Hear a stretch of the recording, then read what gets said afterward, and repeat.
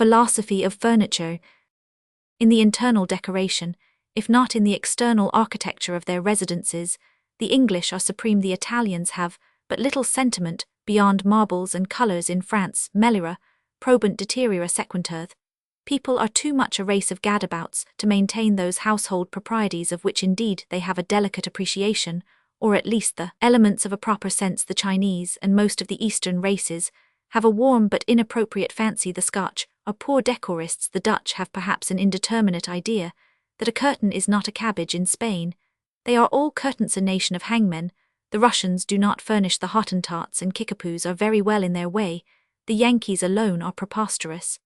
How this happens it is not difficult to see. We have no aristocracy of blood, and having therefore as a natural, and indeed as an inevitable thing, fashioned for ourselves an aristocracy of dollars, the display of wealth has here to take the place and perform the office of the heraldic display in monarchical countries, by a transition readily understood, and which might have been as readily foreseen.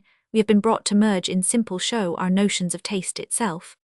To speak less abstractly, in England, for example, no mere parade of costly appurtenances would be so likely as with us to create an impression of the beautiful, in respect to the appurtenances themselves are of taste, as regards the proprietors, for the reason first that wealth is not in England the loftiest object of ambition, as constituting a nobility, and secondly, that there the true nobility of blood, confining itself within the strict limits of legitimate taste, rather avoids than affects that mere costliness in which a parvenu rivalry may at any time be successfully attempted. The people will imitate the nobles, and the result is a thorough diffusion of the proper feeling. But in America, the coins current being the sole arms of the aristocracy, their display may be said in general to be the sole means of the aristocratic distinction, and the populace looking always upward, for models are insensibly led to confound the two entirely separate ideas of magnificence and beauty. In short, the cost of an article of furniture has at length come to be with us nearly the sole test of its merit, in a decorative point of view, and, this test once established, has led the way to many analogous errors readily traceable to the one primitive folly. There could be nothing more directly offensive to the eye of an artist than the interior of what is termed in the United States that is to say in Appalachia well-furnished apartment. Its most usual defect is a want of keeping. We speak of the keeping of a room as we would of the keeping of a picture. Both the picture and the room are amenable to those undeviating principles which regulate all varieties of art, and very nearly the same laws by which we decide on the higher merits of a painting suffice for decision on the adjustment of a chamber. A want of keeping is observable sometimes in the character of the several pieces of furniture, but generally in their colours or modes of adaptation. To use very often, the eye is offended by their inartistic arrangement. Straight lines are too prevalent to uninterruptedly continued or clumsily interrupted at right angles. If curved lines occur, they are repeated into unpleasant uniformity.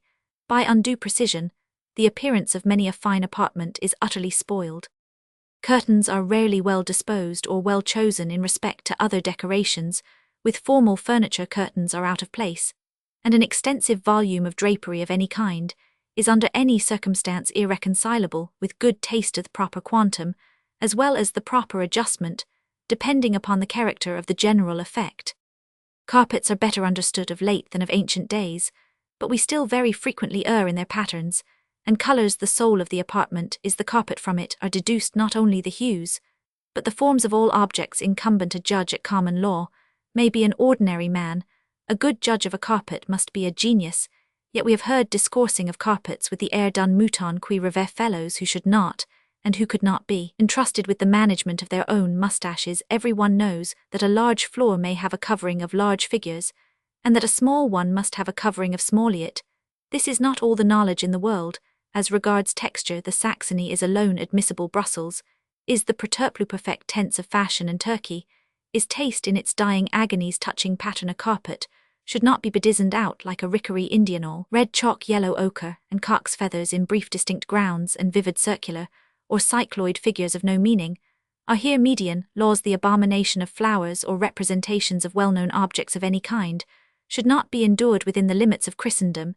Indeed, whether on carpets or curtains or tapestry or ottoman coverings, all upholstery of this nature should be rigidly arabesque. As for those antique floorcloths still occasionally seen in the dwellings of the rabble, cloths of huge sprawling and radiating, devises stripe interspersed and glorious with all hues among which no ground is intelligible. These are but the wicked invention of a race of time-servers and money-lovers, children of Baal and worshippers of Mammon Benthams, who to spare thought and economize fancy first cruelly invented the kaleidoscope, and then established joint stock companies to twirl it by steam.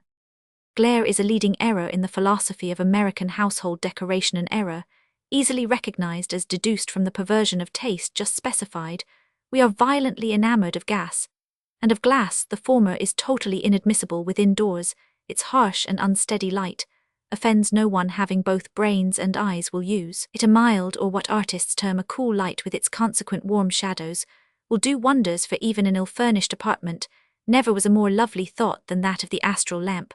We mean, of course, the astral lamp proper, the lamp of Argand, with its original plain groundless shade, and its tempered and uniform moonlight rays. The cut-glass shade is a weak invention of the enemy. The eagerness with which we have adopted it, partly on account of its flashiness, but principally on account of its greater rest, is a good commentary on the proposition with which we began. It is not too much to say that the deliberate employer of a cut-glass shade is either radically deficient in taste or blindly subservient to the caprices of fashion.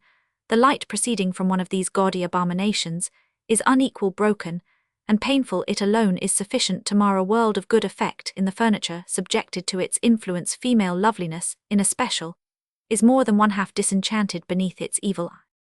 In the matter of glass generally, we proceed upon false principles. Its leading feature is glitterand. In that one word, how much of all that is detestable do we express? Flickering, unquiet lights are sometimes pleasing to children, and idiots always sabbat in the embellishment of a room. They should be scrupulously avoided. In truth, even strong, steady lights are inadmissible. The huge and unmeaning glass chandeliers, prism-cut, gas-lighted, and without shade, which dangle in our most fashionable drawing-rooms, may be cited as the quintessence of all that is false in taste or preposterous in folly. The rage for glitter, because its idea has become, as we before observed, confounded with that of magnificence in the abstractors, led us also to the exaggerated employment of mirrors. We line our dwellings with great British plates, and then imagine we have done a fine thing. Now the slightest thought will be sufficient to convince anyone who has an eye at all of the ill effect of numerous looking-glasses, and especially of large ones regarded apart from its reflection.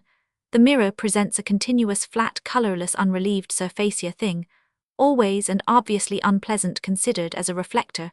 It is potent in producing a monstrous and odious uniformity, and the evil is here aggravated not in merely direct proportion with the augmentation of its sources, but in a ratio constantly increasing. In fact, a room with 4 or 5 mirrors arranged at random is for all purposes of artistic show a room of no shape at all. If we add to this evil the attendant glitter upon glitter, we have a perfect farrago of discordant and displeasing effects. The veriest bumpkin, on entering an apartment so bedizened, would be instantly aware of something wrong, although he might be altogether unable to assign a cause for his dissatisfaction. But let the same person be led into a room tastefully furnished, and he would be startled into an exclamation of pleasure and surprise. It is an evil growing out of our republican institutions, that here a man of large purse has usually a very little soul which he keeps in it. The corruption of taste is a portion or a pendant of the dollar manufacture. As we grow rich, our ideas grow rusty. It is therefore not among our aristocracy that we must look, if at all, in Appalachia for the spirituality of a British boudoir, but we have seen apartments in the tenure of Americans of moderns, possibly modest or moderate means, which in negative merit at least might vie with any of the ormolude cabinets of our friends across the water. Even now, there is present to our minds a small and not ostentatious chamber, with whose decorations no fault can be found. The proprietor lies asleep on a soffithe. Whether is cool, the time is near midnight. We will make a sketch of the room during his slumber. It is oblong, some 30 feet in length and 25 in breadth, the shape, affording the best ordinary opportunities for the adjustment of furniture. It has but one door, by no means a wide one, which is at one end of the parallelogram, and but 2 windows which are at the other. These latter are large, reaching down to the floor, have deep recesses, and open on an Italian veranda. Their panes are of a crimson-tinted glass, set in rosewood framings, more massive than usual.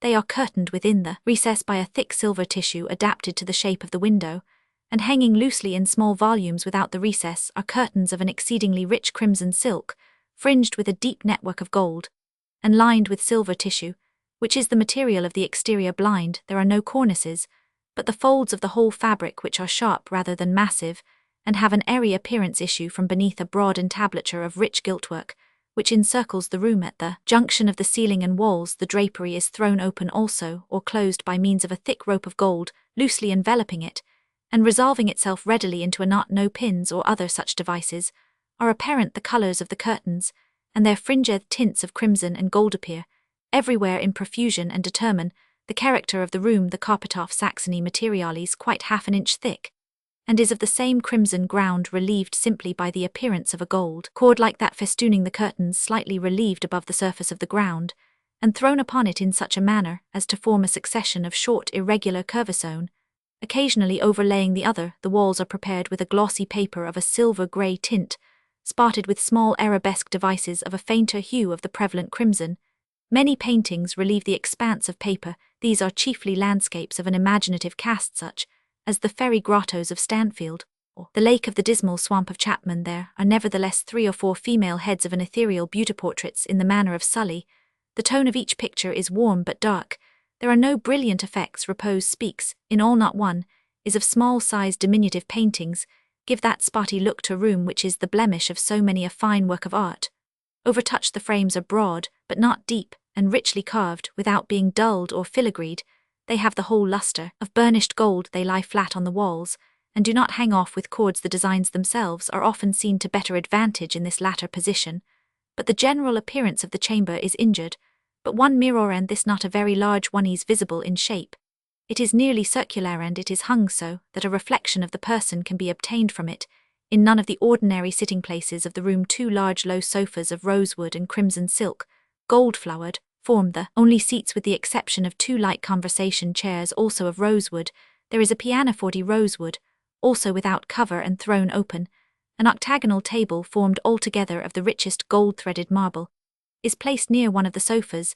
This is also without cover. The drapery of the curtains has been thought sufficient. 4 large and gorgeous Sevres vases, in which bloom a profusion of sweet and vivid flowers, occupy the slightly rounded angles of the room. A tall candelabrum, bearing a small antique lamp with highly perfumed oil, is standing near the head of my sleeping friend. Some light and graceful hanging shelves with golden edges and crimson silk cords with gold tassels sustain 200 or 300 magnificently bound books.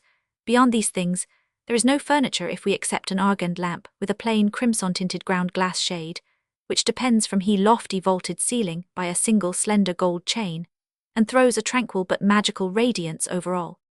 A tale of Jerusalem. Intensos rigidum in frontum ascendia carnos. Passus erat. Lucan decaton.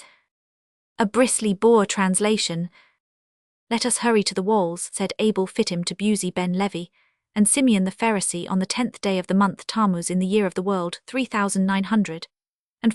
Let us hasten to the ramparts adjoining the gate of Benjamin, which is in the city of David, and overlooking the camp of the uncircumcised, for it is the last hour of the 4th watch, being sunrise, and the idolaters, in fulfillment of the promise of Pompey, should be awaiting us with the lambs for the sacrifices.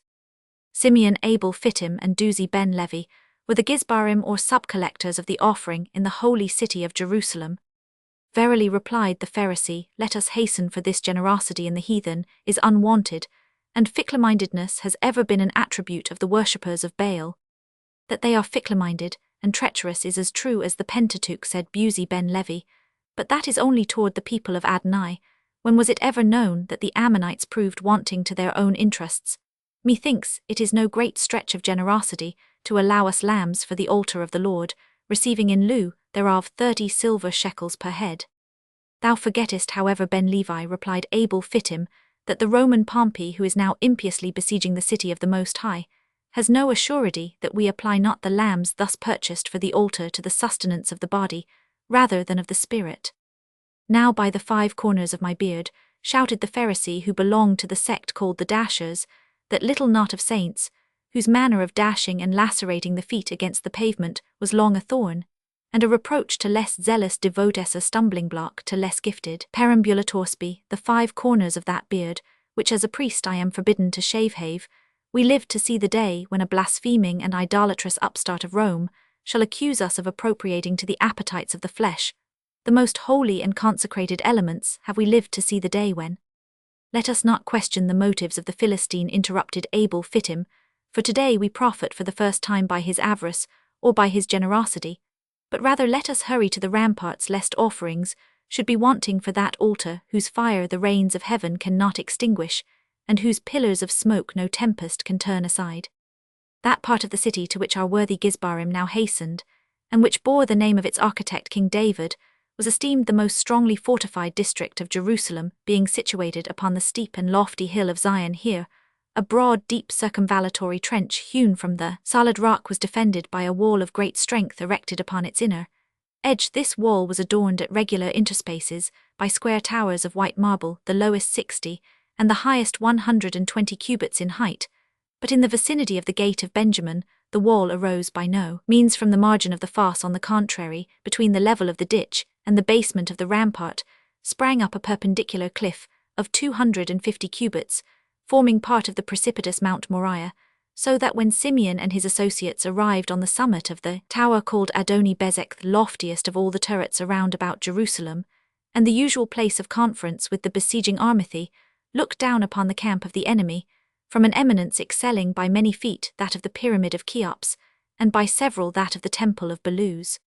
Verily, sighed the Pharisee as he peered dizzily over the precipice, the uncircumcised are as the sands by the seashore, ears the locusts in the wilderness. The valley of the king hath become the valley of Adamin. And yet, added Ben Levi, thou canst not point me out a Philistine, no, not one from Aleph to Taw, from the wilderness to the battlements, who seemeth any bigger than the letter Jod. Lower away the basket with the shekels of silver here, shouted a Roman soldier in a hoarse, rough voice, which appeared to issue from the regions of Pluto. Lower away the basket with the accursed coin, which it has broken the jaw of a noble Roman to pronounce.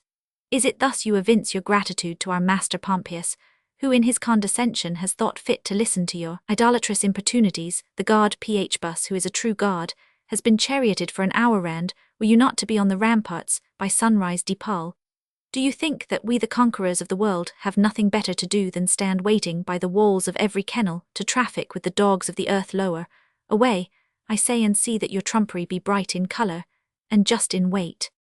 El Elohim, ejaculated the Pharisee, as the discordant tones of the centurion rattled up the crags of the precipice, and fainted away against the temple. El Elohim, who is the god Phbus, whom doth the blasphemer invoke, thou Buzi ben Levi, who art read the laws of the Gentiles, and hast sojourned among them, who dabble with the teraphim? Is it Nergal, of whom the idolater speaketh, or Ashimeher, Nibhazer, Tartaker, Adramilcher, Animilcher, Succoth, Benither, Dagoner, Belialer, Bal, Perither, Bal, Peora, Bal, Zeba?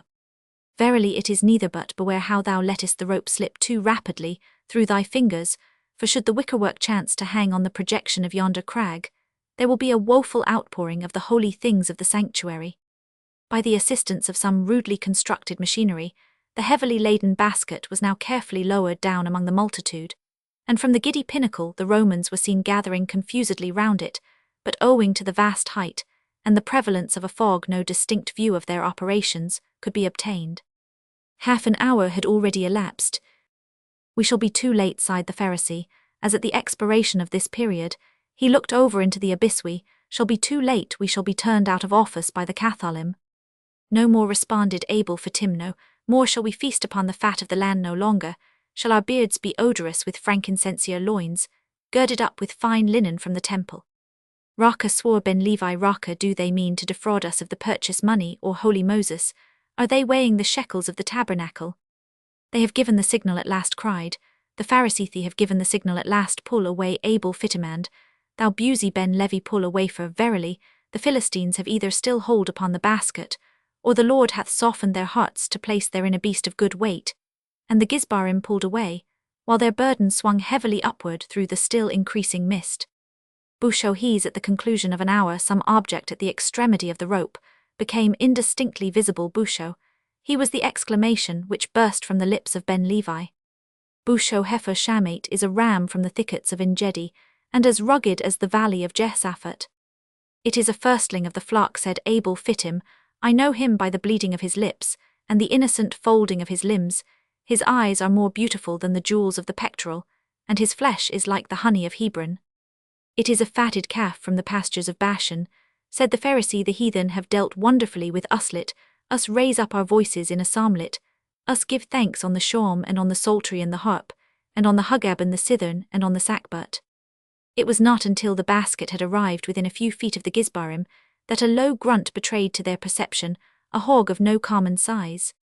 Now El Imanu slowly, and with upturned eyes, ejaculated the trio, as letting go their hold the emancipated porker tumbled headlong among the Philistines. El Imanu, God be with it, is the unutterable flesh.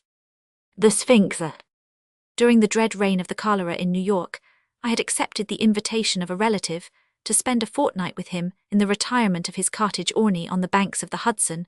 We had here around us all the ordinary means of summer amusement, and what with rambling in the woods, sketching, boating, fishing, bathing, music, and books, we should have passed the time pleasantly enough, but for the fearful intelligence which reached us every morning from the populous city. Not a day elapsed which did not bring us news of the decease of some acquaintance. Then, as the fatality increased, we learned to expect daily the loss of some friend. At length, we trembled at the approach of every messenger.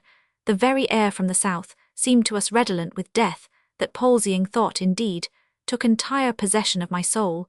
I could neither speak, think, nor dream of anything else. My host was of a less excitable temperament, and although greatly depressed in spirits, exerted himself to sustain my own. His richly philosophical intellect was not at any time affected by unrealities to the substances of terror.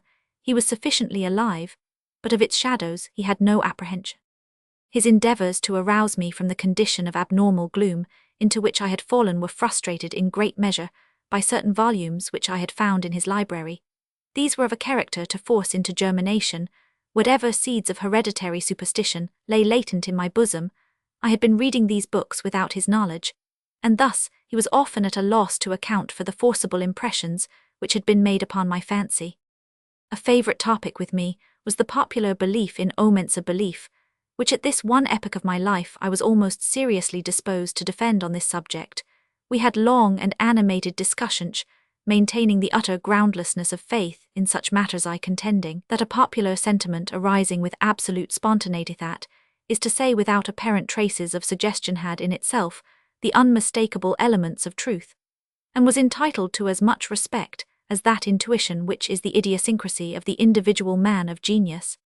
The fact is that soon after my arrival at the cottage there had occurred to myself an incident so entirely inexplicable, and which had in it so much of the portentous character, that I might well have been excused for regarding it as an omen. It appalled, and at the same time so confounded and bewildered me that many days elapsed before I could make up my mind to communicate the circumstances to my friend.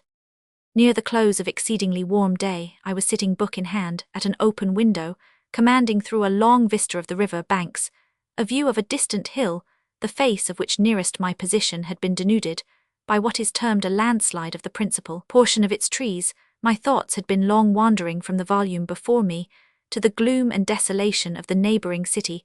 Uplifting my eyes from the page, they fell upon the naked face of the bill, and upon an object, upon some living monster of hideous conformation, which very rapidly made its way from the summit to the bottom, disappearing finally in the dense forest below. As this creature first came in sight, I doubted my own sanity, or at least the evidence of my own eyes, and many minutes passed before I succeeded in convincing myself that I was neither mad nor in a dream. Yet, when I described the monster which I distinctly saw and calmly surveyed through the whole period of its progress, my readers, I fear, will feel more difficulty in being convinced of these points than even I did myself. Estimating the size of the creature by comparison with the diameter of the large trees near which it passed, few giants of the forest which had escaped the fury of the landslide, I concluded it to be far larger than any ship of the line in existence. I say ship of the line because the shape of the monster suggested the ideate hull of one of our 7-4 might convey a very tolerable conception of the general outline. The mouth of the animal was situated at the extremity of a proboscis, some 60 or 70 feet in length, and about as thick as the body of an ordinary elephant. Near the root of this trunk was an immense quantity of black shaggy hair, more than could have been supplied by the coats of a score of buffaloes, and projecting from this hair downwardly and laterally sprang two gleaming tusks not unlike those of the wild boar, but of infinitely greater dimensions, extending forward parallel with the proboscis, and on each side of it was a gigantic staff, 30 or 40 feet in length, formed seemingly of pure crystal, and in shape a perfect prismet reflected in the most gorgeous manner the rays of the declining sun. The trunk was fashioned like a wedge with the apex to the earth from it.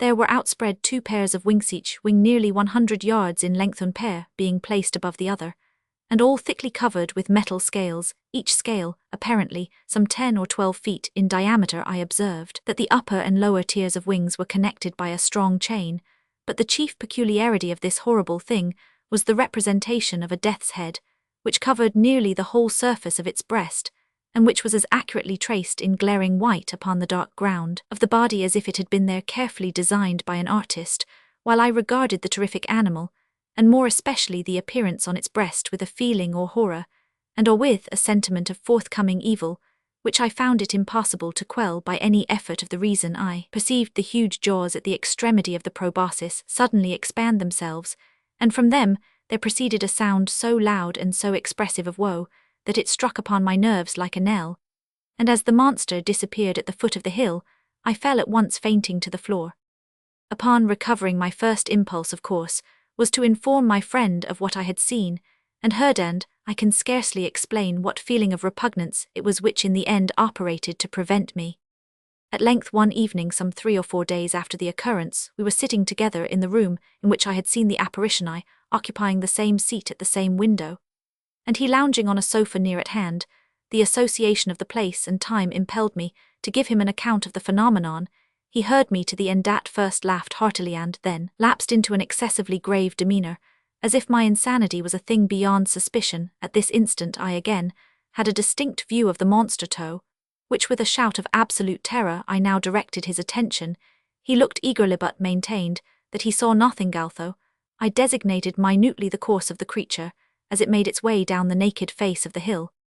I was now immeasurably alarmed, for I considered the vision either as an omen of my death or, worse, as the forerunner of an attack of mania. I threw myself passionately back in my chair, and for some moments buried my face in my hands. When I uncovered my eyes, the apparition was no longer apparent. My host, however, had in some degree resumed the calmness of his demeanour, and questioned me very rigorously in respect to the confirmation of the visionary creature. When I had fully satisfied him on this head, he sighed deeply, as if relieved of some intolerable burden, and went on to talk with what I thought a cruel calmness of various points of speculative philosophy, which had heretofore formed subject of discussion between us.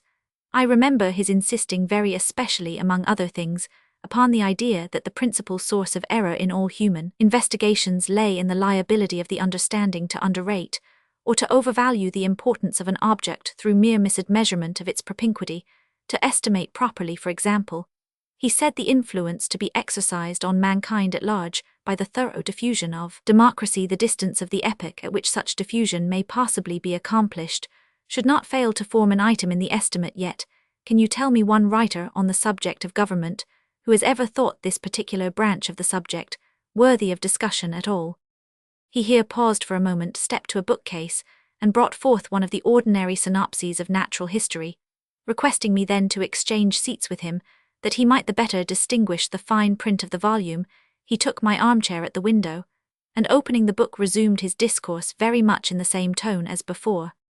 But for your exceeding minuteness, he said, in describing the monster, I might never have had it in my power to demonstrate to you what it was in the first place. Let me read to you a schoolboy account of the genus Sphinx, of the family Crepuscularia, of the order Lepidoptera, of the class of insecta or insects.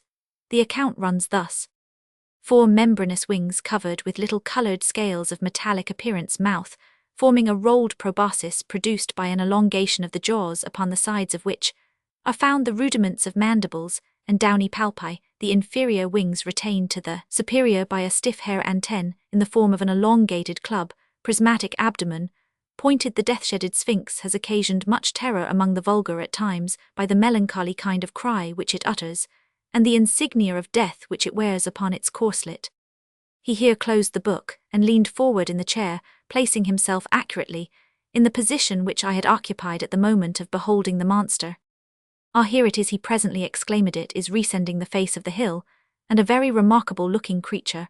I admit it to be. Still, it is by no means so large or so distant as you imagined it, for the fact is that, as it wriggles its way up this thread, which some spider has wrought along the window sash, I find it to be about the 16th of an inch in its extreme length, and also about the 16th of an inch distant from the pupil of my hop froggy.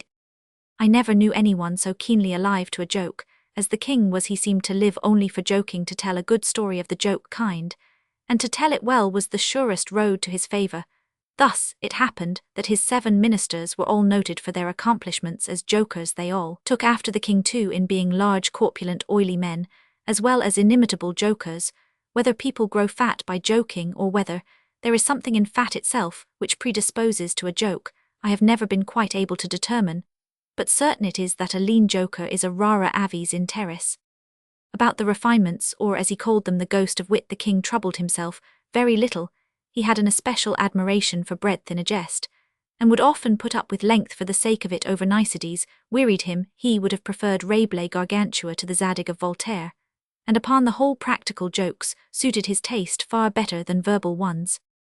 At the date of my narrative, professing jesters had not altogether gone out of fashion at court.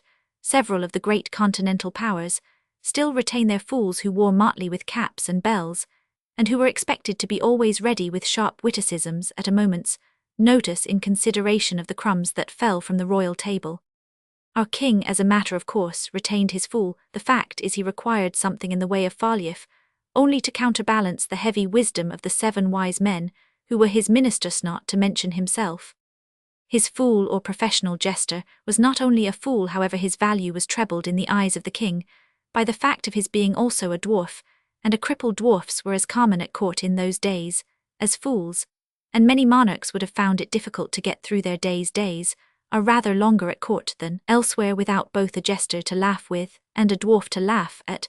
But as I have already observed, your jesters in 99 cases out of 100 are fat, round, and unwieldy, so that it was no small source of self-gratulation with our king that in Hop Frog, this was the fool's name, he possessed a triplicate treasure in one person.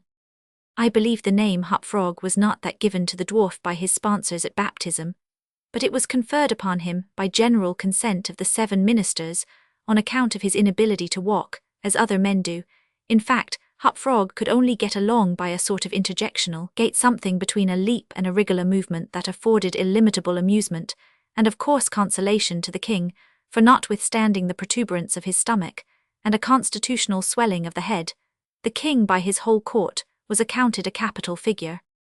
But although Hop Frog, through the distortion of his legs, could move only with great pain and difficulty along a road or floor, the prodigious muscular power, which nature seemed to have bestowed upon his arms by way of compensation for deficiency in the lower limbs, enabled him to perform many feats of wonderful dexterity, where trees or ropes were in question, or anything else to climb. At such exercises, he certainly much more resembled a squirrel or a small monkey than a frog. I am not able to say with precision from what country Hop Frog originally came. It was from some barbarous region, however, that no person ever heard of a vast distance from the court of our king Hop Frog, and a young girl very little less dwarfish than himself, although of exquisite proportions, and a marvellous dancer, had been forcibly carried off from their respective homes in adjoining provinces, and sent as presents to the king by one of his ever-victorious generals. Under these circumstances, it is not to be wondered at that a close intimacy arose between the 2 little captives. Indeed, they soon became sworn friends. Hop Frog, who, although he made a great deal of sport, was by no means popular, had it not in his power to render Trippetta many services, but she, on account of her grace and exquisite beauty, although a dwarf, was universally admired and petted, so she possessed much influence, and never failed to use it whenever she could for the benefit of Hop Frog. On some grand state occasion, I forgot what, the king determined to have a masquerade, and whenever a masquerade or anything of that kind occurred at our court, then the talents both of Hop Frog and Trippetta were sure to be called into play. Hop Frog, in especial, was so inventive in the way of getting up pageants, suggesting novel characters, and arranging costumes for masked balls that nothing could be done, it seems, without his assistance. The night appointed for the fete had arrived. A gorgeous hall had been fitted up under Trippetta's eye with every kind of device which could possibly give eclat to a masquerade. The whole court was in a fever of expectation. As for costumes and characters, it might well be supposed that everybody had come to a decision on such points. Many had made up their minds as to what roles they should assume a week or even a month in advance, and in fact there was not a particle of indecision anywhere except in the case of the king and his 7 minsters. Why they hesitated I never could tell, unless they did it by way of a joke. More probably, they found it difficult on account of being so fat to make up their minds. At all events, time flew, and as a last resort, they sent for Trippetta and Hop Frog. When the two little friends obeyed the summons of the king, they found him sitting at his wine with the 7 members of his cabinet council. But the monarch appeared to be in a very ill humour. He knew that Hop Frog was not fond of wine, for it excited the poor cripple almost to madness, and madness is no comfortable feeling. But the king loved his practical jokes, and took pleasure in forcing Hop Frog to drink, and as the king called it, to be merry. "Come here, Hop Frog," said he, as the jester and his friend entered the room. "Swallow this bumper to the health of your absent friends here," Hop Frog sighed. "And then let us have the benefit of your invention. We want characters, man, something novel out of the way. We are wearied with this everlasting sameness. Come drink, the wine will brighten your wits." Hop Frog endeavoured as usual to get up a jest in reply to these advances from the king, but the effort was too much. It happened to be the poor dwarf's birthday, and the command to drink to his absent friends forced the tears to his eyes. Many large bitter drops fell into the goblet as he took it humbly from the hand of the tyrant. "Ah ha ha ha," roared the latter, as the dwarf reluctantly drained the beaker. "See what a glass of good wine can do, while your eyes are shining already." Poor fellow, his large eyes gleamed rather than shone, for the effect of wine on his excitable brain was not more powerful than instantaneous. He placed the goblet nervously on the table and looked round upon the company with a half-insane stare. They all seemed highly amused at the success of the king's joke. "And now to business," said the Prime Minister, a very fat man. "Yes," said the king. "Come, Hop Frog, lend us your assistance. Characters, my fine fellow, we stand in need of character. Soul of Usher, ha ha."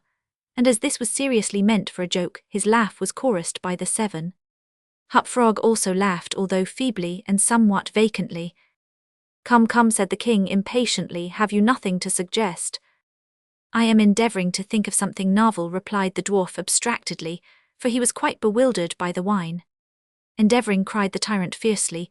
"What do you mean by that? I perceive you are sulky, and want more wine. Here, drink this," and he poured out another goblet full, and offered it to the cripple, who merely gazed at it, gasping for breath. "Drink, I say," shouted the monster, "or by the fiends." The dwarf hesitated. The king grew purple with rage. The courtiers smirked, tripetta pale, as a corpse advanced to the monarch's seat, and falling on her knees before him, implored him to spare her friend. The tyrant regarded her for some moments in evident wonder at her audacity. He seemed quite at a loss what to do or say how, most becomingly, to express his indignation. At last, without uttering a syllable, he pushed her violently from him, and threw the contents of the brimming goblet in her face. The poor girl got up the best she could, and not daring even to sigh, resumed her position at the foot of the table. There was a dead silence for about half a minute, during which the falling of a leaf or of a feather might have been heard. It was interrupted by a low but harsh and protracted grating sound, which seemed to come at once from every corner of the room. What are you making that noise for?" demanded the king, turning furiously to the dwarf. The latter seemed to have recovered in great measure from his intoxication, and looking fixedly but quietly into the tyrant's face, merely ejaculated, "Aye, how could it have been me?" The sound appeared to come from without, observed one of the courtiers. "I fancy it was the parrot at the window, whetting his bill upon his cagewares." "True," replied the monarch, as if much relieved by the suggestion, "but on the honour of a knight, I could have sworn that it was the gritting of this vagabond's teeth."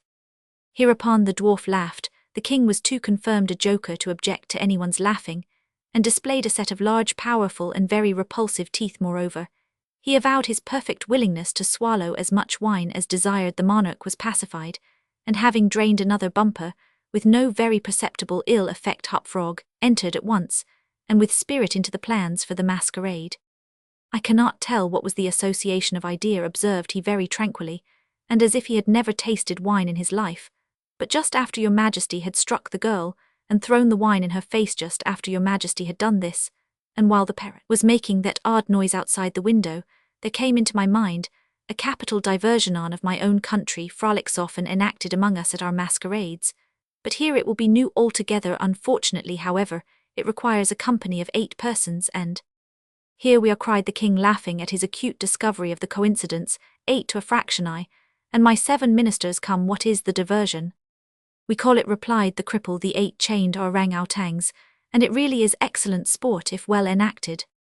"We will enact it," remarked the king, drawing himself up and lowering his eyelids. "The beauty of the game," continued Hop Frog, "lies in the fright it occasions among the capital," roared in chorus the monarch and his ministry. I will equip you, as our orangutans preceded the dwarf. Leave all that to me. The resemblance shall be so striking that the company of masqueraders will take you for real beasts, and, of course, they will be as much terrified as astonished."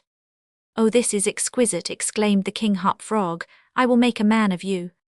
The chains are for the purpose of increasing the confusion by their jangling. You are supposed to have escaped en masse from your keepers. Your majesty cannot conceive the effect produced at a masquerade by 8 chained orangutans, imagined to be real ones by most of the company, and rushing in with savage cries among the crowd of delicately and gorgeously habited men and women. The contrast is inimitable. It must be, said the king, and the council arose hurriedly, as it was growing late to put in execution the scheme of Hop Frog. His mode of equipping the party as orangutans was very simple, but effective enough for his purposes. The animals in question had at the epoch of my story very rarely been seen in any part of the civilized world, and as the imitations made by the dwarf were sufficiently beast-like, and more than sufficiently hideous, their truthfulness to nature was thus thought to be secured. The king and his ministers were first encased in tight-fitting stockinette shirts and drawers. They were then saturated with tar. At this stage of the process, someone of the party suggested feathers, but the suggestion was at once overruled by the dwarf, who soon convinced the 8 by ocular demonstration that the hair of such a brute as the orangutan was much more efficiently represented by flax. A thick coating of the latter was accordingly plastered upon the coating of tar.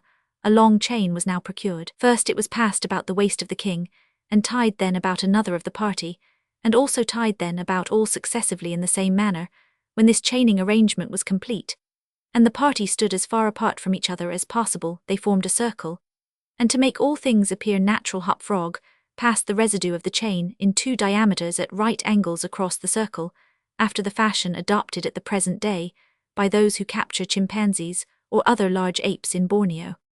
The grand saloon in which the masquerade was to take place was a circular room, very lofty, and receiving the light of the sun only through a single window at top. At night, the season for which the apartment was especially designed, it was illuminated principally by a large chandelier depending by a chain from the center of the skylight, and lowered or elevated by means of a counterbalance as usual. But in order not to look unsightly, this latter passed outside the cupola, and over the arrangements of the room had been left to Trippetta's superintendence, but in some particulars it seems she had been guided by the calmer judgment of her friend, the dwarf. At his suggestion, it was that on this occasion the chandelier was removed. Its waxen drippings, which in weather so warm it was quite impossible to prevent, would have been seriously detrimental to the rich dresses of the guests who, on account of the crowded state of the saloon, could not all be expected to keep from out its center, that is to say, from under the chandelier. Additional sconces were set in various parts of the hall out of the war, and a flambeau emitting sweet odor was placed in the right hand of each of the caryatides that stood against the wall, some 50 or 60 altogether. The 8 orangutans, taking Hop Frog's advice, waited patiently until midnight, when the room was thoroughly filled with masqueraders, before making their appearance. No sooner had the clock ceased striking, however, than they rushed, or rather rolled, in all Todorfer. The impediments of their chains caused most of the party to fall, and all to stumble as they entered.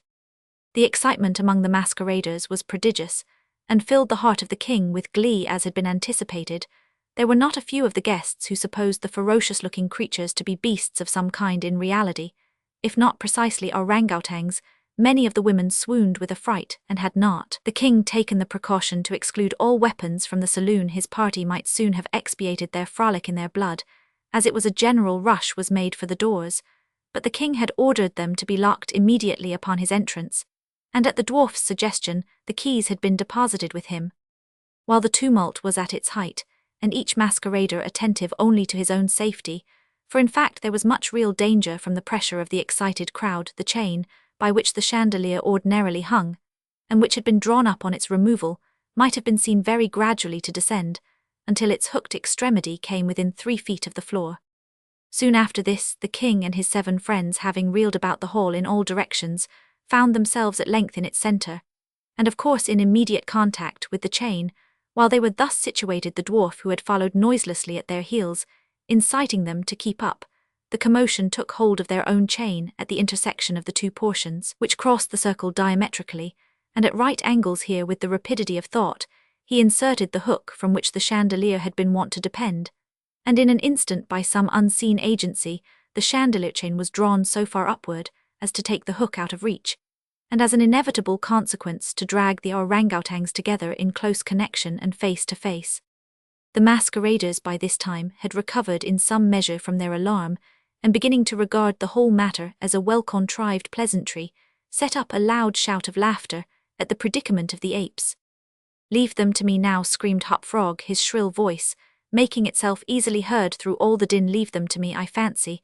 I know them. If I can only get a good look at them, I can soon tell who they are." Here, scrambling over the heads of the crowd, he managed to get to the wall when, seizing a flambeau from one of the caryatides, he returned, as he went to the centre of the room, leaped with the agility of a monkey upon the king's head, and thence clambered a few feet up the chain, holding down the torch to examine the group of orangutans, and still screaming, "I shall soon find out who they are." And now, while the whole assembly, the apes included, were convulsed with laughter, the jester suddenly uttered a shrill whistle, when the chain flew violently up for about 30 feet, dragging with it the dismayed and struggling orangutans, and leaving them suspended in midair between the skylight and the floor. Hop Frog, clinging to the chain as it rose, still maintained his relative position in respect to the 8 maskers, and still, as if nothing were the matter, continued to thrust his torch down toward them, as though endeavouring to discover who they were. So thoroughly astonished was the whole company at this ascent that a dead silence of about a minute's duration ensued. It was broken by just such a low, harsh, grating sound as had before attracted the attention of the king and his councillors when the former threw the wine in the face of Trippetta.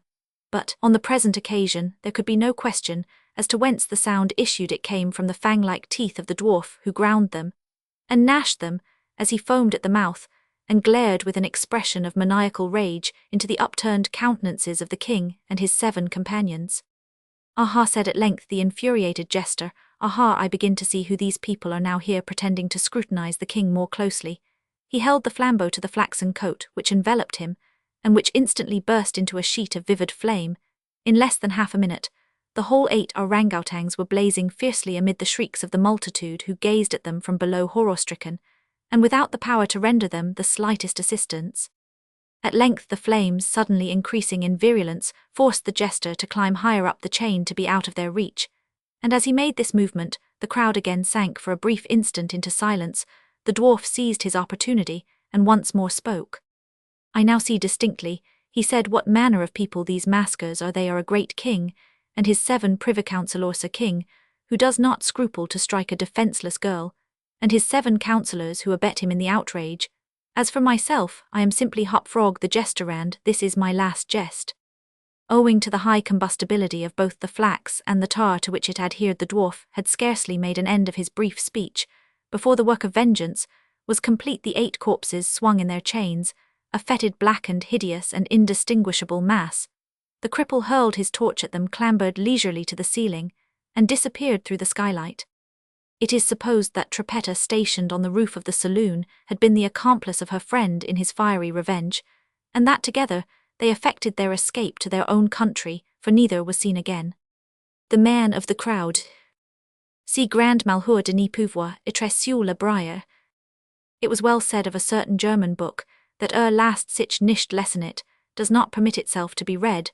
There are some secrets which do not permit themselves to be told. Men die nightly in their beds, wringing the hands of ghostly confessors, and looking them piteously in the eyes, with despair of heart and convulsion of throat, on account of the hideousness of mysteries, which will not suffer themselves to be revealed now. And then, alas, the conscience of man takes up a burthen so heavy in horror that it can be thrown down only into the grave, and thus the essence of all crime is undivulged. Not long ago, about the closing in of an evening in autumn, I sat at the large bow window of the D Coffee House in London. For some months I had been ill in health, but was now convalescent, and with returning strength found myself in one of those happy moods, which are so precisely the converse of ennui, moods of the keenest appetency, when the film from the mental vision departs, and the intellect electrified surpasses as greatly its everyday condition as does the vivid yet candid reason of Leibniz. The mad and flimsy rhetoric of Gorgias, merely to breathe, was enjoyment, and I derived positive pleasure even from many of the legitimate sources of pain. I felt a calm but inquisitive interest in everything. With a cigar in my mouth and a newspaper in my lap, I had been amusing myself for the greater part of the afternoon, now in poring over advertisements, now in observing the promiscuous company in the room, and now in peering through the smoky panes into the street. This latter is one of the principal thoroughfares of the city, and had been very much crowded during the whole day, but as the darkness came on the throng momently increased, and by the time the lamps were well lighted 2 dense and continuous tides of population were rushing past the door. At this particular period of the evening, I had never before been in a similar situation, and the tumultuous sea of human heads filled me therefore with a delicious novelty of emotion. I gave up at length all care of things within the hotel, and became absorbed in contemplation of the scene without. At first my observations took an abstract and generalizing turn. I looked at the passengers in masses, and thought of them in their aggregate relations. Soon, however, I descended to details, and regarded with minute interest the innumerable varieties of figure, dress, air, gait, visage, and expression of countenance.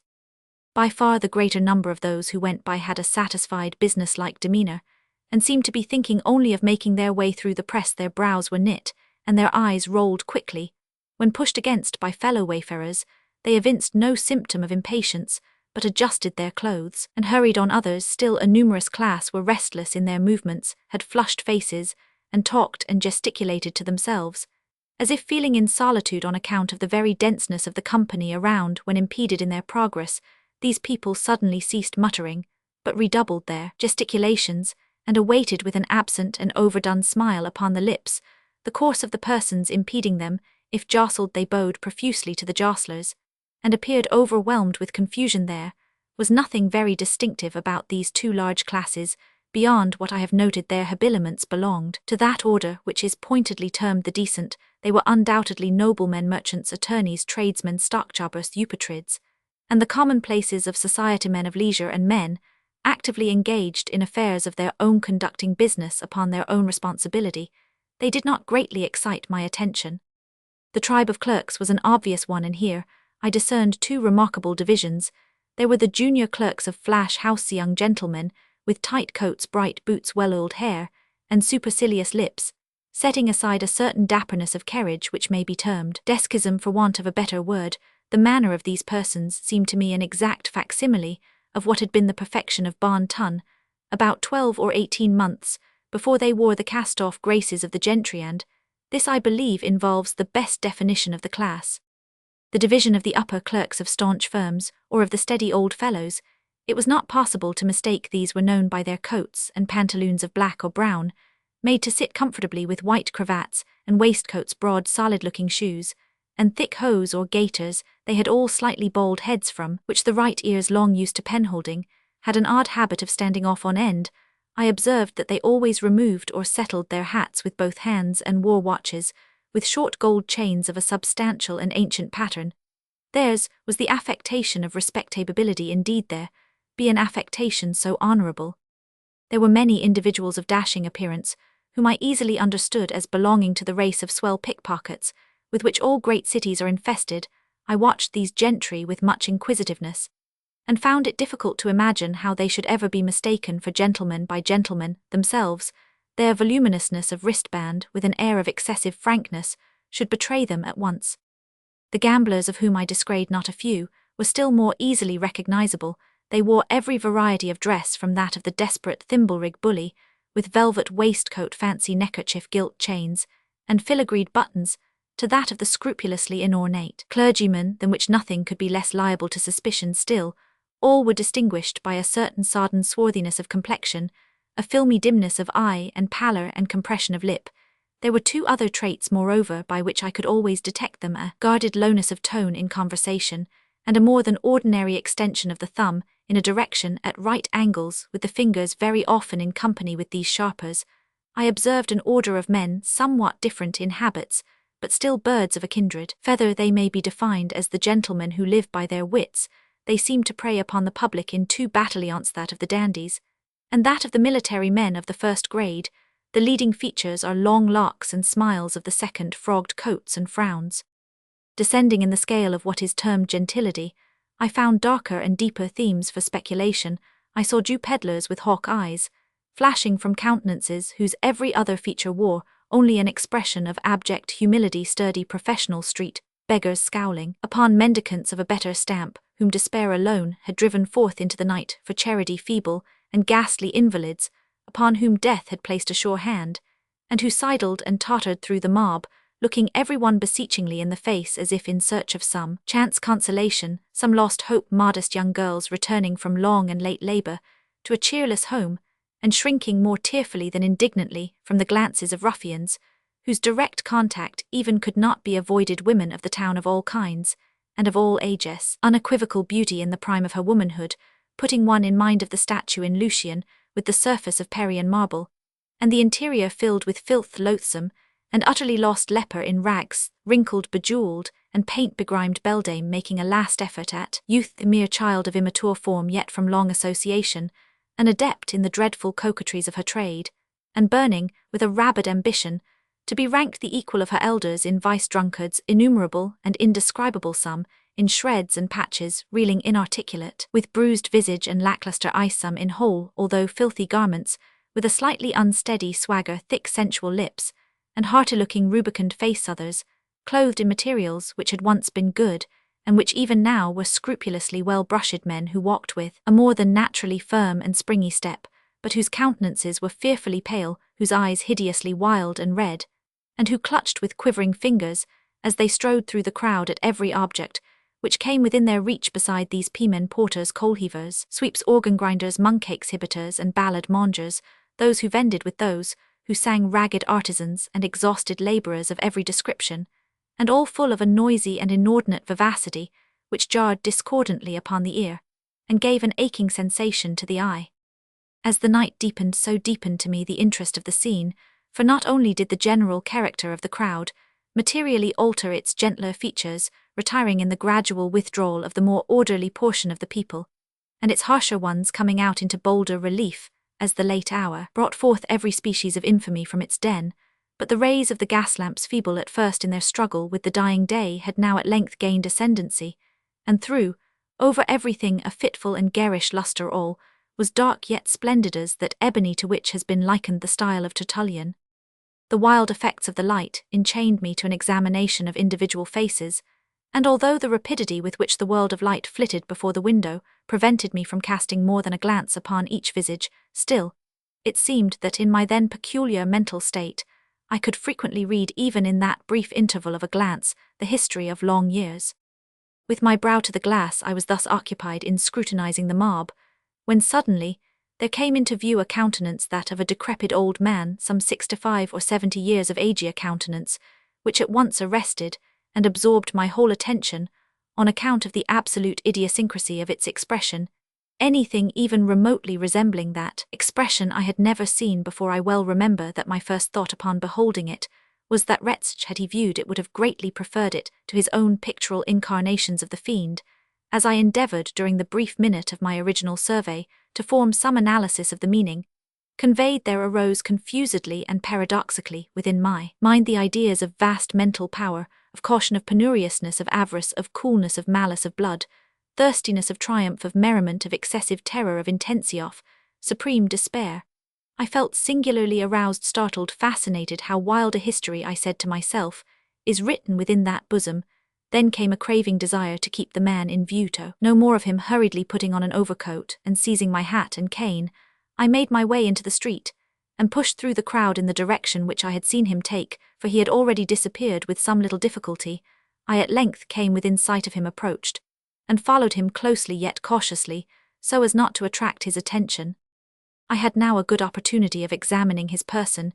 He was short in stature, very thin, and apparently very feeble. His clothes generally were filthy and ragged, but as he came now, and then within the strong glare of a lamp, I perceived that his linen, although dirty, was of beautiful texture, and my vision deceived me, or through a rent in a closely buttoned and evidently second-handed roquelaire which enveloped him, I caught a glimpse both of a diamond and of a dagger. These observations heightened my curiosity, and I resolved to follow the stranger whithersoever he should go. It was now fully nightfall, and a thick humid fog hung over the city, soon ending in a settled and heavy rain. This change of weather had an odd effect upon the crowd, the whole of which was at once put into new commotion, and overshadowed by a world of umbrellas. The waver, the jostle, and the hum increased in a tenfold degree. For my own part, one did not much regard the rain lurking of an old fever in my system, rendering the moisture somewhat too dangerously pleasant. Tying a handkerchief about my mouth, I kept on for half an hour. The old man held his way with difficulty along the great thoroughfare, and I here walked close at his elbow through fear of losing sight of him, never once turning his head to look back. He did not observe me by he passed into a cross street, which, although densely filled with people, was not quite so much thronged as the main one he had quitted. Here a change in his demeanour became evident. He walked more slowly, and with less object than before. More hesitatingly he crossed and recrossed the way repeatedly without apparent aim, and the press was still so thick that at every such movement I was obliged to follow him closely. The street was a narrow and long one, and his course lay within it for nearly an hour, during which the passengers had gradually diminished to about that number which is ordinarily seen at noon in Broadway, near the Park. So vast a difference is there between a London populace and that of the most frequented American city. A second turn brought us into a square, brilliantly lighted and overflowing with life.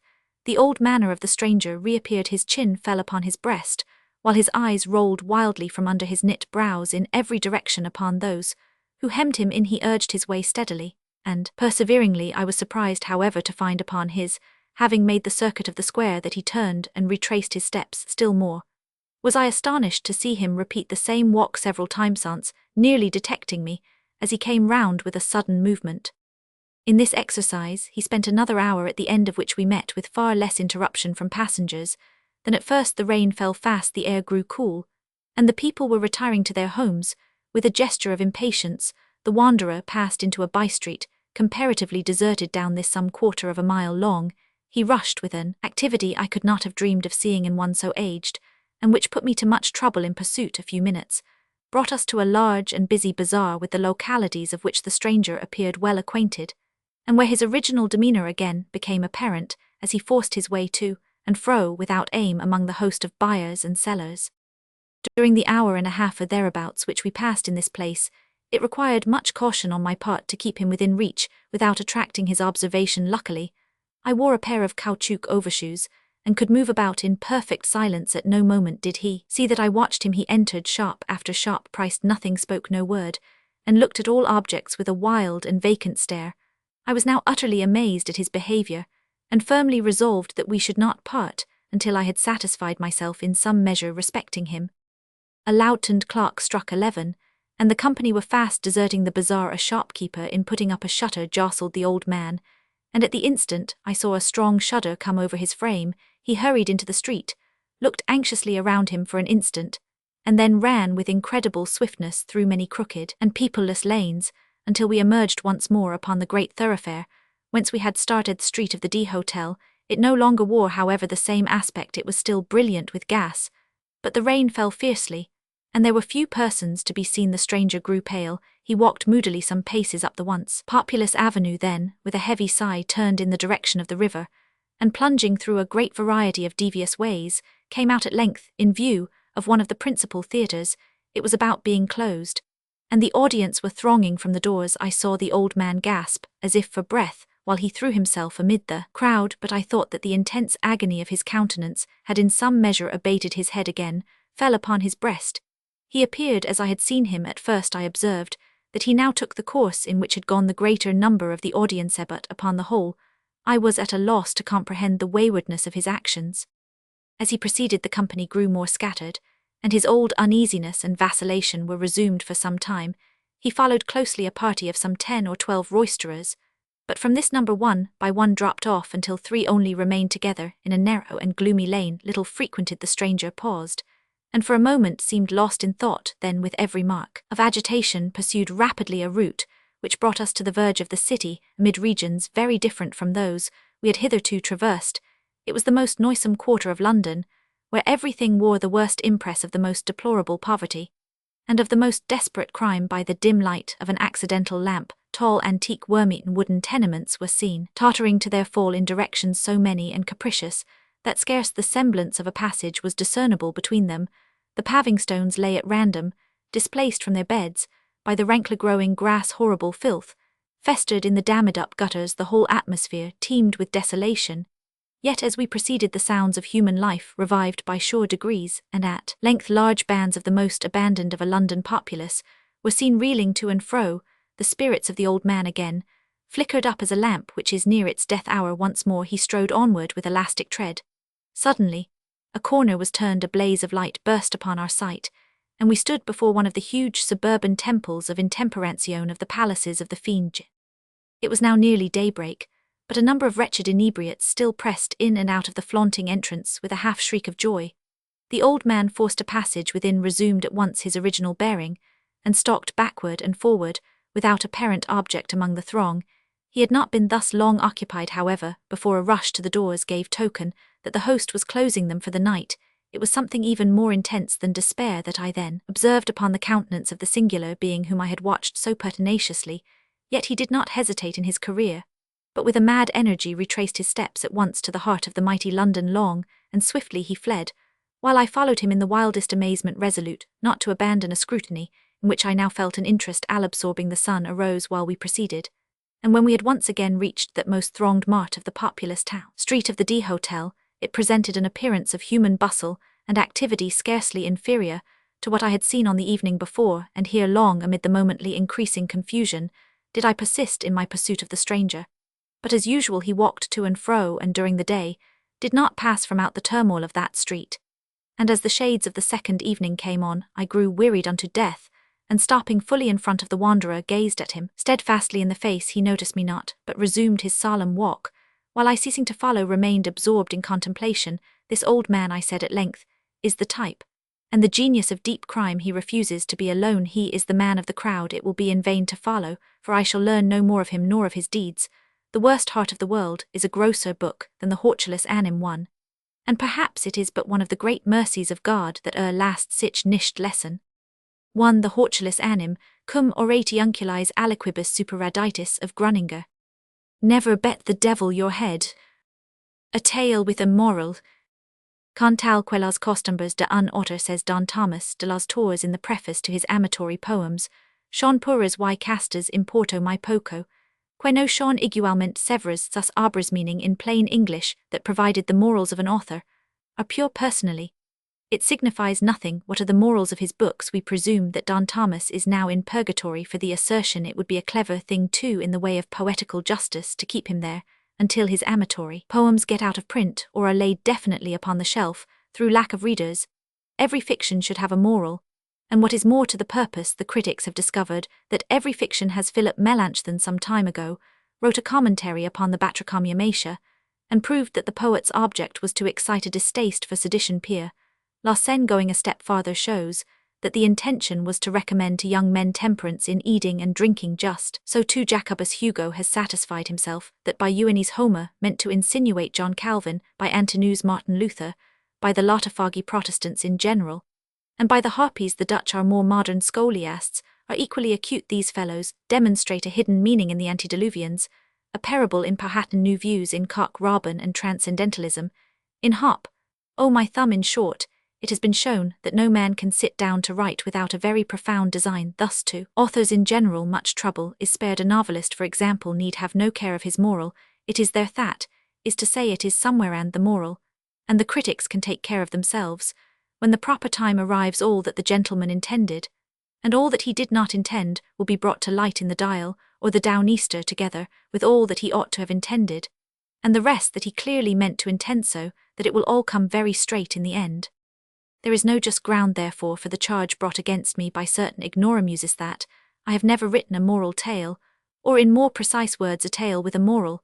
They are not the critics predestined to bring me out and develop my morals. That is the secret by and by the North American quarterly humdrum will make them ashamed of their stupidity. In the meantime, by way of staying execution, by way of mitigating the accusations against me, I offer the sad history appended, a history about whose obvious moral there can be no question whatever, since he who runs may read it in the large capitals, which form the title of the tale. I should have credit for this arrangement, a far wiser one than that of La Fontaine and others, who reserve the impression to be conveyed until the last moment, and thus sneak it in at the fag end of their fables. Defuncti injuria ne efficienter was a law of the 12 tables, and de mortuis nil nisi bonum is an excellent injunction, even if the dead in question be nothing but dead small beer. It is not my design, therefore, to vituperate my deceased friend Toby Dammit.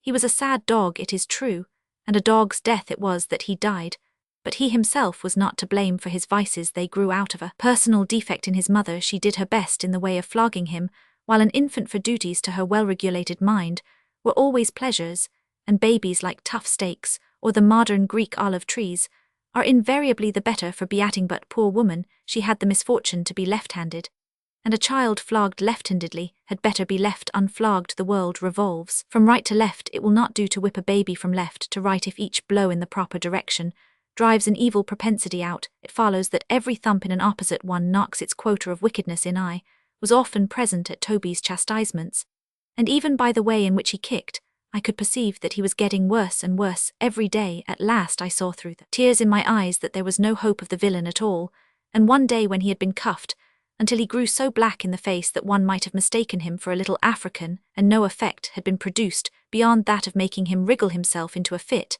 I could stand it no longer, but went down upon my knees forthwith, and uplifting my voice made prophecy of his ruin. The fact is that his precocity in vice was awful. At 5 months of age, he used to get into such passions that he was unable to articulate. At 6 months, I caught him gnawing a pack of cards. At 7 months, he was in the constant habit of catching and kissing the female babies. At 8 months he peremptorily refused to put his signature to the temperance pledge. Thus he went on increasing in iniquity month after month, until at the close of the first year, he not only insisted upon wearing mustaches, but had contracted a propensity for cursing and swearing, and for backing his assertions by bets. Through this latter, most ungentlemanly practice, the ruin which I had predicted to Toby Dammit overtook him at last. The fashion had grown with his growth, and strengthened with his strength, so that when he came to be a man, he could scarcely utter a sentence without interlarding it with a proposition to gamble. Not that he actually laid wagers. No, I will do my friend the justice to say that he would as soon have laid eggs with him. The thing was a mere formula, nothing more. His expressions on this head had no meaning attached to them, whatever they were, simple if not altogether innocent expletives, imaginative phrases, wherewith to round off a sentence. When he said, "Bet you so and so," nobody ever thought of taking him up, but still, I could not help thinking it my duty to put him down. The habit was an immoral one, and so I told him it was a vulgar one. I begged him to believe it was discountenanced by society. I said nothing, but the truth. It was forbidden by Act of Congress. I had not the slightest intention of telling a lie. I remonstrate, but to no purpose. I demonstrate in vain. I entreated, smiled, I implored, laughed, I preached, sneered, I threatened, swore. I kicked him, called for the police, I pulled his nose, blew it, and offered to bet the devil his head that I would not venture to try that experiment again. Poverty was another vice which the peculiar physical deficiency of Dammit's mother had entailed upon her son. He was detestably poor, and this was the reason, no doubt, that his expletive expressions about betting seldom took a pecuniary turn. I will not be bound to say that I ever heard him make use of such a figure of speech as "ill bet you $1." It was usually "ill bet you what you please," or "ill bet you what you dare," or "ill bet you a trifle," or else, more significantly still, "ill bet the devil my head."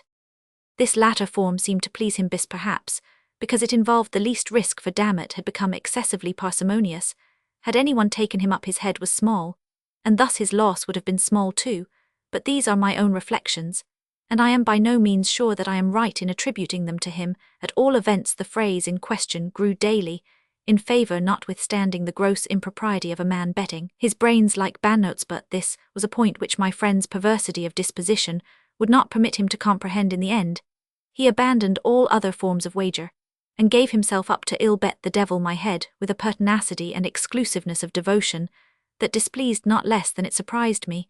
I am always displeased by circumstances for which I cannot account. Mysteries force a man to think, and so injure his health. The truth is, there was something in the air with which Mr. Dammit was wont to give utterance to his offensive expression, something in his manner of enunciation which at first interested, and afterwards made me very uneasy, something which, for want of a more definite term at present, I must be permitted to call queer, but which Mr. Coleridge would have called mystical, Mr. Kant pantheistical, Mr. Carlyle twistical, and Mr. Emerson hyperquisitistical. I began not to like it at all. Mr. Dammit's soul was in a perilous state.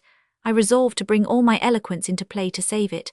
I vowed to serve him as St. Patrick in the Irish Chronicle is said to have served the toad, that is to say, awaken him to a sense of his situation. I addressed myself to the task forthwith. Once more I betook myself to remonstrance again. I collected my energies for a final attempt at expostulation. When I had made an end of my lecture, Mr. Dammit indulged himself in some very equivocal behavior. For some moments he remained silent, merely looking me inquisitively in the face. But presently he threw his head to one side, and elevated his eyebrows to a great extent. Then he spread out the palms of his hands, and shrugged up his shoulders.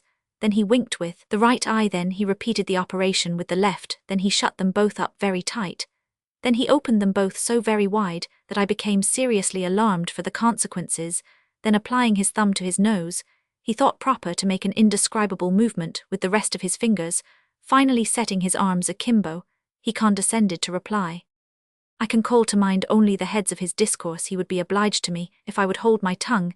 He wished none of my advice. He despised all my insinuations. He was old enough to take care of himself. Did I still think him baby Dammit? Did I mean to say anything against his character? Did I intend to insult him? Was I a fool? Was my maternal parent aware, in a word, of my absence from the domiciliary residence? He would put this latter question to me as to a man of veracity, and he would bind himself to abide by my reply. Once more he would demand explicitly if my mother knew that I was out. My confusion, he said, betrayed me, and he would be willing to bet the devil his head that she did not. Mr. Dammit did not pause for my rejoinder. Turning upon his heel, he left my presence with undignified precipitation. It was well for him that he did so. My feelings had been wounded, even my anger had been aroused. For once I would have taken him up upon his insulting wager. I would have won for the archenemy, Mr. Dammit's little heifer. The fact is, my mamma was very well aware of my merely temporary absence from home. But coda shefa midade, heaven gives relief, as the Mussulmans say, when you tread upon their toes. It was in pursuance of my duty that I had been insulted, and I bore the insult like a man. It now seemed to me, however, that I had done all that could be required of me in the case of this miserable individual, and I resolved to trouble him no longer with my counsel, but to leave him to his conscience and himself.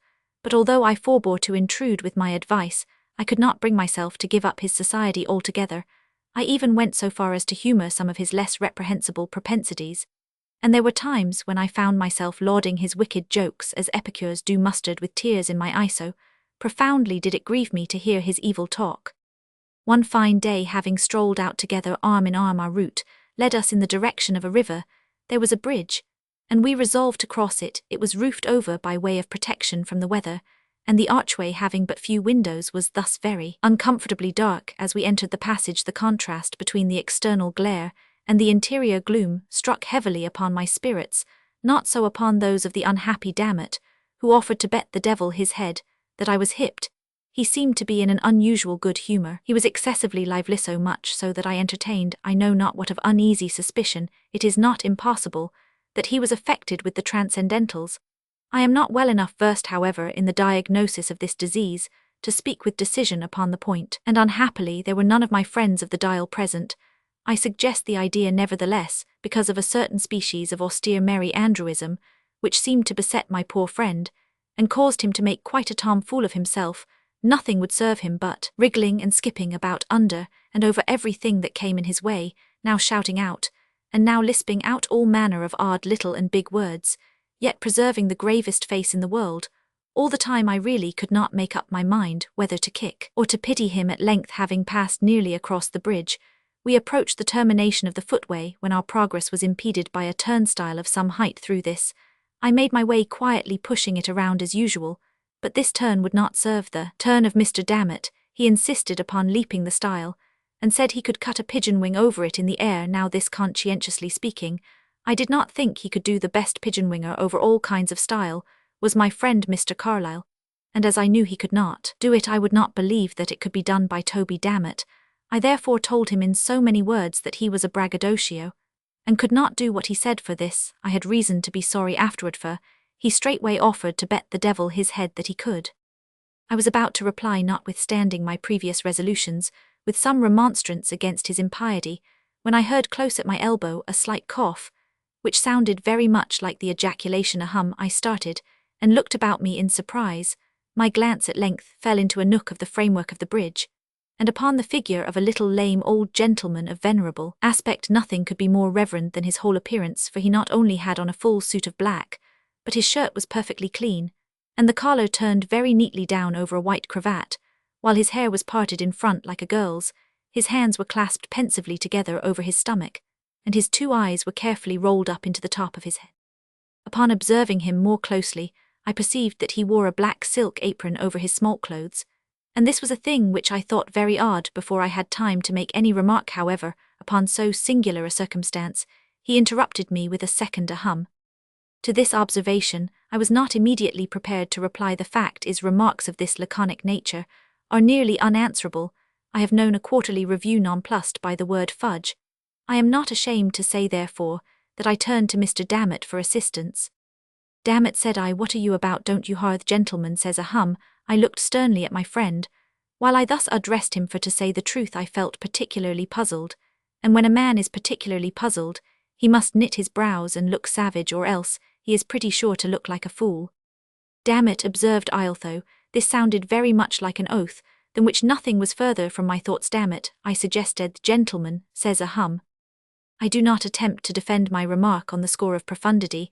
I did not think it profound myself, but I have noticed that the effect of our speeches is not always proportionate with their importance in our own eyes, and if I had shot Mr. Roman 500 through and through with a Paixhan bomb, or knocked him in the head with the poets and poetry of America, he could hardly have been more discomfited than when I addressed him with those simple words, "Damn it, what are you about? Don't you hearth gentleman says ahem."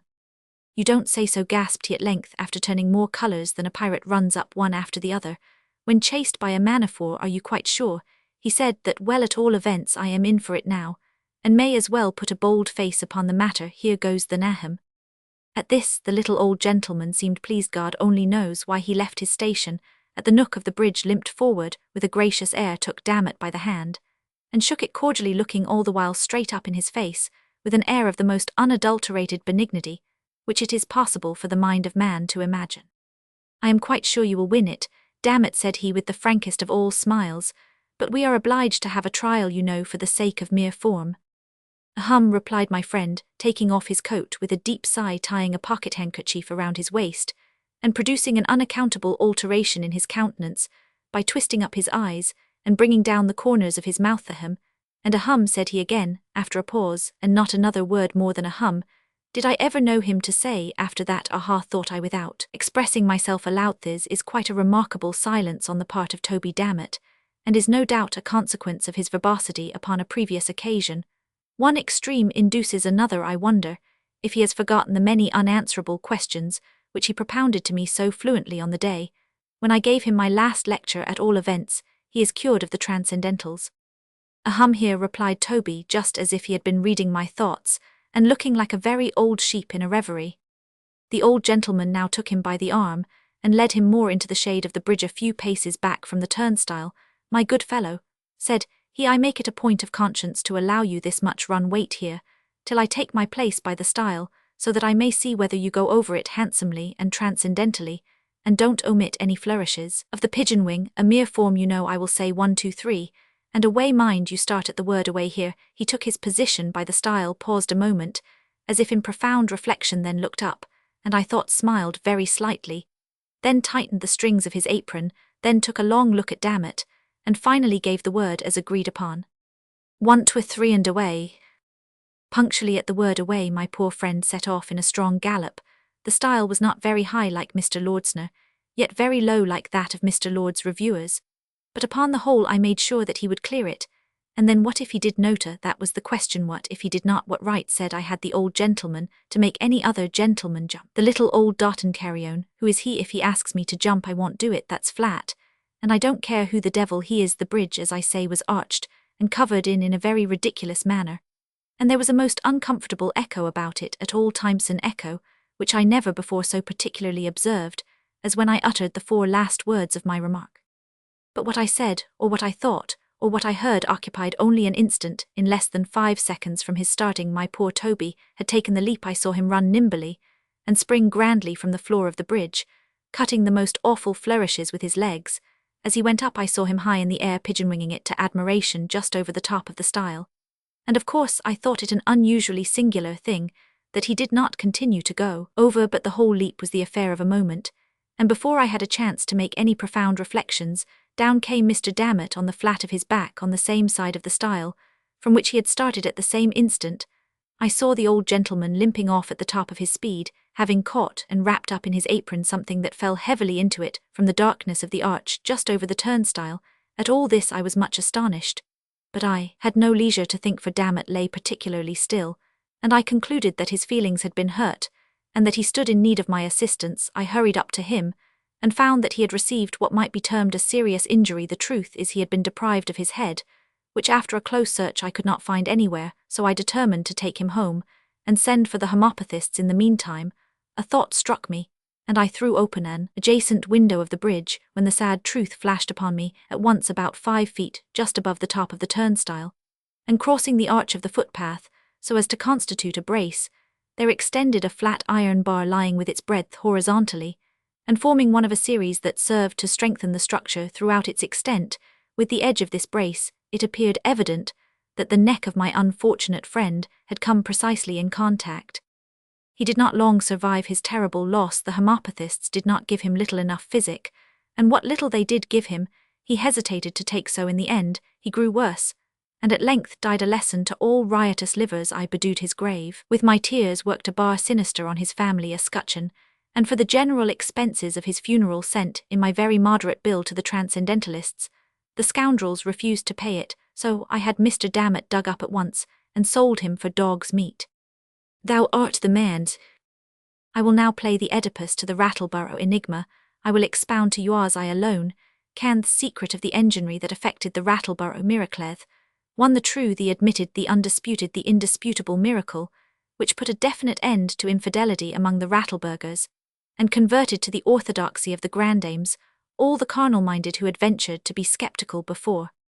This event, which I should be sorry to discuss in a tone of unsuitable levity, occurred in the summer of 18. Mr. Barnabas Shuttleworthy, one of the wealthiest and most respectable citizens of the borough, had been missing for several days under circumstances which gave rise to suspicion of foul play. Mr. Shuttleworthy had set out from Rattleborough very early one Saturday morning on horseback, with the avowed intention of proceeding to the city of about 15 miles distant, and of returning the night of the same day. 2 hours after his departure, however, his horse returned without him, and without the saddlebags which had been strapped on his back. At starting, the animal was wounded too, and covered with mud. These circumstances naturally gave rise to much alarm among the friends of the missing man, and when it was found on Sunday morning that he had not yet made his appearance, the whole borough arose en masse to go and look for his body. The foremost and most energetic in instituting this search was the bosom friend of Mr. Shuttleworthy, Mr. Charles Goodfellow, or as he was universally called, Charlie Goodfellow, or Old Charlie Goodfellow. Now, whether it is a marvellous coincidence, or whether it is that the name itself has an imperceptible effect upon the character, I have never yet been able to ascertain, but the fact is unquestionable that there never yet was any person named Charles who was not an open, manly, honest, good-natured, and frank-hearted fellow, with a rich, clear voice that did you good to hear it, and an eye that looked you always straight in the face, as much as to say, I have a clear conscience myself, am afraid of no man, and am altogether above doing a mean action. And thus all the hardy, careless, walking gentlemen of the stage are very certain to be called Charles. Now Old Charlie Goodfellow, although he had been in Rattleborough not longer than 6 months or thereabouts, and although nobody knew anything about him before he came to settle in the neighbourhood, had experienced no difficulty in the world in making the acquaintance of all the respectable people in the borough. Not a man of them but would have taken his bare word for 1,000 at any moment, and as for the women, there is no saying what they would not have done to oblige him. And all this came of his having been christened Charles, and of his possessing in consequence that ingenuous face, which is proverbially the very best letter of recommendation. I have already said that Mr. Shuttleworthy was one of the most respectable, and undoubtedly he was the most wealthy man in Rattleborough, while Old Charlie Goodfellow was upon as intimate terms with him as if he had been his own brother. The two old gentlemen were next-door neighbours, and although Mr. Shuttleworthy seldom, if ever, visited Old Charlie, and never was known to take a meal in his house, still, this did not prevent the two friends from being exceedingly intimate, as I have just observed, for Old Charlie never let a day pass without stepping in 3 or 4 times to see how his neighbour came on, and very often he would stay to breakfast or tea, and almost always to dinner. And then the amount of wine that was made way with by the two cronies at a sitting, it would really be a difficult thing to ascertain. Old Charlie's favourite beverage was Chateau Margaux, and it appeared to do Mr. Shuttleworthy's heart good to see the old fellow swallow it, as he did quart after quart, so that one day when the wine was in, and the wit as a natural consequence somewhat out, he said to his crony, as he slapped him upon the back, "I tell you what it is, old Charlie, you are by all odds the heartiest old fellow I ever came across in all my born days, and since you love to guzzle the wine at that fashion, I'll be darned if I don't have to make thee a present of a big box of the Chateau Margaux odd rot me." Mr. Shuttleworthy had a sad habit of swearing, although he seldom went beyond odd rot me, or by gosh, or by the golly odd rot me, says he, if I don't send an order to town this very afternoon for a double box of the best that can be got, and I'll make ye a present of it. I will, I needn't say a word now, I will, I tell ye, and there's an end of it, so look out for it. It will come to hand some of these fine days precisely, when ye are looking for it, the least I mention this little bit of liberality on the part of Mr. Shuttleworthy, just by way of showing you how very intimate an understanding existed between the two friends. Well, on the Sunday morning in question, when it came to be fairly understood that Mr. Shuttleworthy had met with foul play, I never saw anyone so profoundly affected as old Charlie Goodfellow, when he first heard that the horse had come home without his master, and without his master's saddlebags, and all bloody from a pistol shot that had gone clean through, and through the poor animal's chest without quite killing him. When he heard all this, he turned as pale as if the missing man had been his own dear brother or father, and shivered and shook all over as if he had had a fit of the ague. At first he was too much overpowered with grief to be able to do anything at all, or to concert upon any plan of action, so that for a long time he endeavoured to dissuade Mr. Shuttleworthy's other friends from making a stir about the matter, thinking it best to wait a while, say for a week or two or a month or two, to see if something wouldn't turn up, or if Mr. Shuttleworthy wouldn't come in the natural way, and explain his reasons for sending his horse on before. I dare say you have often observed this disposition to temporize, or to procrastinate in people who are labouring under any very poignant sorrow. Their powers of mind seem to be rendered torpid, so that they have a horror of anything like action, and like nothing in the world so well as to lie quietly in bed and nurse their grief, as the old ladies express it, that is to say, ruminate over the trouble.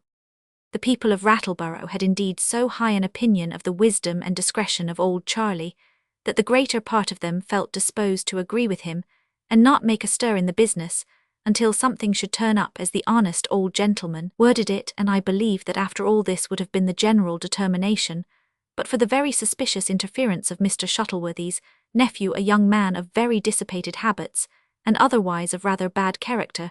This nephew, whose name was Pennyfather, would listen to nothing like reason in the matter of lying quiet, but insisted upon making immediate search for the corpse of the murdered man.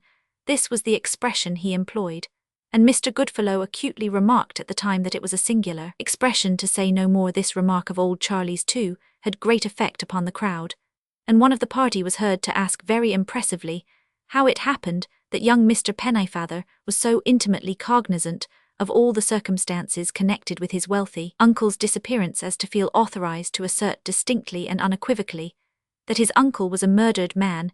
Hereupon some little squibbing and bickering occurred among various members of the crowd, and especially between old Charlie and Mr. Pennyfather. Although this latter occurrence was indeed by no means a novelty, for little goodwill had subsisted between the parties for the last 3 or 4 months, and matters had even gone so far that Mr. Pennyfather had actually knocked down his uncle's friend for some alleged excess of liberty that the latter had taken in the uncle's house, of which the nephew was an inmate upon this occasion. Old Charlie is said to have behaved with exemplary moderation and Christian charity. He arose from the blow, adjusted his clothes, and made no attempt at retaliation at all, merely muttering a few words about taking summary vengeance at the first convenient opportunity, a natural and very justifiable ebullition of anger, which meant nothing, however, and beyond doubt was no sooner given vent to than forgotten. However these matters may be which have no reference to the point now at issue, it is quite certain that the people of Rattleborough, principally through the persuasion of Mr. Pennyfather, came at length to the determination of dispersion over the adjacent country in search of the missing Mr. Shuttleworthy. I say they came to this determination in the first instance after it had been fully resolved that a search should be made. It was considered almost a matter of course that the seekers should disperse, that is to say, distribute themselves in parties for the more thorough examination of the region round about. I forget, however, by what ingenious train of reasoning it was that old Charlie finally convinced the assembly that this was the most injudicious plan that could be pursued. Convince them, however, he did all except Mr. Pennyfather, and in the end it was arranged that a search should be instituted carefully and very thoroughly by the burghers, en masse old Charlie himself leading the way. As for the matter of that, there could have been no better pioneer than old Charlie, whom everybody knew to have the eye of a lynx, but although he led them into all manner of out-of-the-way holes and corners, by routes that nobody had ever suspected of existing in the neighbourhood, and although the search was incessantly kept up day and night for nearly a week still, no trace of Mr. Shuttleworthy could be discovered. When I say no trace, however, I must not be understood to speak literally, for trace to some extent there certainly was. The poor gentleman had been tracked by his horse's shoes, which were peculiar to a spot about 3 miles to the east of the borough on the main road leading to the city. Here the track made off into a bypath, through a piece of woodland path, coming out again into the main road, and cutting off about half a mile of the regular distance. Following the shoe marks down this lane, the party came at length to a pool of stagnant water, half hidden by the brambles to the right of the lane, and opposite this pool all vestige of the track was lost sight of. It appeared, however, that a struggle of some nature had here taken place, and it seemed as if some large and heavy body, much larger and heavier than a man, had been drawn from the bypath to the pool. This latter was carefully dragged twice, but nothing was found, and the party was upon the point of going away in despair of coming to any result, when Providence suggested to Mr. Goodfellow the expediency of draining the water off altogether. This project was received with cheers, and many high compliments to old Charlie upon his sagacity and consideration, as many of the burghers had brought spades with them, supposing that they might possibly be called upon to disinter a corpse. The drain was easily and speedily effected, and no sooner was the bottom visible than right in the middle of the mud that remained was discovered a black silk velvet waistcoat, which nearly every one present immediately recognized as the property of Mr. Pennyfather.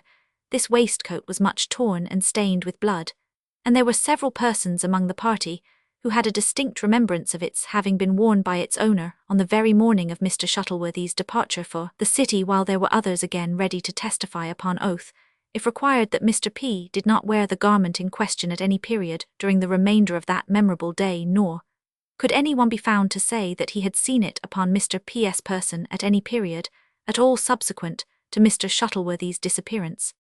Matters now wore a very serious aspect for Mr. Pennyfather, and it was observed as an indubitable confirmation of the suspicions which were excited against him that he grew exceedingly pale, and when asked what he had to say for himself, was utterly incapable of saying a word. Hereupon the few friends his riotous mode of living had left him deserted him at once to a man, and were even more clamorous than his ancient and avowed enemies for his instantaneous arrest. But on the other hand, the magnanimity of Mr. Goodfellow shone forth with only the more brilliant lustre through contrast. He made a warm and intensely eloquent defence of Mr. Pennyfather, in which he alluded more than once to his own sincere forgiveness of that wild young gentleman, the heir of the worthy Mr.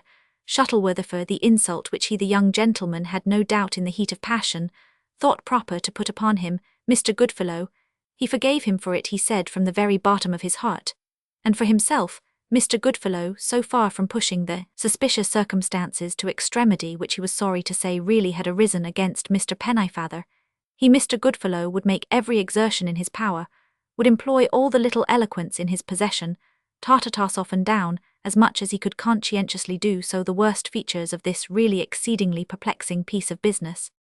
Mr. Goodfellow went on for some half-hour longer in this strain, very much to the credit both of his head and of his heart. But your warm-hearted people are seldom apposite in their observations. They run into all sorts of blunders, contretemps, and mal-aproposisms in the hot-headedness of their zeal, to serve a friend thus often with the kindest intentions in the world, doing infinitely more to prejudice his cause than to advance it.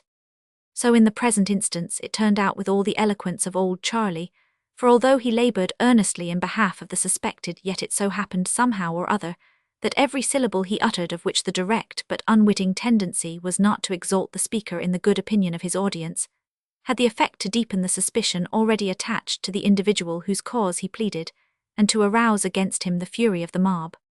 One of the most unaccountable errors committed by the orator was his allusion to the suspected as the heir of the worthy old gentleman Mr. Shuttleworthy. The people had really never thought of this before. They had only remembered certain threats of disinheritance, uttered a year or two previously by the uncle who had no living relative except the nephew, and they had therefore always looked upon this disinheritance as a matter that was settled. So single-minded a race of beings were the Rattleburghers, but the remark of old Charlie brought them at once to a consideration of this point. and thus gave them to see the possibility of the threats having been nothing more than a threat, and straightway hereupon arose the natural question of cui bono, a question that tended even more than the waistcoat to fasten the terrible crime upon the young man. And here, lest I may be misunderstood, permit me to digress for one moment, merely to observe that the exceedingly brief and simple Latin phrase which I have employed is invariably mistranslated and misconceived cui bono in all the crack novels, and elsewhere in those of Mrs. Gore. For example, the author of Cecil, a lady who quotes all tongues from the Chaldean to Chickasaw, and is helped to her learning, as needed upon a systematic plan, by Mr. Beckford in all the crack novels, I say, from those of Bulwer and Dickens, to those of Bulwer and Dickens, to those of Turnipenny and Ainsworth. The two little Latin words cui bono are rendered to what purpose, or as if quo bono, to what good. Their true meaning, nevertheless, is for whose advantage. Cui, to whom; bono, is it for a benefit. It is a purely legal phrase, and applicable precisely in cases such as we have now under consideration, where the probability of the doer of a deed hinges upon the probability of the benefit accruing to this individual, or to that from the deed's accomplishment. Now, in the present instance, the question cui bono very pointedly implicated Mr. Pennyfather. His uncle had threatened him, after making a will in his favour, with disinheritance, but the threat had not been actually kept. The original will, it appeared, had not been altered. Had it been altered, the only supposable motive for murder on the part of the suspected would have been the ordinary one of revenge, and even this would have been counteracted by the hope of reinstation into the good graces of the uncle. But the will being unaltered, while the threat to alter remained suspended over the nephew's head, there appears at once the very strongest possible inducement for the atrocity, and so concluded very sagaciously the worthy citizens of the borough of Rat. Mr. Pennyfather was accordingly arrested upon the spot, and the crowd, after some further search, proceeded homeward, having him in custody on the route. However, another circumstance occurred tending to confirm the suspicion entertained. Mr. Goodfellow, whose zeal led him to be always a little in advance of the party, was seen suddenly to run forward a few paces, stoop, and then apparently to pick up some small object from the grass. Having quickly examined it, he was observed too to make a sort of half attempt at concealing it in his coat pocket.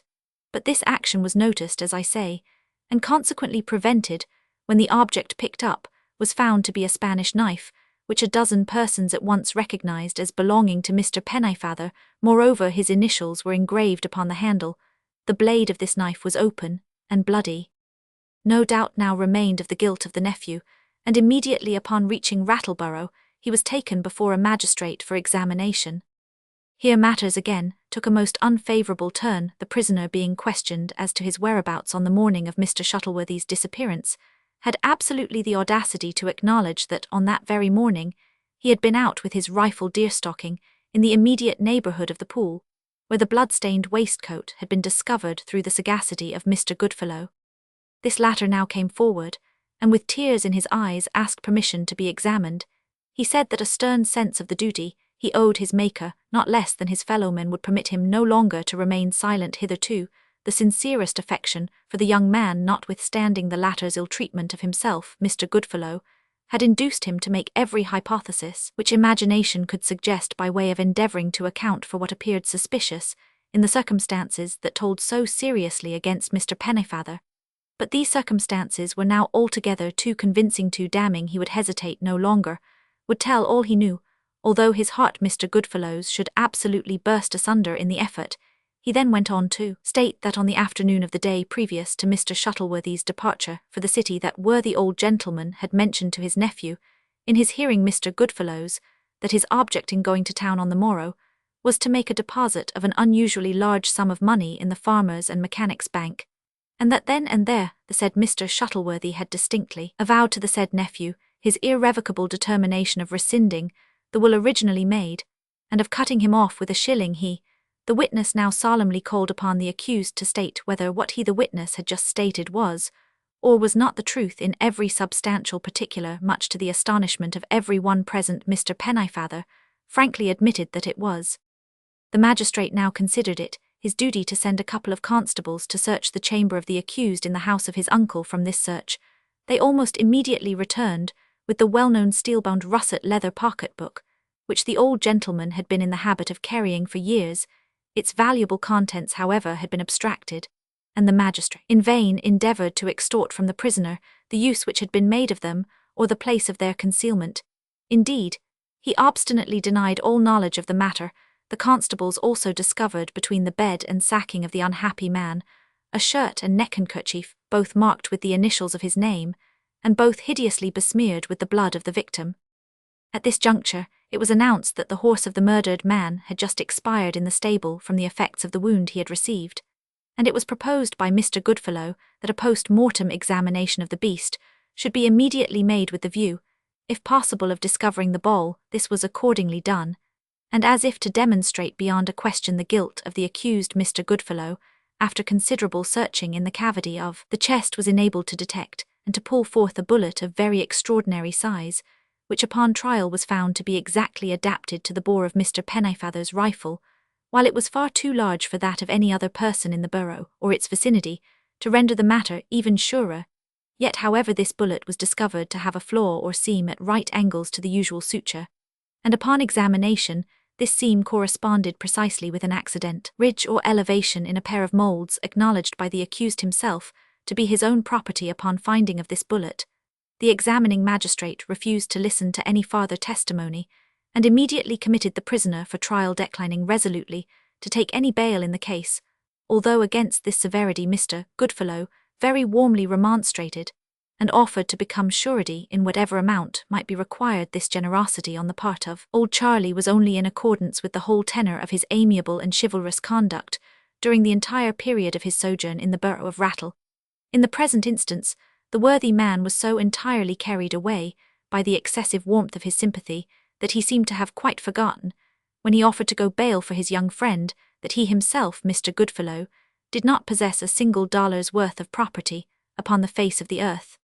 The result of the committal may be readily foreseen. Mr. Pennyfeather, amid the loud execrations of all Rattleborough, was brought to trial at the next criminal sessions, when the chain of circumstantial evidence, strengthened as it was by some additional damning facts, which Mr. Goodfellow's sensitive conscientiousness forbade him to withhold from the court, was considered so unbroken and so thoroughly conclusive that the jury, without leaving their seats, returned an immediate verdict of guilty of murder in the first degree. Soon afterward the unhappy wretch received sentence of death, and was remanded to the county jail to await the inexorable vengeance of the law. In the meantime, the noble behaviour of old Charlie Goodfellow had doubly endeared him to the honest citizens of the borough. He became 10 times a greater favourite than ever, and as a natural result of the hospitality with which he was treated, he relaxed, as it were perforce, the extremely parsimonious habits which his poverty had hitherto impelled him to observe, and very frequently had little reunions at his own house, when wit and jollity reigned supreme, dampened a little, of course, by the occasional remembrance of the untoward and melancholy fate which impended over the nephew of the late lamented bosom friend of the generous host. One fine day this magnanimous old gentleman was agreeably surprised at the receipt of the following letter. Charles Goodfellow, Esq., Rattleborough. From H.F.B. Co. Chatmar Ano 16 Dars Bartles 12 Gross. Charles Goodfellow, Esquire. Dear Sir, in conformity with an order transmitted to our firm about 2 months since by our esteemed correspondent Mr. Barnabas Shuttleworthy, we have the honour of forwarding this morning to your address a double box of Chateau Margaux of the Antelope brand violet seal box, numbered and marked as per margin. We remain, Sir, your most ardent certs. Hogs Frogs Bogs Co. City of June 21, 18. P.S. The box will reach you by wagon on the day after your receipt of this letter. Our respects to Mr. Shuttleworthy. H.F.B. Co.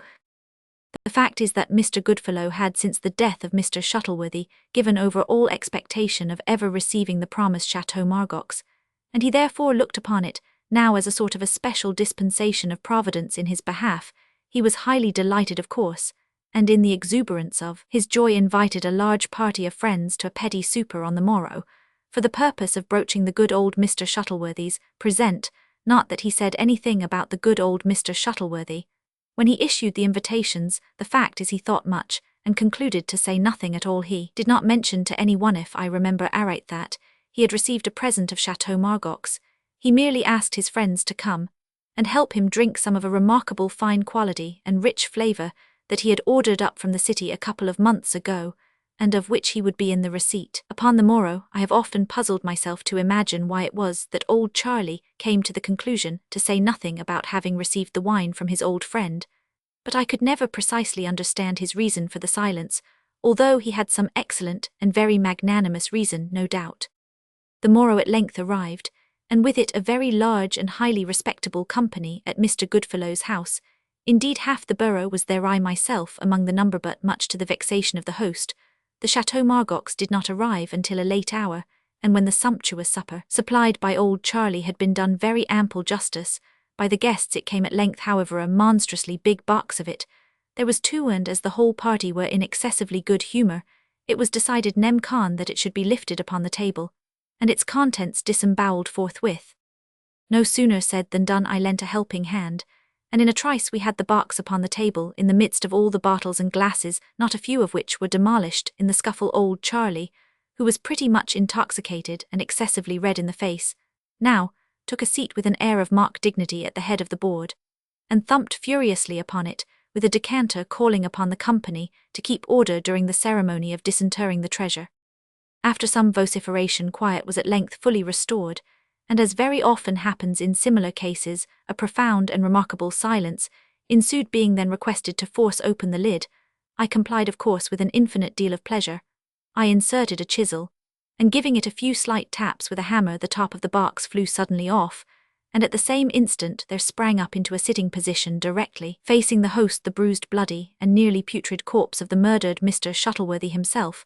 It gazed for a few seconds fixedly and sorrowfully with its decaying and lacklustre eyes full into the countenance of Mr. Goodfellow, uttered slowly, but clearly and impressively, the words, "Thou art the man," and then falling over the side of the chest, as if thoroughly satisfied, stretched out its limbs quiveringly upon the table.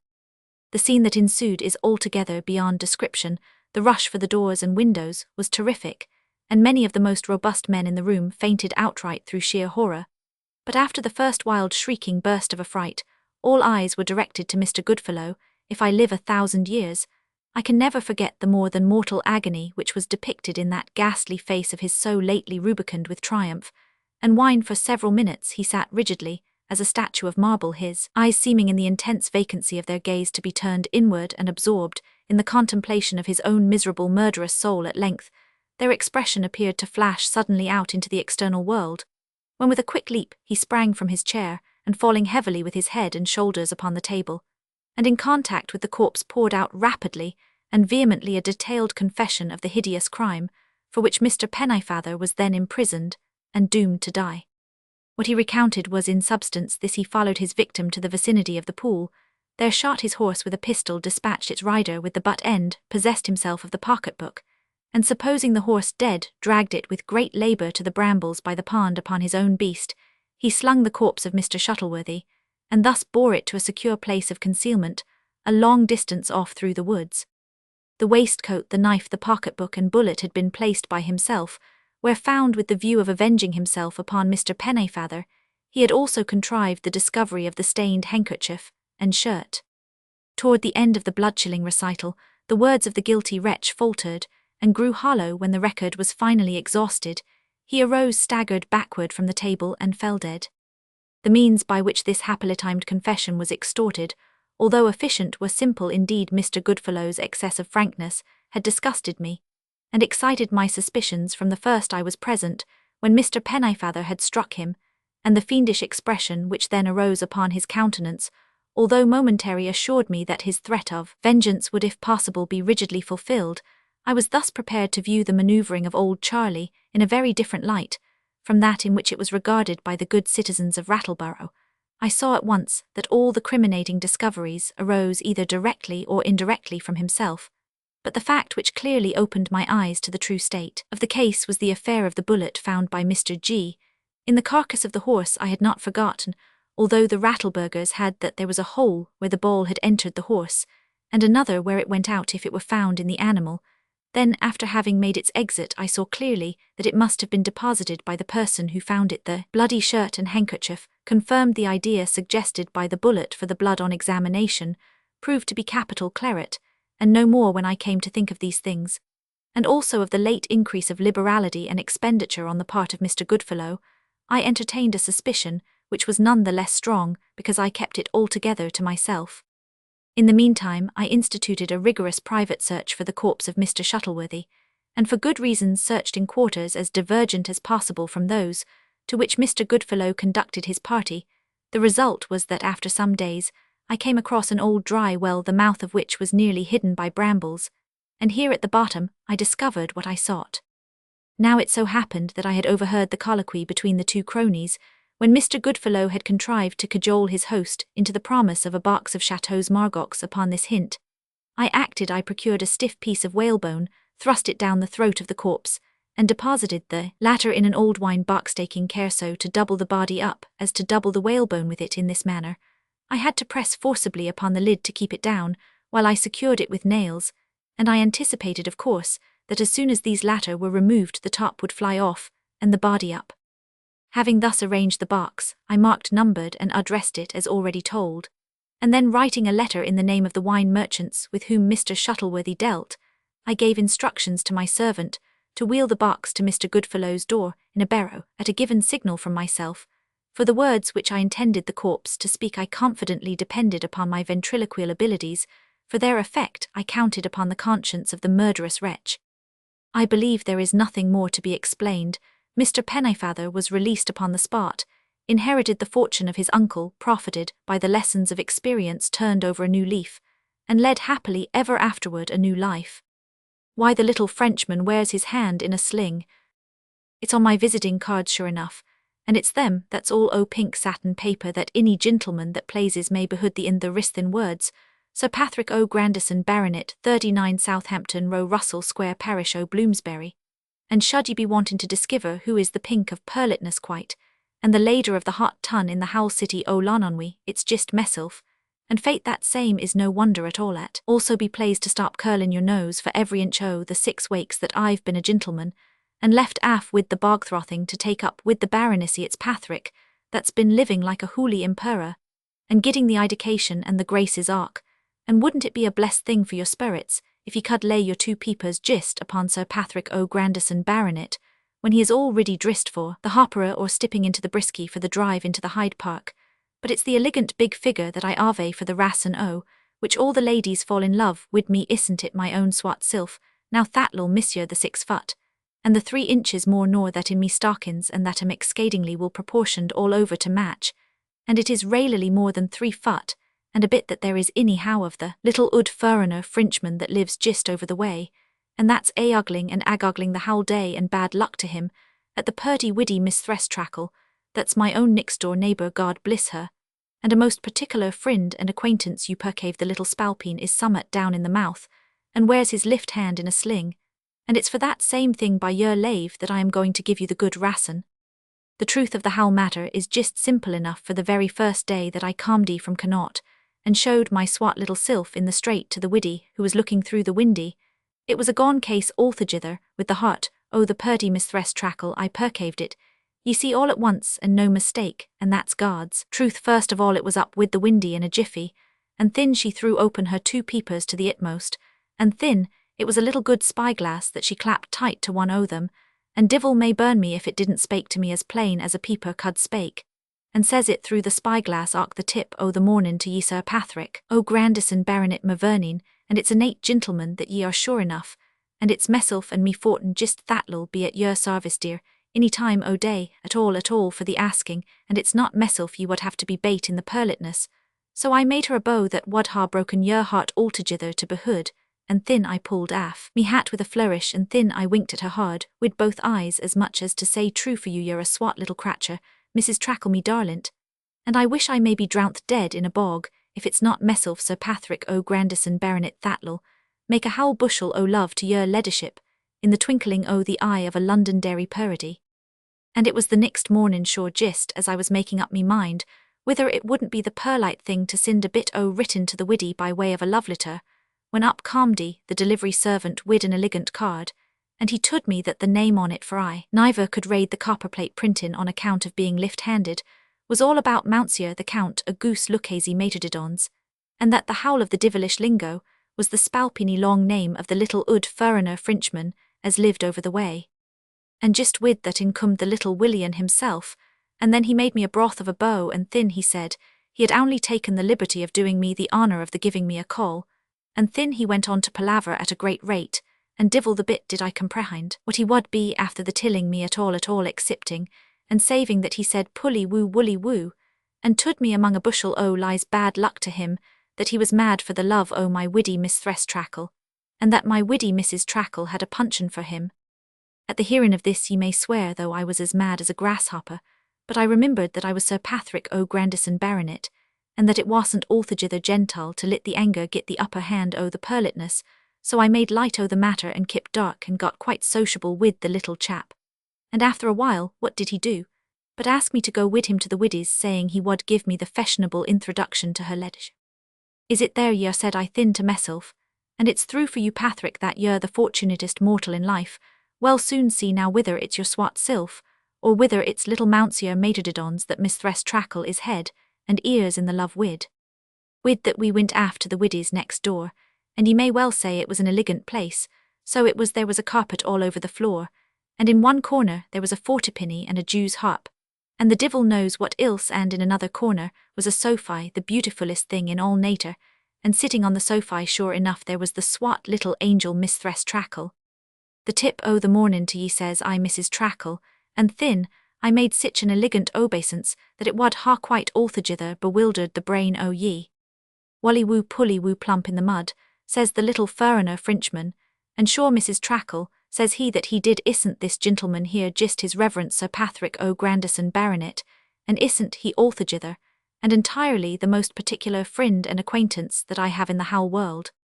And wid that the widdy she gets up from the sofa, and makes the swattest curtsy nor iver was seen, and thin down she sits like an angel, and thin by the powers it was that little spalpeen Mountsieur Materdidons that plumped his sylph, right down by the right side of her ark hun. I expected the 2 eyes o' me wad ha comed out of my head on the spot I was so desperate mad. However bait, who says I after a while, is it there ye are Mountsieur Materdidons, and so down I plumped on the lift side of her ladyship, to be aven with the willing botheration, it wad ha done your heart good to percave the elegant double wink, that I gived her just thin right in the face with both eyes. But the little ood Frenchman, he never begin to suspect me at all, and desperate hard it was he made the love to her ladyship wowly woo, says he pully woo, says he plump in the mud, says he. That's all to no use, Mountsieur Frog Mavernine, thinks I, and I talked as hard, and as fast as I could all the while, and throth it was meself gist that diverted her ladyship completely, and entirely by rasson of the elegant conversation, that I kept up wid her all about the dear bogs of Connaught, and by, she gived me such a swat smile from one end of her mouth to the ither, that it made me as bold as a pig, and I just took hood of the end of her little finger, in the most delicatest manner in nater, looking at her all the while out o' the whites of my eyes. And then only percave the cuteness of the swat angel, for no sooner did she obsarve that I was after the squazing of her flipper than she up wid it in a jiffy, and put it away behind her back gist, as much as to say, now thin Sir Patrick O'Grandison, there's a bit the chance for ye Mavernine, for it's not altogether the gentle thing to be, after the squazing of my flipper, right full in the sight of that little furriner Frenchman Mountsieur Materdidons. With that I gived her a big wink gist to say lit Sir Patrick alone for the likes o' them thricks, and thin I went aisy to work, and you'd have died with the devotion to behood how cliverly I slipped my right arm between the back o' the sofa and the back of her ladyship, and there sure enough I found a swat little flipper all a-waiting to say the tip o' the mornin' to ye Sir Patrick O'Grandison Baronet, and wasn't it meself sure that just gived it the last little bit of a squaz in the world, all in the way of a commencement, and not to be too rough wid her ladyship and ark botheration, wasn't it the gentilest and delicatest of all the little squazes that I got in return blood, and thunder Sir Patrick Mavernine, thinks I to meself, fate it's just the mother's son of you and nobody else at all that's the handsomest and the fortunatest young bogthrotter that ever comed out of Connaught, and with that I gived the flipper a big squaz, and a big squaz it was by the powers that her ladyship gived to me back, but it would ha split the 7 sides of you with the laughin' to behood gist, then all at once the conceited behaviour of Mountsieur Materdidons, the likes o' sich a jabbering, and a smirking, and a parley-wowing, as he beginned wid her ladyship neither was known before upon arth, and divil may burn me if it wasn't me own very 2 peepers that cotched him tipping her the wink out of one eye ark hun, if it wasn't meself thin, that was mad as a Kilkenny cat I shud like to be tood who it was. Let me inform you, Monsieur Maître said I as perlite as ivory ye seed, that it's not the gintole thing at all, and not for the likes o' you any how to be after the ogling and ag-ogling at her leadership, in that fashion and just wid, that such another squaws as it was I jived her flipper, all as much as to say, isn't it Sir Patrick now my jewel that'll be able to the protectin' o' you my darlint, and then there comed another squaws back all by way of the answer through for you Sir Patrick, it said as plain as iver a squaws said in the world through for you Sir Patrick Mavernine, and it's a proper nate gentleman ye are, that's God's truth. And with that she opened her two beautiful peepers, till I believed they wad ha' comed out of her hid altogether, and entirely, and she looked first as mad as a cat at Mounseer Frog, and thin as smiling as all out o' doors at meself. Thin says he the Willian Ark Hun and a wollywoo pullywoo, and then wid that he shoved up his two shoulders, till the divil the bit of his hid was to be discovered, and then he let down the two corners of his peritit trap, and thin not a hap'orth more of the satisfaction could I get out o' the spalpeen.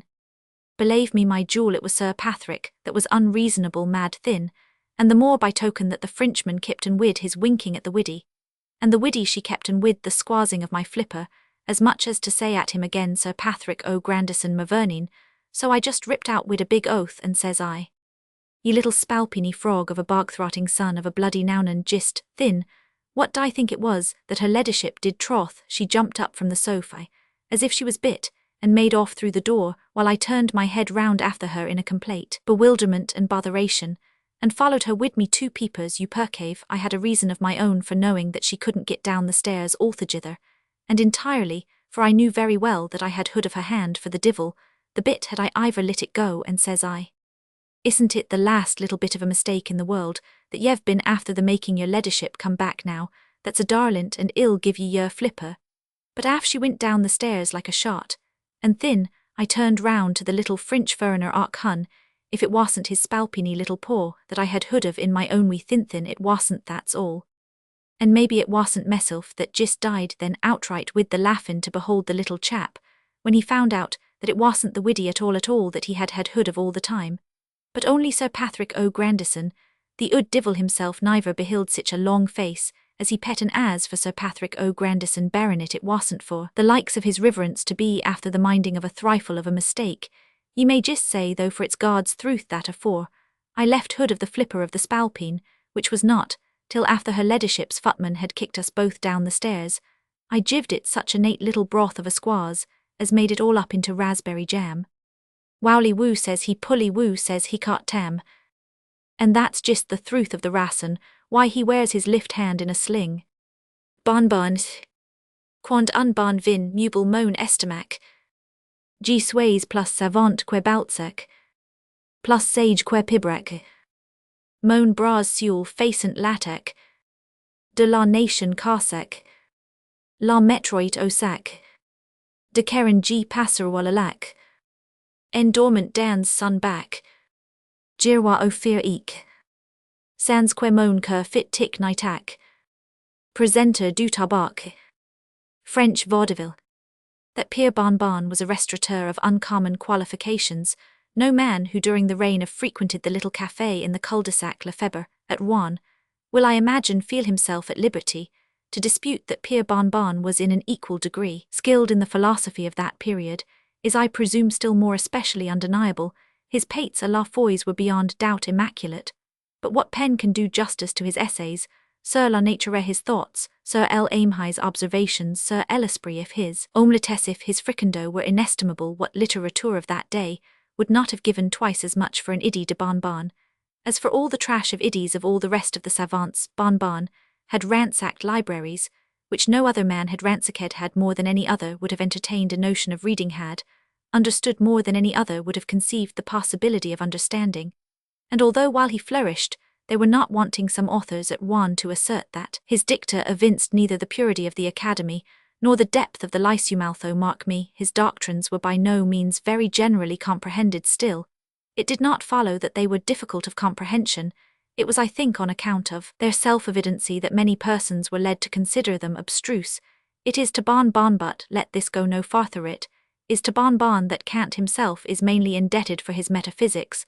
The former was indeed not a Platonist, nor strictly speaking an Aristotelianer, did he like the modern Leibniz waste those precious hours, which might be employed in the invention of a fricassee or facile gradu, the analysis of a sensation in frivolous attempts at reconciling the obstinate oils and waters of ethical discussion. Not at all bonbon was ionic. Bonbon was equally italic.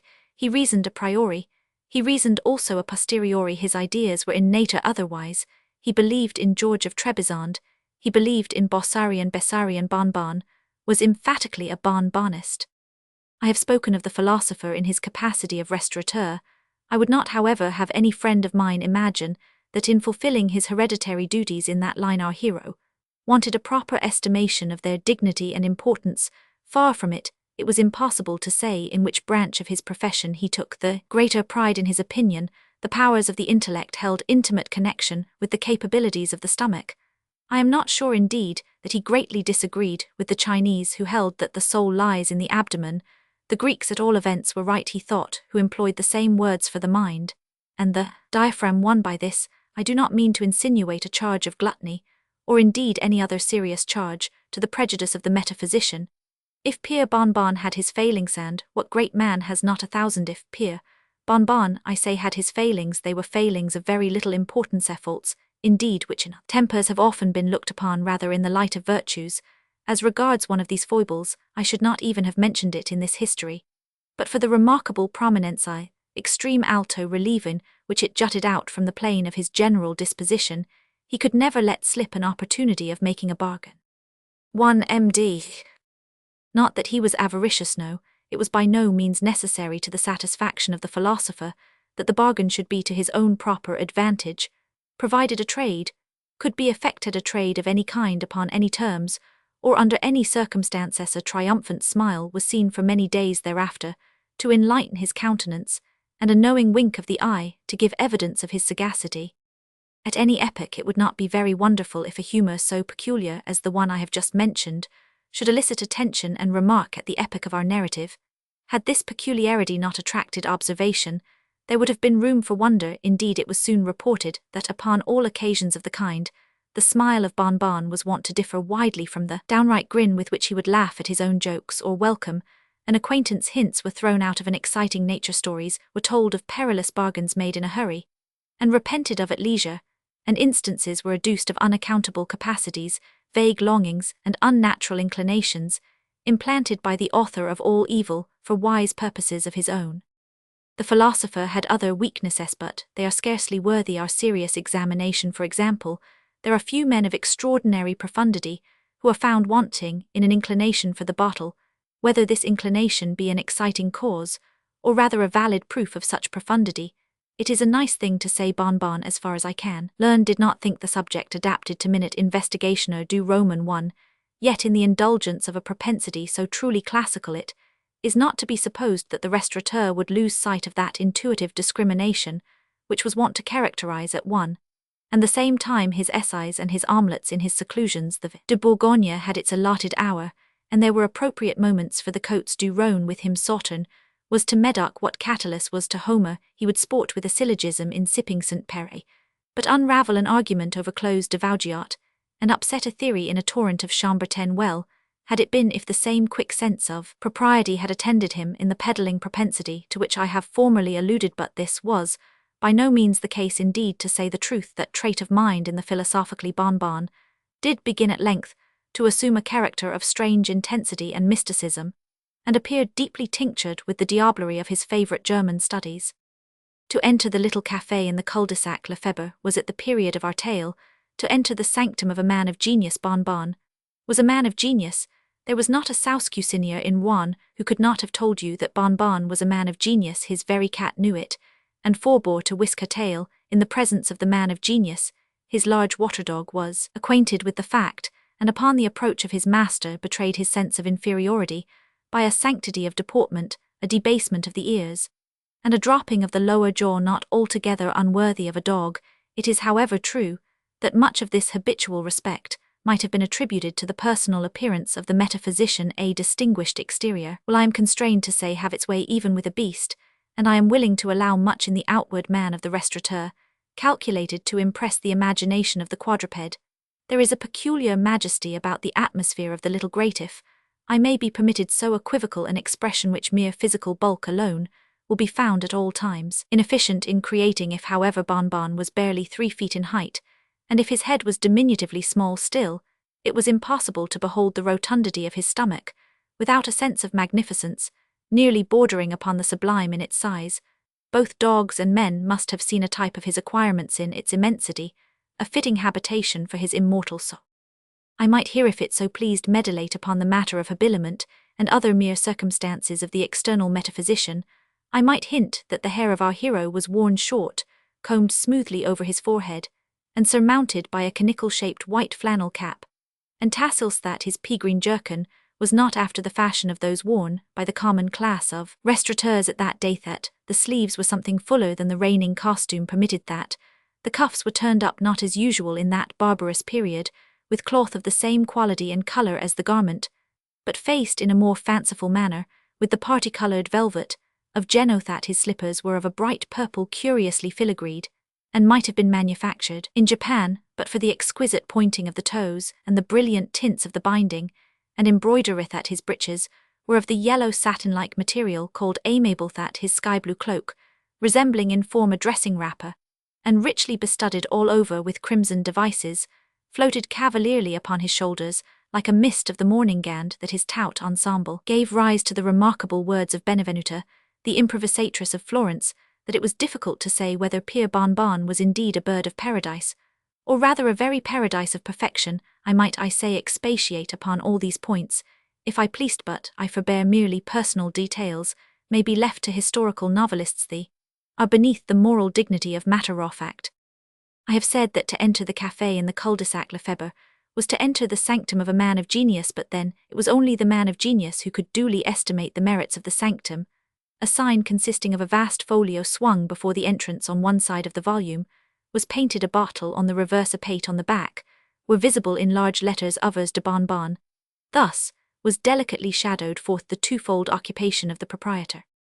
Upon stepping over the threshold, the whole interior of the building presented itself to view. A long, low-pitched room of antique construction was indeed all the accommodation afforded by the café. In a corner of the apartment stood the bed of the metaphysician, an army of curtains together, with a canopy.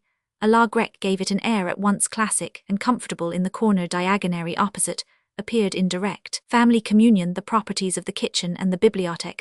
A dish of polemics stood peacefully upon the dresser. Here lay an ovenful of the latest ethics there, a kettle of dudecimo mélanges, volumes of German morality, were hand and glove with the gridiron. A toasting fork might be discovered by the side of Eusebius. Plato reclined at his ease in the frying pan, and contemporary manuscripts were filed away upon the spit. In other respects the Café de Bon might be said to differ little from the usual restaurants of the period. A fireplace yawned opposite the door. On the right of the fireplace, an open cupboard displayed a formidable array of labelled bottles. It was here about 12 o'clock one night, during the severe winter of that Pier Bon, after having listened to the comments of his neighbours upon his singular propensity at Pier Bon, I say, having turned them all out of his house, locked the door upon them with an oath, and betook himself in no very pacific mood to the comforts of a leather-bottomed armchair and a fire of blazing faggots. It was one of those terrific nights which are only met with once or twice during a century. It snowed fiercely, and the house tottered to its centre with the floods of wind that, rushing through the crannies in the wall and pouring impetuously down the chimney, shook awfully the curtains of the philosopher's bed, and disorganized the economy of his pate-pans and papers. The huge folio sign that swung without, exposed to the fury of the tempest, creaked ominously, and gave out a moaning sound from its stanchions of solid oak. It was in no placid temper. I say that the metaphysician drew up his chair to its customary station. By the hearth many circumstances of a perplexing nature had occurred during the day to disturb the serenity of his meditations. In attempting des oeufs, et la princesse, he had unfortunately perpetrated an omelette.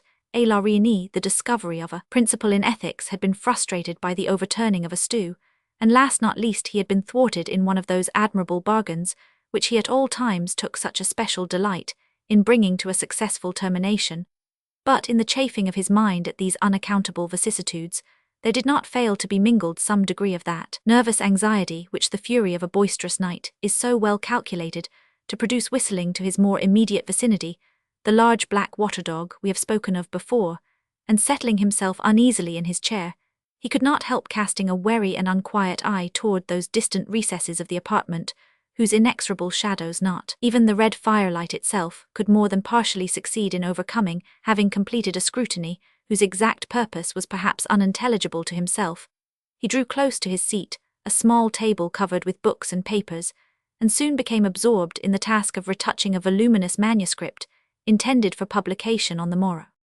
He had been thus occupied for some minutes when I am in no hurry, Monsieur Bonbon, suddenly whispered a whining voice in the apartment. The devil, ejaculated our hero, starting to his feet, overturning the table at his side, and staring around him in astonishment. Very true, calmly replied the voice. Very true, what is very true? How came you here? Vociferated the metaphysician, as his eye fell upon something which lay stretched at full length upon the bed. I was saying, said the intruder without attending to the interrogative's eye, was saying that I am not at all pushed for time, that the business upon which I took the liberty of calling is of no pressing importance, in short, that I can very well wait until you have finished your exposition. My exposition, though, know how, do you know how came you to understand that I was writing an exposition? Good God! Hush, replied the figure in a shrill undertone, and arising quickly from the bed, he made a single step toward our hero, while an iron lamp that depended overhead swung convulsively back from his approach. The philosopher's amazement did not prevent a narrow scrutiny of the stranger's dress and appearance. The outlines of his figure, exceedingly lean, but much above the common height, were rendered minutely distinct by means of a faded suit of black cloth, which fitted tight to the skin, but was otherwise cut very much in the style of a century ago. These garments had evidently been intended for a much shorter person than their present owner. His ankles and wrists were left naked for several inches in his shoes. However, a pair of very brilliant buckles gave the lie to the extreme poverty implied by the other portions of his dress. His head was bare and entirely bald, with the exception of a hinder part, from which depended a queue of considerable length. A pair of green spectacles with side glasses protected his eyes from the influence of the light, and at the same time prevented our hero from ascertaining either their colour or their conformation about the entire person. There was no evidence of a shirt, but a white cravat of filthy appearance was tied with extreme precision around the throat, and the ends hanging down formally side by side gave, although I dare say unintentionally, the idea of an ecclesiastic. Indeed, many other points, both in his appearance and demeanour, might have very well sustained a conception of that nature. Over his left ear he carried, after the fashion of a modern clerk, an instrument resembling the stylus of the ancients. In a breast pocket of his coat appeared conspicuously a small black volume fastened with clasps of steel. This book, whether accidentally or not, was so turned outwardly from the person as to discover the words rhetorical Catholic in white letters upon the back. His entire physiognomy was, interestingly, saturnine, even cadaverously pale. The forehead was lofty and deeply furrowed with the ridges of contemplation. The corners of the mouth were drawn down into an expression of the most submissive humility. There was also a clasping of the hands, as he stepped toward our hero, a deep sigh, and altogether a look of such utter sanctity as could not have failed to be unequivocally prepossessing. Every shadow of anger faded from the countenance of the metaphysician, as having completed a satisfactory survey of his visitor's person, he shook him cordially by the hand and conducted him to a seat. There would, however, be a radical error in attributing this instantaneous transition of feeling in the philosopher to any one of those causes, which might naturally be supposed to have had an influence. Indeed, Pierre Bonbon, from what I have been able to understand of his disposition, was of all men the least likely to be imposed upon by any speciousness of exterior deportment. It was impossible that so accurate an observer of men and things should have failed to discover upon the moment the real character of the personage who had thus intruded upon his hospitality. To say no more, the conformation of his visitor's feet was sufficiently remarkable. Maintained lightly upon his head, an inordinately tall hat, there was a tremulous swelling about the hinder part of his breeches, and the vibration of his coat tail was a palpable fact. Judge then with what feelings of satisfaction our hero found himself thrown thus at once into the society of a person for whom he had at all times entertained the most unqualified respect. He was, however, too much of the diplomatist to let escape him any intimation of his suspicions in regard to the true state of affairs. It was not his cue to appear at all conscious of the high honour he thus unexpectedly enjoyed, but by leading his guest into the conversation to elicit some important ethical ideas, which might, in obtaining a place in his contemplated publication, enlighten the human race, and at the same time immortalize himself ideas, which I should have added his visitor's great age and well-known proficiency in the science of morals, might very well have enabled him to afford. Actuated by these enlightened views, our hero bade the gentleman sit down, while he himself took occasion to throw some faggots upon the fire and place upon the now re-established table some bottles of Moussa. Having quickly completed these operations, he drew his chair vis-a-vis to his companions and waited until the latter should open the conversation, but plans even the most skillfully matured are often thwarted in the outset of their application, and the restaurateur found himself nonplussed by the very first words of his visitor's speech. "I see you know me, Bon," said he. "Ha ha ha, he he hi hi he ho ho who Hugh and the devil, dropping at once the sanctity of his demeanour, opened to its fullest extent a mouth from ear to ear, so as to display a set of jagged and fang-like teeth, and throwing back his head laughed long, loudly, wickedly, and uproariously, while the black dog, crouching down upon his haunches, joined lustily in the chorus, and the tabby cat, flying off at a tangent, stood up on end and shrieked in the farthest corner of the apartment. Not so the philosopher. He was too much a man of the world either to laugh like the dog, or by shrieks to betray the indecorous trepidation of the cat. It must be confessed, he felt a little astonishment to see the white letters, which formed the words rhetorical Catholic on the book, in his guest's pocket, momently changing both their colour and their import, and in a few seconds, in place of the original title, the words Regitur des Condamnes blazed forth in characters of red. This startling circumstance, when Bon replied to his visitor's remark, imparted to his manner an air of embarrassment which probably might not otherwise have been observed. "Why, sir," said the philosopher, "why, sir, to speak sincerely, I believe you are upon my word deedest, that is to say, I think, I imagine, I have some very faint idea of the remarkable honour." "Oh, yes, very well," interrupted his majesty, "say no more, I see how it is," and hereupon, taking off his green spectacles, he wiped the glasses carefully with the sleeve of his coat, and deposited them in his pocket.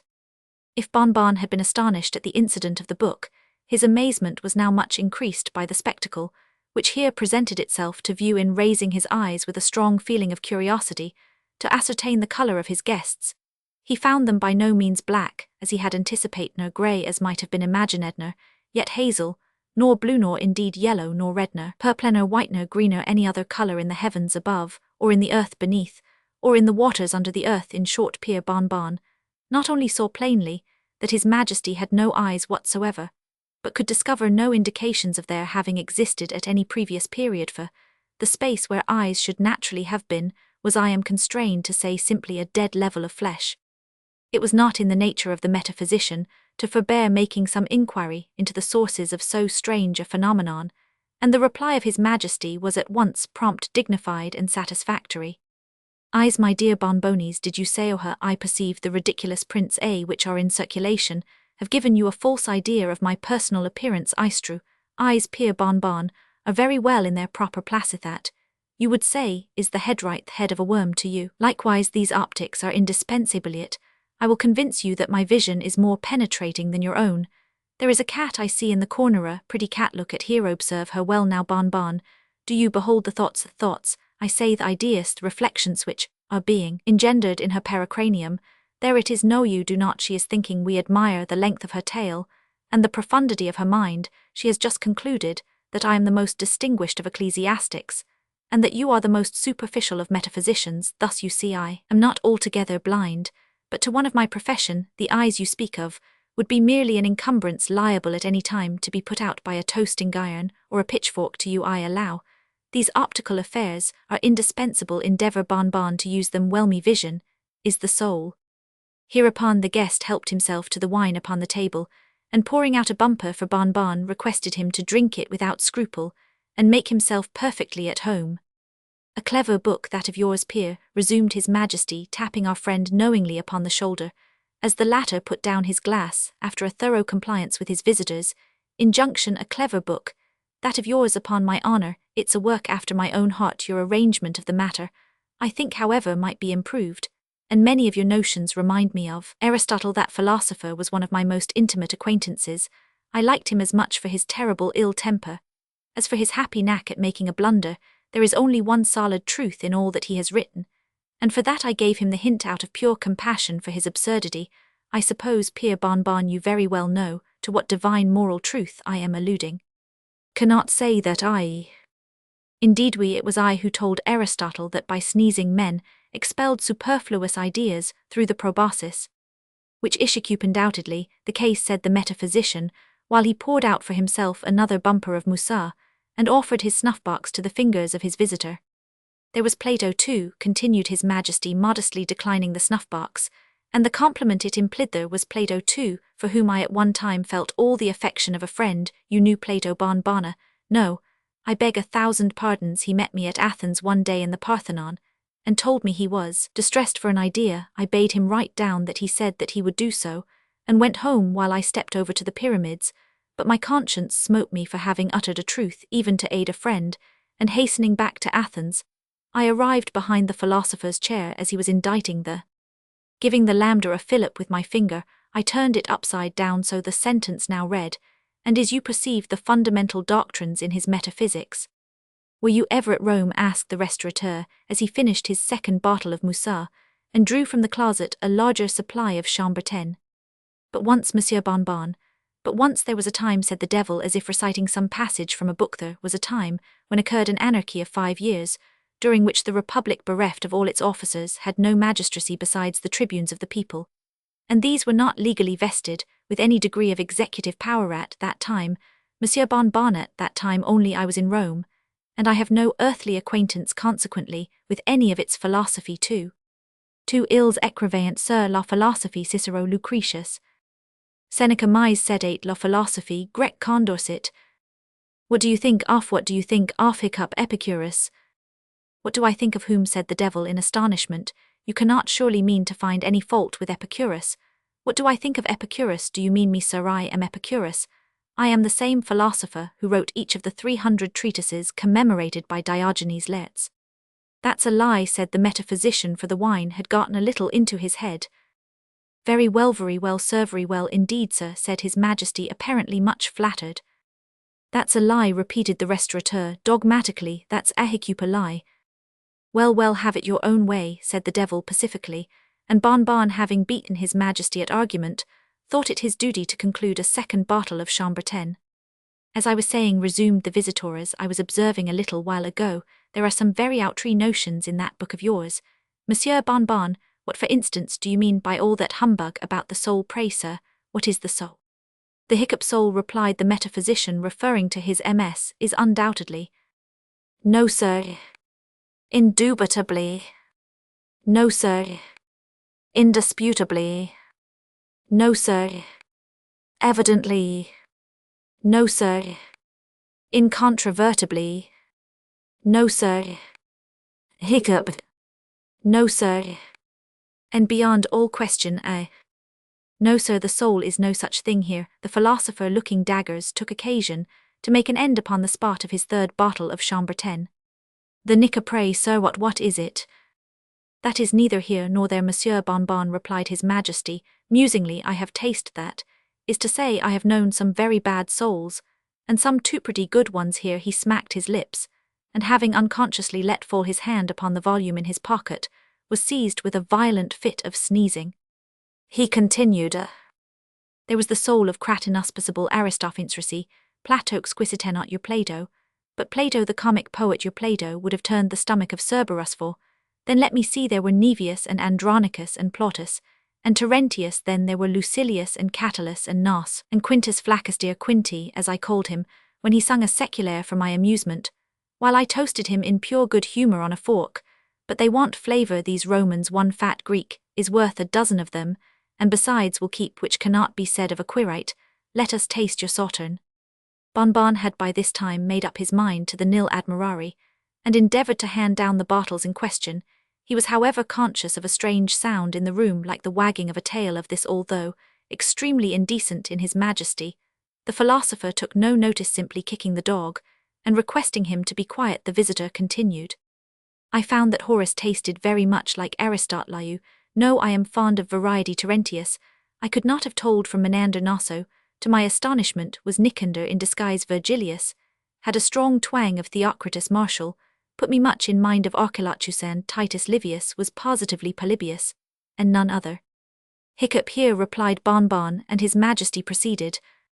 But if I have a penchant, Monsieur Bonbon, if I have a penchant, it is for a philosopher. Yet let me tell you, sir, it is not every dev I mean.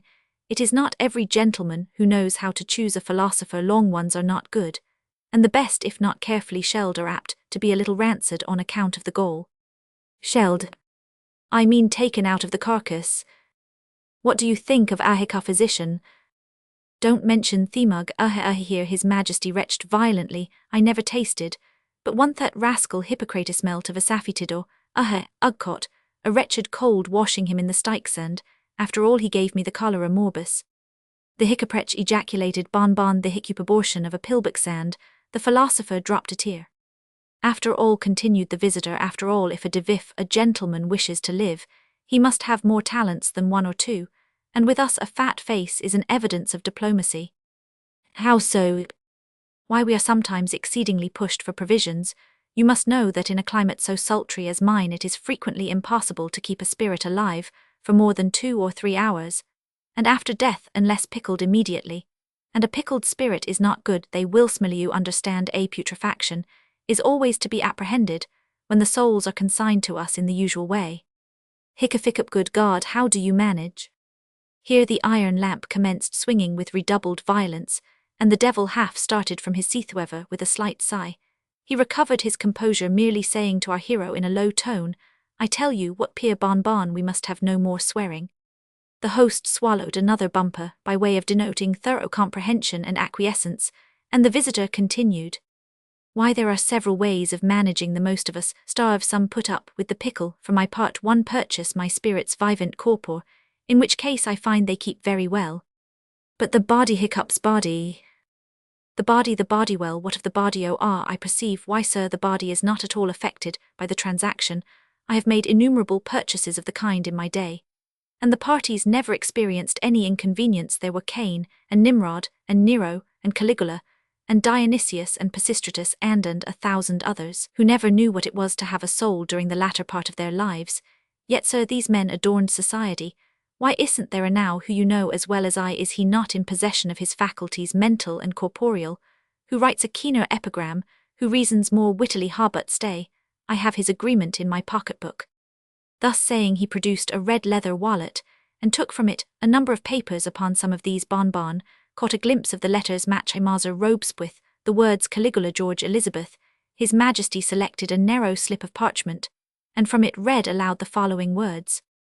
In consideration of certain mental endowments, which it is unnecessary to specify, and in further consideration of 1,000 louis d'or, I being aged 1 year and 1 month do hereby make over to the bearer of this agreement all my right title and appurtenance in the shadow, called my soul signed afore. Here His Majesty repeated a name, which I did not feel justified in indicating more unequivocally.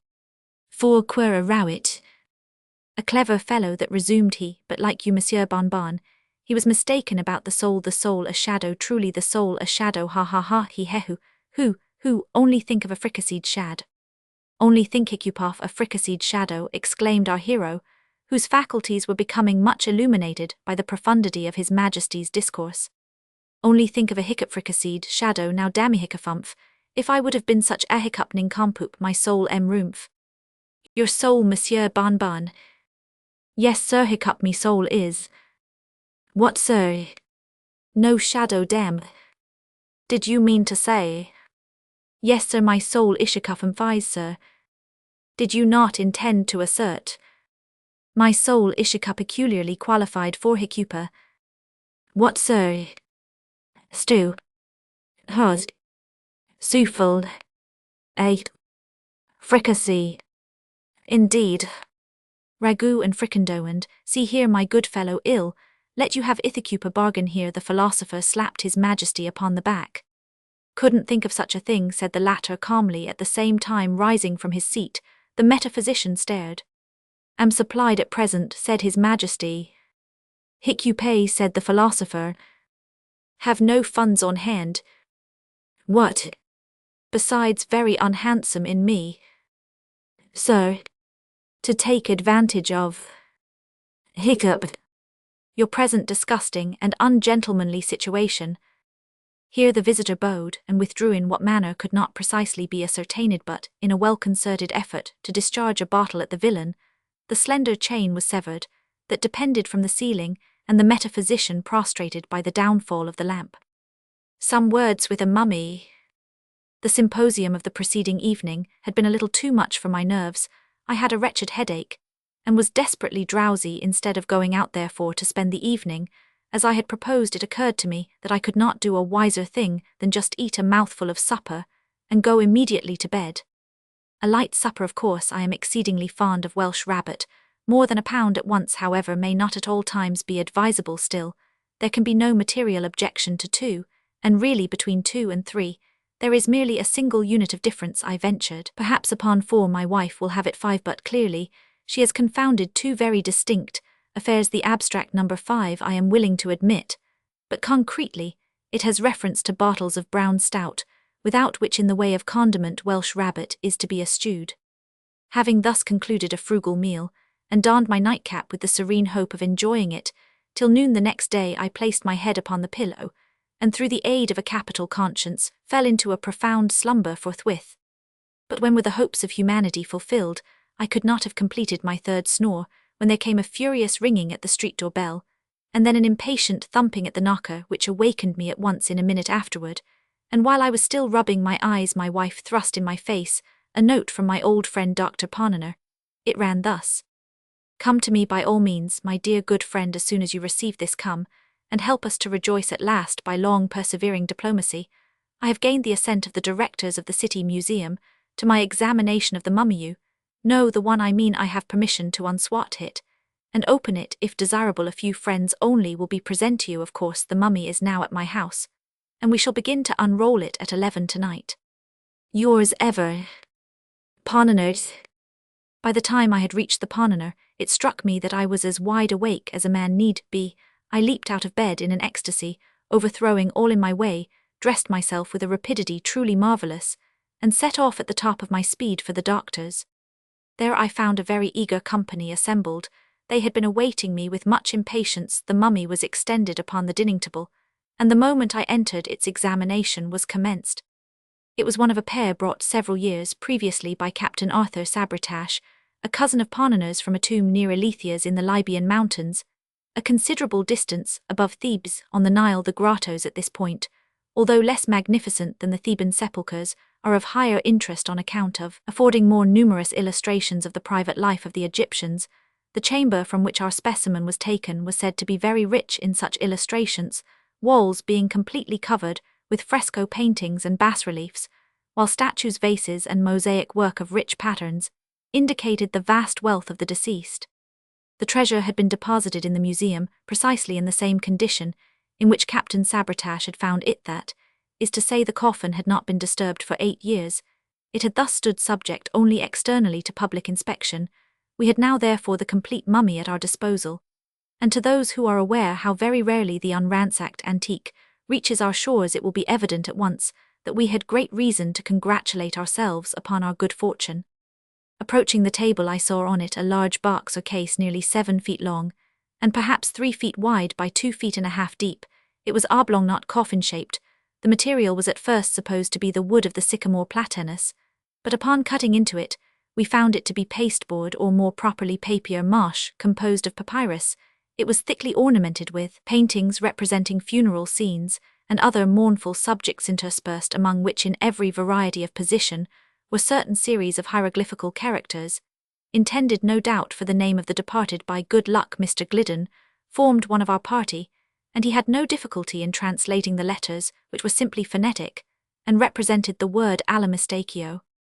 We had some difficulty in getting this case open without injury, but having at length accomplished the task, we came to a second coffin-shaped, and very considerably less in size than the exterior one, but resembling it precisely in every other respect.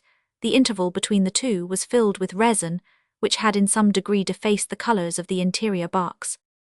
Upon opening this latter, which we did quite easily, we arrived at a third case, also coffin-shaped, and varying from the second one in no particular, except in that of its material, which was cedar, and still emitted the peculiar and highly aromatic odour of that wood. Between the second and the third case, there was no interval, one fitting accurately within the other. Removing the third case, we discovered and took out the body itself. We had expected to find it as usual enveloped in frequent rolls or bandages of linen, but in place of these, we found a sort of sheath made of papyrus, and coated with a layer of plaster thickly gilt, and painted the paintings represented subjects connected with the various supposed duties of the soul and its presentation to different divinities, with numerous identical human figures, intended very probably as portraits of the persons embalmed extending from head to foot, was a columnar or perpendicular inscription, in phonetic hieroglyphics, giving again his name and titles, and the names and titles of his relations. Around the neck thus ensheathed was a collar of cylindrical glass beads diverse in colour, and so arranged as to form images of deities of the scarabaeus etc., with the winged globe around the small of the waist, was a similar collar or belt. Stripping off the papyrus, we found the flesh in excellent preservation with no perceptible odour. The colour was reddish, the skin was hard smooth, and glossy, the teeth and hair were in good condition, the eyes it seemed had been removed, and glass ones substituted, which were very beautiful and wonderfully lifelike, with the exception of somewhat too determined a stare. The fingers and the nails were brilliantly gilded. Mr. Glidden was of opinion from the redness of the epidermis that the embalmment had been effected altogether by asphaltum, but on scraping the surface with a steel instrument, and throwing into the fire some of the powder, thus obtained the flavour of camphor, and other sweet-scented gums became apparent. We searched the corpse very carefully for the usual openings through which the entrails are extracted, but to our surprise we could discover none. No member of the party was at that period aware that entire or unopened mummies are not infrequently met the brain. It was customary to withdraw through the nose the intestines through an incision in the side. The body was then shaved, washed, and salted, then laid aside for several weeks, when the operation of embalming properly so-called began. As no trace of an opening could be found, Dr. Ponener was preparing his instruments for dissection, when I observed that it was then past 2 o'clock. Hereupon, it was agreed to postpone the internal examination until the next evening, and we were about to separate for the present, when someone suggested an experiment or two with the voltaic pile. The application of electricity to a mummy 3,000 or 4,000 years old at the least was an idea, if not very sage, still sufficiently original, and we all caught it at once. About 1/10 in earnest and 9/10 in jest, we arranged a battery in the doctor's study, and conveyed thither the Egyptian. It was only after much trouble that we succeeded in laying bare some portions of the temporal muscle, which appeared of less stony rigidity than other parts of the frame, but which, as we had anticipated of course, gave no indication of galvanic susceptibility when brought in contact with the wire. This, the first trial, indeed seemed decisive, and with a hearty laugh at our own absurdity we were bidding each other good night when my eyes, happening to fall upon those of the mummy, were there immediately riveted in amazement. My brief glance, in fact, had sufficed to assure me that the orbs, which we had all supposed to be glass, and which were originally noticeable for a certain wild stare, were now so far covered by the lids that only a small portion of the tunica albuginea remained visible. With a shout I called attention to the fact, and it became immediately obvious to all. I cannot say that I was alarmed at the phenomenon, because alarmed is in my case not exactly the word. It is possible, however, that but for the brown stout I might have been a little nervous. As for the rest of the company, they really made no attempt at concealing the downright fright which possessed them. Dr. Ponener was a man to be pitied. Mr. Glidden, by some peculiar process, rendered himself invisible. Mr. Silk Buckingham, I fancy, will scarcely be so bold as to deny that he made his way upon all fours under the table. After the first shock of astonishment, however, we resolved as a matter of course upon further experiment forthwith. Our operations were now directed against the great toe of the right foot. We made an incision over the outside of the exterior os sesamoideum pollicis pedis, and thus got at the root of the abductor muscle. Readjusting the battery, we now applied the fluid to the bisected nerve S1 with a movement of exceeding lifelikeness. The mummy first drew up its right knee so as to bring it nearly in contact with the abdomen, and then, straightening the limb with inconceivable force, bestowed a kick upon Dr. Ponener, which had the effect of discharging that gentleman like an arrow from a catapult through a window into the street below. We rushed out en masse to bring in the mangled remains of the victim, but had the happiness to meet him upon the staircase, coming up in an unaccountable hurry, brimful of the most ardent philosophy, and more than ever impressed with the necessity of prosecuting our experiment with vigour and with zeal. It was by his advice, accordingly, that we made upon the spot a profound incision into the tip of the subject's nose, while the doctor himself, laying violent hands upon it, pulled it into vehement contact with the wire. Morally and physically, figuratively and literally, was The effect electric in the first place, the corpse opened its eyes, and winked very rapidly for several minutes, as does Mr. Barnes in the pantomime.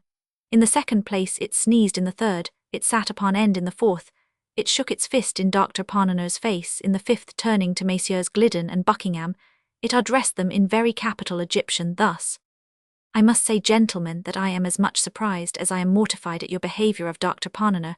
Nothing better was to be expected. He is a poor little fat fool, who knows no better. I pity and forgive him. But you, Mr. Glidden, and you, Silk, who have travelled and resided in Egypt, until one might imagine you to the manner born you, I say, who have been so much among us, that you speak Egyptian, fully as well, I think, as you write your mother tongue, you whom I have always been led to regard as the firm friend of the mummies, I really did anticipate more gentlemanly conduct from you. What am I to think of your standing quietly by, and seeing me thus unhandsomely used? What am I to suppose by your permitting Tom, Dick, and Harry to strip me of my coffins and my clothes in this wretchedly cold climate? In what light, to come to the point, am I to regard your aiding and abetting that miserable little villain Dr. Parnener in pulling me by the nose?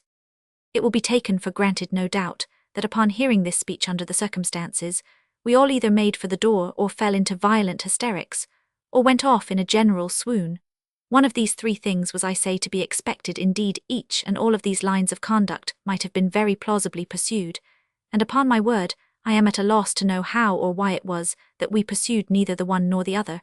But perhaps the true reason is to be sought in the spirit of the age, which proceeds by the rule of contraries altogether, and is now usually admitted as the solution of everything in the way of paradox and impossibility.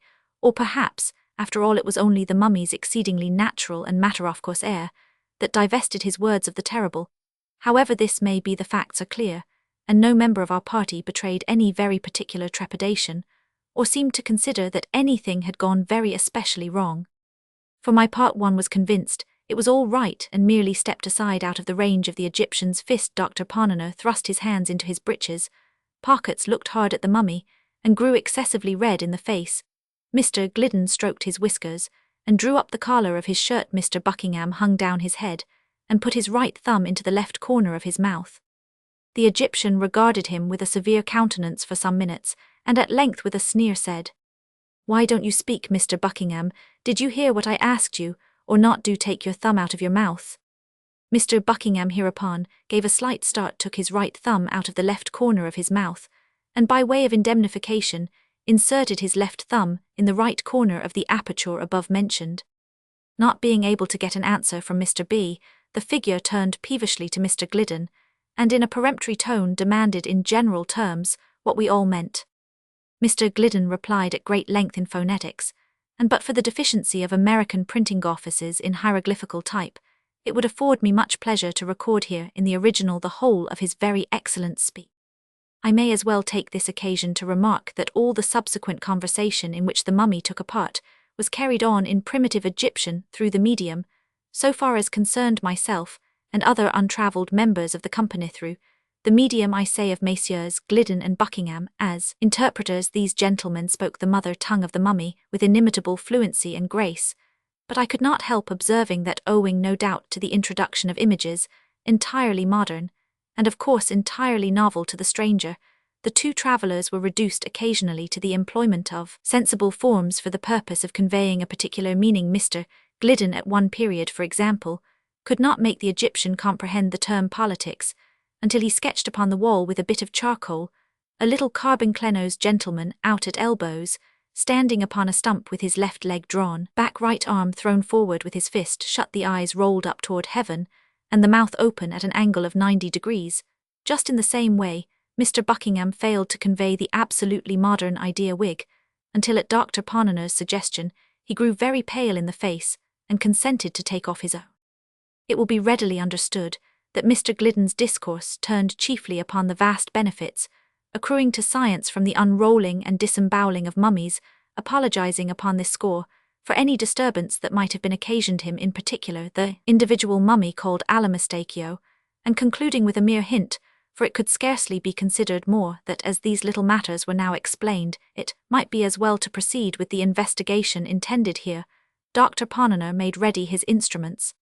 In regard to the latter suggestions of the orator, it appears that Allan had certain scruples of conscience, the nature of which I did not distinctly learn, but he expressed himself satisfied with the apologies tendered, and getting down from the table shook hands with the company all round.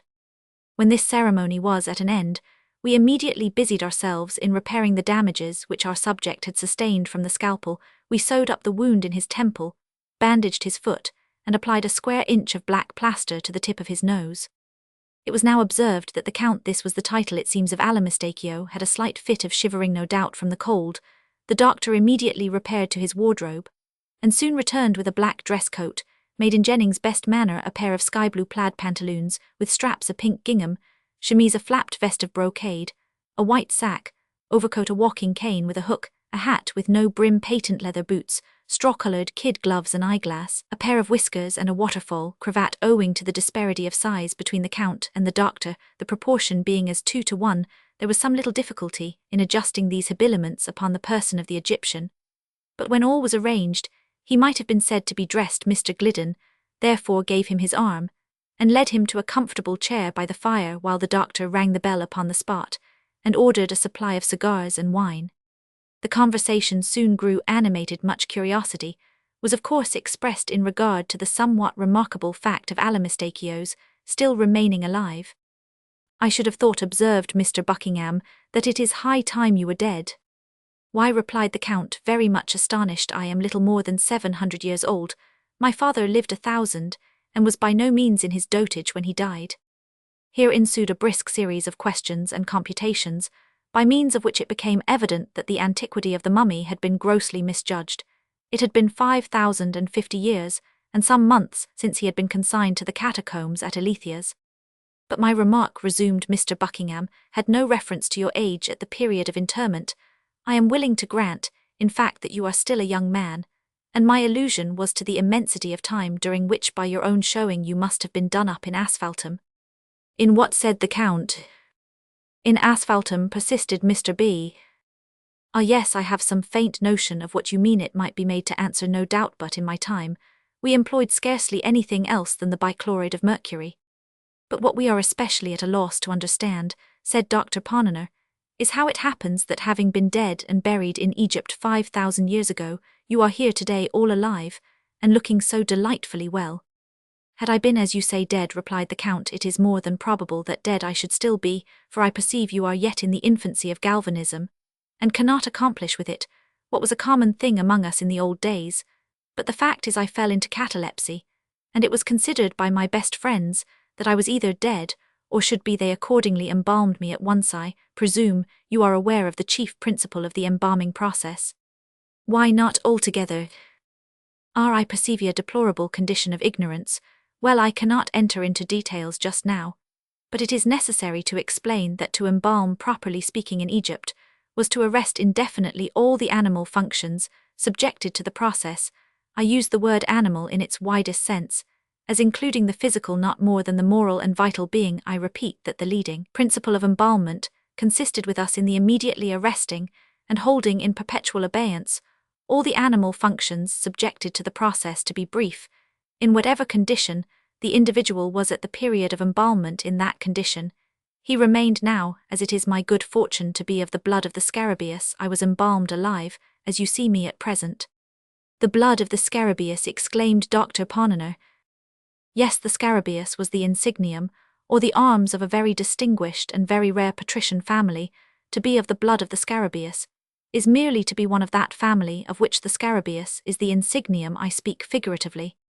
"But what has this to do with you being alive?" "Why, it is the general custom in Egypt to deprive a corpse before embalmment of its bowels and brains. The race of the scarabaei alone did not coincide with the custom. Had I not been a scarabaeus, therefore, I should have been without bowels and brains, and without either it is inconvenient to live." "I perceive that," said Mr. Buckingham, "and I presume that all the entire mummies that come to hand are of the race of scarabaei." "Beyond doubt." "I thought," said Mr. Glidden very meekly, "that the scarabaeus was one of the Egyptian gods." "One of the Egyptian?" What? Exclaimed the mummy, starting to its feet. "Gods," repeated the traveller. "Mr. Glidden, I really am astonished to hear you talk in this style," said the Count, resuming his chair. "No nation upon the face of the earth has ever acknowledged more than one god. The scarabaeus, the ibis, etc. were with us, as similar creatures have been with others the symbols or media through which we offered worship to the Creator too august to be more directly approached. There was here a pause at length. The colloquy was renewed by Dr. Parniner. It is not improbable, then, from what you have explained, said he, that, among the catacombs near the Nile, there may exist other mummies of the scarabaeus tribe, in a condition of vitality. There can be no question of it, replied the Count. All the scarabaei embalmed accidentally, while alive now, even some of those purposely so embalmed may have been overlooked by their executors, and still remain in the tomb. Will you be kind enough to explain, I said, what you mean by purposely so embalmed? With great pleasure, answered the mummy, after surveying me leisurely through his eyeglass, for it was the first time I had ventured to address him a direct question.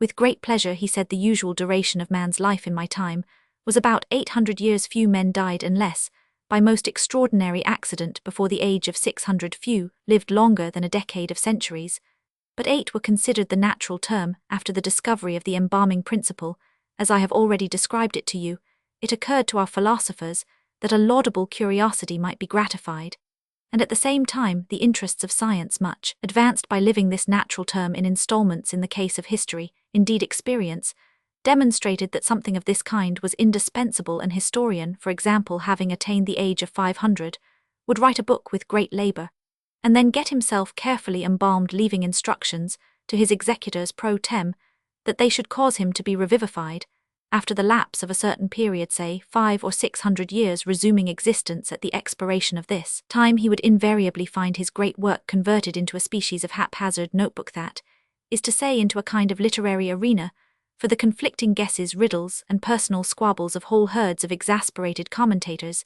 These guesses, etc., which passed under the name of annotations or emendations, were found so completely to have enveloped, distorted, and overwhelmed the text that the author had to go about with a lantern to discover his own book. When discovered, it was never worth the trouble of the search. After rewriting it throughout, it was regarded as the bounden duty of the historian to set himself to work immediately in correcting from his own private knowledge and experience the traditions of the day concerning the epoch at which he had originally lived.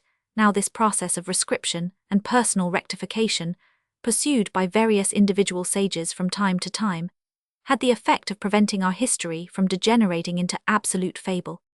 I beg your pardon, said Dr. Parniner at this point, laying his hand gently upon the arm of the Egyptian. I beg your pardon, sir, but may I presume to interrupt you for one moment? By all means, sir, replied the Count, drawing up. I merely wish to ask you a question, said the doctor. You mentioned the historian's personal correction of traditions respecting his own epoch. Pray, sir, upon an average, what proportion of these Kabbalah were usually found to be right? The Kabbalah, as you properly term them, sir, were generally discovered to be precisely on a par with the facts recorded in the unrewritten histories themselves. That is to say, not one individual iota of either was ever known under any circumstances to be not totally and radically wrong. But since it is quite clear, resumed the doctor, that at least 5,000 years have elapsed since your entombment, I take it for granted that your histories at that period, if not your traditions, were sufficiently explicit on that one topic of universal interest, the creation, which took place, as I presume you are aware, only about 10 centuries before. Sir, said the Count, alla mistachio. The doctor repeated his remarks, but it was only after much additional explanation that the foreigner could be made to comprehend them. The latter at length said hesitatingly, the ideas you have suggested are to me, I confess, utterly novel. During my time, I never knew anyone to entertain so singular a fancy as that the universe, or this world, if you will have it so, ever had a beginning at all. I remember once, and once only, hearing something remotely hinted by a man of many speculations concerning the origin of the human race, and by this individual the very word Adam, or red earth, which you make use of, was employed. He employed it, however, in a generical sense, with reference to the spontaneous germination from rank soil, just as 1,000 of the lower genera of creatures are germinate the spontaneous germination, I say, of 5 vast hordes of men, simultaneously upspringing in 5 distinct and nearly equal divisions of the globe. Here in general the company shrugged their shoulders, and 1 or 2 of us touched our foreheads with a very significant air. Mr. Silk Buckingham, first glancing slightly at the occiput, and then at the sinciput of alla mistachio, spoke as follows. The long duration of human life in your time, together with the occasional practice of passing it, as you have explained in installments, must have had indeed a strong tendency to the general development and conglomeration of knowledge. I presume, therefore, that we are to attribute the marked inferiority of the old Egyptians, in all particulars of science when compared with the moderns, and more especially with the Yankees, altogether to the superior solidity of the Egyptian skull. I confess again, replied the Count with much suavity, that I am somewhat at a loss to comprehend. You pray to what particulars of science do you allude? Here our whole party joining voices detailed at great length the assumptions of phrenology and the marvels of animal magnetism.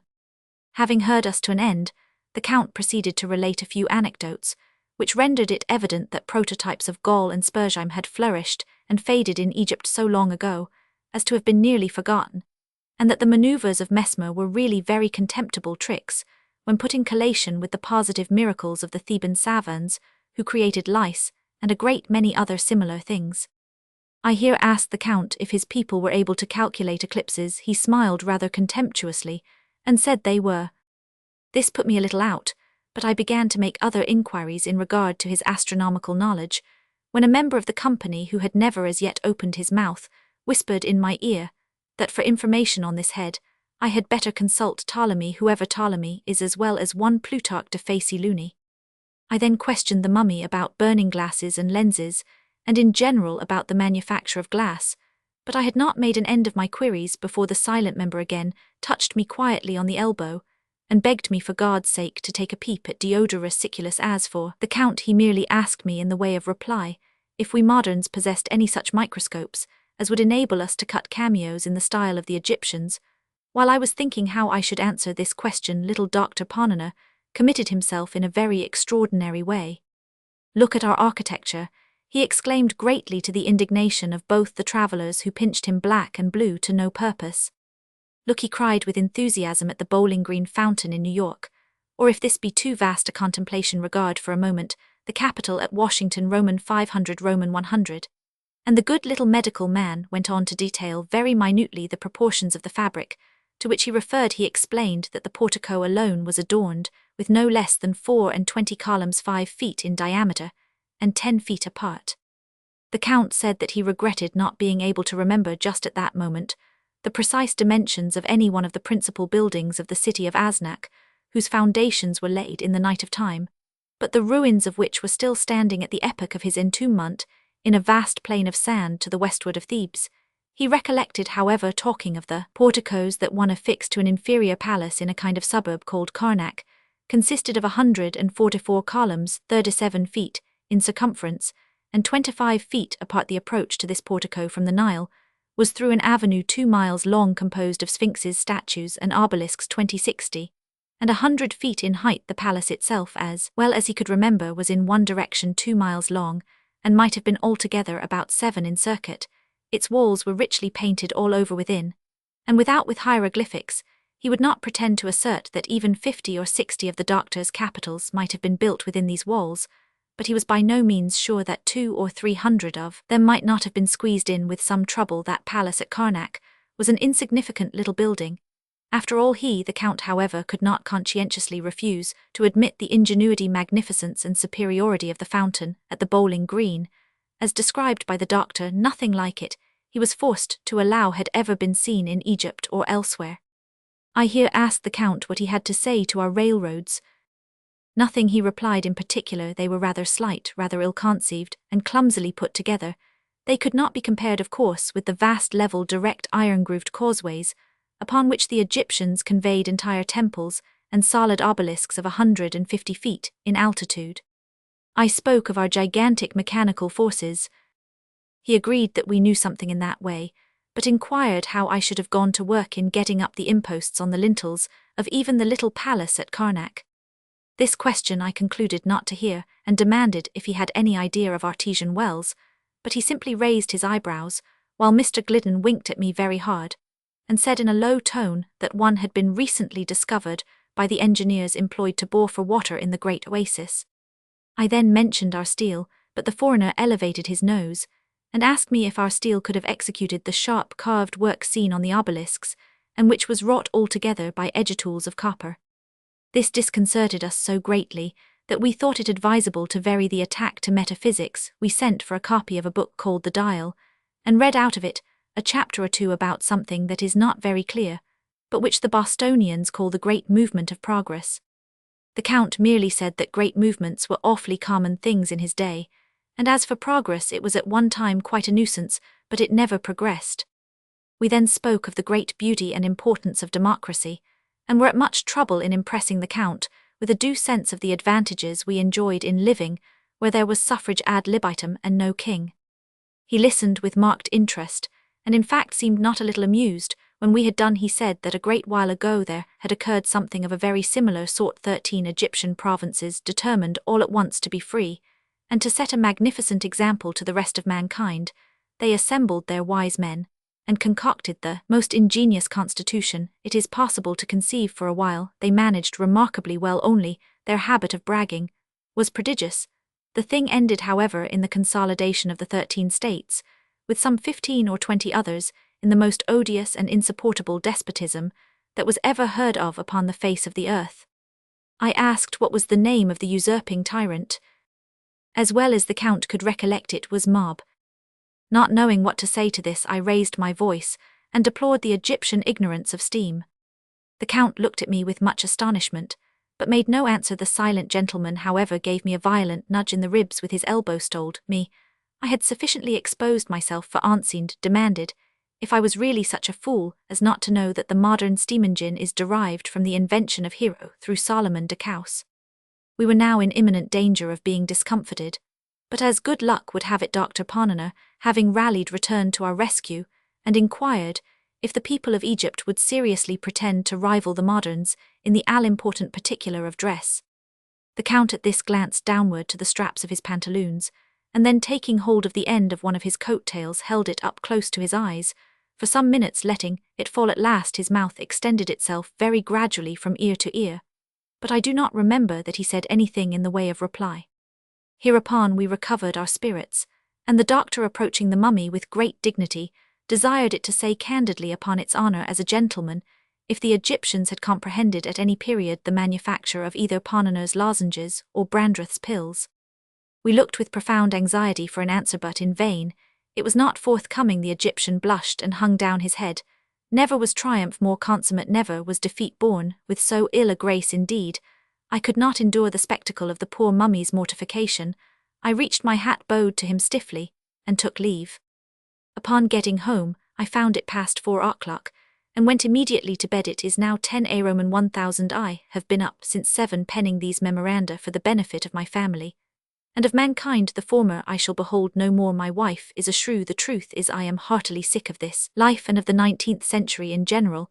I am convinced that everything is going wrong. Besides, I am anxious to know who will be president in 2045. As soon, therefore, as I shave and swallow a cup of coffee, I shall just step over to Ponener's and get embalmed for a couple of 100 years. The poetic principle. In speaking of the poetic principle, I have no design to be either thorough or profound. While discussing very much at random the essentiality of what we call poetry, my principal purpose will be to cite for consideration some few of those minor English or American poems which best suit my own taste, or which, upon my own fancy, have left the most definite impression. By minor poems, I mean, of course, poems of little length, and here in the beginning permit me to say a few words in regard to a somewhat peculiar principle, which, whether rightfully or wrongfully, has always had its influence in my own critical estimate of the poem. I hold that a long poem does not exist. I maintain that the phrase a long poem is simply a flat contradiction in terms. I need scarcely observe that a poem deserves its title only inasmuch as it excites by elevating the soul. The value of the poem is in the ratio of this elevating excitement, but all excitements are through a cycle necessity transient. That degree of excitement which would entitle a poem to be so called at all cannot be sustained throughout a composition of any great length. After the lapse of half an hour, at the very utmost, it flags. Filse revulsion ensues, and then the poem is in effect, and in fact no longer such. There are no doubt many who have found difficulty in reconciling the critical dictum that the Paradise Lost is to be devoutly admired throughout, with the absolute impossibility of maintaining for it, during perusal, the amount of enthusiasm which that critical dictum would demand this great work in fact is to be regarded as poetical only when losing sight of that vital requisite in all works of art unity. We view it merely as a series of minor poems if, to preserve its unity, its totality of effect or impression, we read it, as would be necessary at a single sitting. The result is but a constant alternation of excitement and depression. After a passage of what we feel to be true poetry, there follows inevitably a passage of platitude, which no critical prejudgment can force us to admire. But if upon completing the work we read it again, omitting the first book, that is to say, commencing with the second, we shall be surprised at now finding that admirable which we before condemned, that damnable which we had previously so much admired. It follows from all this that the ultimate aggregate or absolute effect of even the best epic under the sun is a nullity, and this is precisely the fact. In regard to the Iliad, we have, if not positive proof, at least very good reason for believing it intended as a series of lyrics, but granting the epic intention, I can say only that the work is based in an imperfect sense of art. The modern epic is of the supposititious ancient model, but an inconsiderate and blindfold imitation. But the day of these artistic anomalies is over. If at any time any very long poem were popular in reality, which I doubt, it is at least clear that no very long poem will ever be popular again. That the extent of a poetical work is ceteris paribus, the measure of its merit seems undoubtedly, when we thus state it a proposition sufficiently absurdiate, we are indebted for it to the quarterly reviews. Surely, there can be nothing in mere size abstractly considered, there can be nothing in mere bulk, so far as a volume is concerned, which has so continuously elicited admiration from these saturnine pamphlets. A mountain, to be sure, by the mere sentiment of physical magnitude which it conveys, does impress us with a sense of the sublime, but no man is impressed after this fashion by the material grandeur of even the Columbiad. Even the quarterlies have not instructed us to be so impressed by it. As yet they have not insisted on our estimating Lamartine by the cubic foot or Pollock by the pound, but what else are we to infer from their continual plating about sustained effort? If by sustained effort any little gentleman has accomplished an epic, let us frankly commend him for the effort, if this indeed be a thing commendable, but let us forbear praising the epic on the effort's account. It is to be hoped that common sense in the time to come will prefer deciding upon a work of art rather by the impression it makes, be the effect it produces, than by the time it took to impress the effect, or by the amount of sustained effort which had been found necessary in effecting the impression. The fact is that perseverance is one thing and genius quite another. Can all the quarterlies in Christendom confound them by? And by this proposition, with many which I have been just urging, will be received as self-evident in the meantime, by being generally condemned as falsities they will not be essentially damaged as truths. On the other hand, it is clear that a poem may be improperly brief. Undue brevity degenerates into mere epigrammatism. A very short poem, while now and then producing a brilliant or vivid, never produces a profound or enduring effect. There must be the steady pressing down of the stamp upon the wax. De Beranger has wrought innumerable things pungent and spirit-stirring, but in general they have been too imponderous to stamp themselves deeply into the public attention, and thus, as so many feathers of fancy, have been blown aloft only to be whistled down the wind. A remarkable instance of the effect of undue brevity in depressing a poem, in keeping it out of the popular view, is afforded by the following exquisite little serenade. I arise from dreams of thee in the first sweet sleep of night, when the winds are breathing low and the stars are shining bright. I arise from dreams of thee, and a spirit in my feet has led me who knows how to thy chamber window sweet. The wandering airs they faint on the dark, the silent stream, the champak odours fail like sweet thoughts in a dream. The nightingale's complaint, it dies upon her heart, as I must die on shine. O beloved as thou art, O lift me from the grass. I die, I faint, I fail. Let thy love in kisses rain on my lips and eyelids pale. My cheek is cold and white, alas. My heart beats loud and fast. O press it close to shine again, where it will break at last. Very few perhaps are familiar with these lines, yet no less a poet than Shelley is their author. Their warm yet delicate and ethereal imagination will be appreciated by all. but by none so thoroughly as by him who has himself arisen from sweet dreams of one, beloved to bathe in the aromatic air of a southern midsummer night. One of the finest poems by Willis, very best in my opinion, which he has ever written has no doubt through this same defect of undue brevity, been kept back from its proper position not less in the shadows lay along Broadway. 'Twas near the twilight-tide, and slowly there a lady fair was walking in her pride. Alone walked she but viewlessly, walked spirits at her side. Peace charmed the street beneath her feet, and honor charmed the air, and all astir looked kind on her, and called her good as fair. For all God ever gave to her, she kept with chary care. She kept with care her beauties rare, from lovers warm and true. For heart was cold to all but gold, and the rich came not to one, but honoured well her charms to sell, if priests the selling do. Now walking there was one more fair, a slight girl lilipil, and she had unseen company, to make the spirit quail. Twixt want and scorn she walked forlorn, and nothing could avail. No mercy now can clear her brow from this world's peace to pray. For as love's wild prayer dissolved in air, her woman's heart gave way.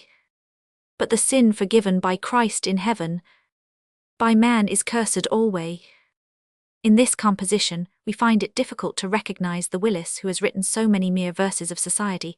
The lines are not only richly ideal, but full of energy, while they breathe an earnestness and evident sincerity of sentiment, for which we look in vain throughout all the other works of this author. While the epic mania, while the idea that to merit in poetry prolixity is indispensable, has for some years past been gradually dying out of the public mind, by mere dint of its own absurdity, we find it succeeded by a heresy too palpably false to be long tolerated, but one which in the brief period it has already endured may be said to have accomplished more in the corruption of our poetical literature than all its other enemies combined. I allude to the heresy of the didactic. It has been assumed tacitly and avowedly, directly and indirectly, that the ultimate object of all poetry is truth. Every poem, it is said, should inculcate a morals, and by this moral is the poetical merit of the work to be adjudged. We Americans especially have patronized this happy idea, and we Bostonians very especially have developed it. In full we have taken it into our heads, that to write a poem simply for the poem's sake, and to acknowledge such to have been our design, would be to confess ourselves radically wanting in the true poetic dignity and force. But the simple fact is that would we but permit ourselves to look into our own souls, we should immediately there discover that under the sun there neither exists nor can exist any work more thoroughly dignified, more supremely noble, than this very poem. This poem per se, this poem which is a poem, and nothing more, this poem written solely for the poem's sake. With as deep a reverence for the true as ever inspired the bosom of man, I would nevertheless limit, in some measure, its modes of inculcation. I would limit to enforce them. I would not enfeeble them by dissipation. The demands of truth are severe. She has no sympathy with the myrtles. All that which is so indispensable in song is precisely all that with which she has nothing whatever to do. It is but making her a flaunting paradox to wreathe her in gems and flowers. In enforcing a truth, we need severity rather than efflorescence of language. We must be simple, precise, terse. We must be cool, calm, unimpassioned. In a word, we must be in that mood which as nearly as possible is the exact converse of the poetical. He must be blind indeed who does not perceive the radical and chasmal difference between the truthful and the poetical modes of inculcation. He must be theory-mad beyond redemption, who in spite of these differences shall still persist in attempting to reconcile the obstinate oils and waters of poetry and truth. Dividing the world of mind into its three most immediately obvious distinctions, we have the pure intellect, taste, and the moral sense. I place taste in the middle, because it is just this position which in the mind it occupies. It holds intimate relations with either extreme, but from the moral sense is separated by so faint a difference that Aristotle has not hesitated to place some of its operations among the virtues themselves. Nevertheless, we find the offices of the trio marked with a sufficient distinction. Just as the intellect concerns itself with truth, so taste informs us of the beautiful, while the moral sense is regardful of duty of this latter. While conscience teaches the obligation, and reason the expediency, taste contents herself with displaying the charm switching war upon vice solely on the ground of her deformity or disproportionate animosity, to the fitting to the appropriate to the harmonious in a word to beauty. An immortal instinct deep within the spirit of man is thus plainly a sense of the beautiful. This it is which administers to his delight in the manifold forms and sounds and odors and sentiments amid which he exists, and just as the lily is repeated in the lake, or the eyes of Amaryllis in the mirror, so is the mere oral or written repetition of these forms and sounds and colors and odors and sentiments a duplicate source of the light. But this mere repetition is not poetry. He who shall simply sing with however glowing enthusiasm, or with however vivid a truth of description of the sights and sounds and odors and colors and sentiments which greet him in common with all mankind, I say, has yet failed to prove his divine title. There is still a something in the distance which he has been unable to attain. We have still a thirst unquenchable to allay which he has not shown us the crystal springs. This thirst belongs to the immortality of man. It is at once a consequence and an indication of his perennial existence.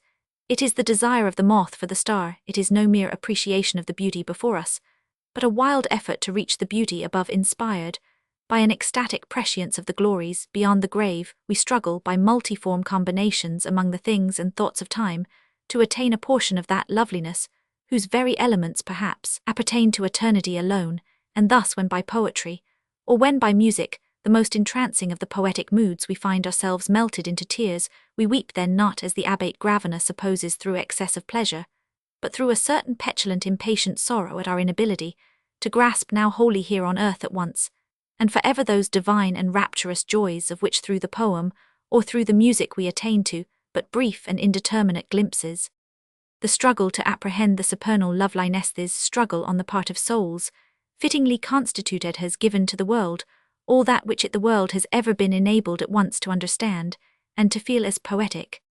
The poetic sentiment, of course, may develop itself in various modes: in painting, in sculpture, in architecture, in the dance, especially in music, and very peculiarly, and with a wide field in the calm position of the landscape garden. Our present theme, however, has regard only to its manifestation in words, and here let me speak briefly on the topic of rhythm, contenting myself with the certainty that music in its various modes of meter, rhythm, and rhyme is of so vast a moment in poetry as never to be wisely rejected, so vitally important an adjunct that he is simply silly who declines its assistance. I will not now pause to maintain its absolute essentiality. It is in music, perhaps, that the soul most nearly attains the great end for which, when inspired by the poetic sentiment, it struggles, the creation of supernal beauty. It may be indeed that here this sublime end is now, and then attained. In fact, we are often made to feel with a shivering delight that from an earthly harp are stricken notes which cannot have been unfamiliar to the angels, and thus there can be little doubt that in the union of poetry with music in its popular sense, we shall find the widest field for the poetic development. The old bards and minnesingers had advantages which we do not possess, and Thomas Moore, singing his own songs, was in the most legitimate manner perfecting them as poems. To recapitulate then, I would define in brief the poetry of words as the rhythmical creation of beauty. Its sole arbiter is taste with the intellect, or with the conscience. It has only collateral relations, unless incidentally it has no concern whatever either with duty or with truth. A few words, however, in explanation. That pleasure which is at once the most pure, the most elevating, and the most intense is derived, I maintain, from the contemplation of the beautiful. In the contemplation of beauty, we alone find it possible to attain that pleasurable elevation or excitement of the soul, which we recognize as the poetic sentiment, and which is so easily distinguished from truth, which is the satisfaction of the reason, or from passion, which is the excitement of the heart. I make beauty, therefore, using the word as inclusive of the sublime, I make beauty the province of the poem, simply because it is an obvious rule of art that effects should be made to spring as directly as possible from their causes, no one as yet having been weak enough to deny that the peculiar elevation in question is at least most readily attainable in the poem. It by no means follows, however, that the incitements of passion or the precepts of duty, even the lessons of truth, may not be introduced into a poem, and with advantage, for they may subserve incidentally in various ways the general purposes of the work. But the true artist will always contrive to tone them down, in proper subjection, to that beauty which is the atmosphere and the real essence of the poem. I cannot better introduce the few poems which I shall present for your consideration than by the citation of the proem to Longfellow's Waif. The day is done and the darkness falls from the wings of night. as a feather is wafted downward from an eagle in his flight. I see the lights of the village gleam through the rain and the mist, and a feeling of sadness comes o'er me that my soul cannot resist, a feeling of sadness and longing that is not akin to pain, and resembles sorrow only, as the mist resembles the rain. Come, read to me some poem, some simple and heartfelt lay, that shall soothe this restless feeling, and banish the thoughts of day. Not from the grand old masters, not from the bards sublime, whose distant footsteps echo through the corridors of time, for like strains of martial music, their mighty thoughts suggest life's endless toil and endeavor, and tonight I long for rest. Read from some humbler poet, whose songs gushed from his heart, as showers from the clouds of summer, or tears from the eyelids start, who through long days of labor, and nights devoid of ease, still heard in his soul the music of wonderful melodies. Such songs have power to quiet the restless pulse of care, and come like the benediction that follows after prayer. Then read from the treasured volume the poem of thy choice, and lend to the rhyme of the poet the beauty of thy voice, and the night shall be filled with music, and the cares that infest the day shall fold their tents like the Arabs, and as silently steal away. With no great range of imagination, these lines have been justly admired for their delicacy of expression. Some of the images are very effective. Nothing can be better than the bards sublime, whose distant footsteps echo down the corridors of time. The idea of the last quatrain is also very effective. The poem on the whole, however, is chiefly to be admired for the graceful insouciance of its metre, so well in accordance with the character of the sentiments, and especially for the ease of the general manner. This ease or naturalness in a literary style, it has long been the fashion to regard as ease in appearance alone as a point of really difficult attainment, but not so. A natural manner is difficult only to him who should never meddle with it. The unnatural it is but the result of writing with the understanding, or with the instinct that the tone in composition should always be that which the mass of mankind would adopt, and must perpetually vary of course with the occasion. The author who, after the fashion of the North American Review, should be upon all occasions merely quiet, must necessarily, upon many occasions, be simply silly or stupid, and has no more right to be considered easy or natural than a Cockney exquisite, or than the Sleeping Beauty in the waxworks. Among the minor poems of Bryant, none has so much impressed me as the one which he entitles June. I quote only a portion of it. There through the long, long summer hours, the golden light should lie, and thick young herbs and groups of flowers stand in their beauty by. The oriole should build and tell his love till close beside myself.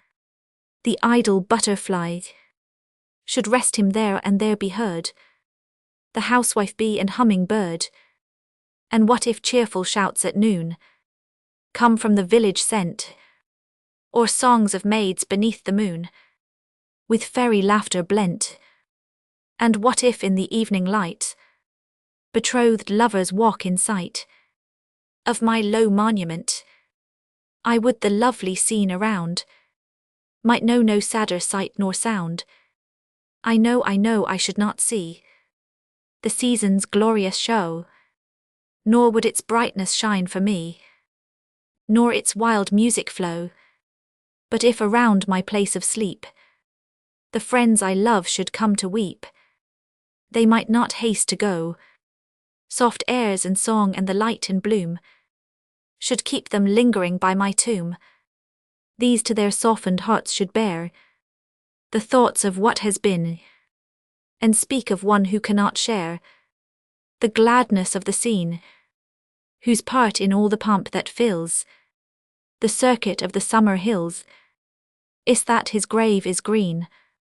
And deeply would their hearts rejoice to hear again his living voice. The rhythmical flow here is even voluptuous. Nothing could be more melodious the poem has always affected me in a remarkable manner. The intense melancholy, which seems to well up perforce to the surface of all the poet's cheerful sayings about his grave, we find thrilling us to the soul. Well, there is the truest poetic elevation in the thrill. The impression left is one of a pleasurable sadness, and if in the remaining compositions which I shall introduce to you there be more or less of a similar tone always apparent, let me remind you that how or why we know not this certain taint of sadness is inseparably connected with all the higher manifestations of true beauty. It is nevertheless a feeling of sadness and longing that is not akin to pain, and resembles sorrow only, as the mist resembles the rain. The taint of which I speak is clearly perceptible even in a poem so full of brilliancy and spirit as the health of Edward Coate Pinkney. I fill this cup to one made up of loveliness alone, a woman of her gentle sex, the seeming paragon, to whom the better elements and kindly stars have given a form so fair that like the air, 'tis less of earth than heaven.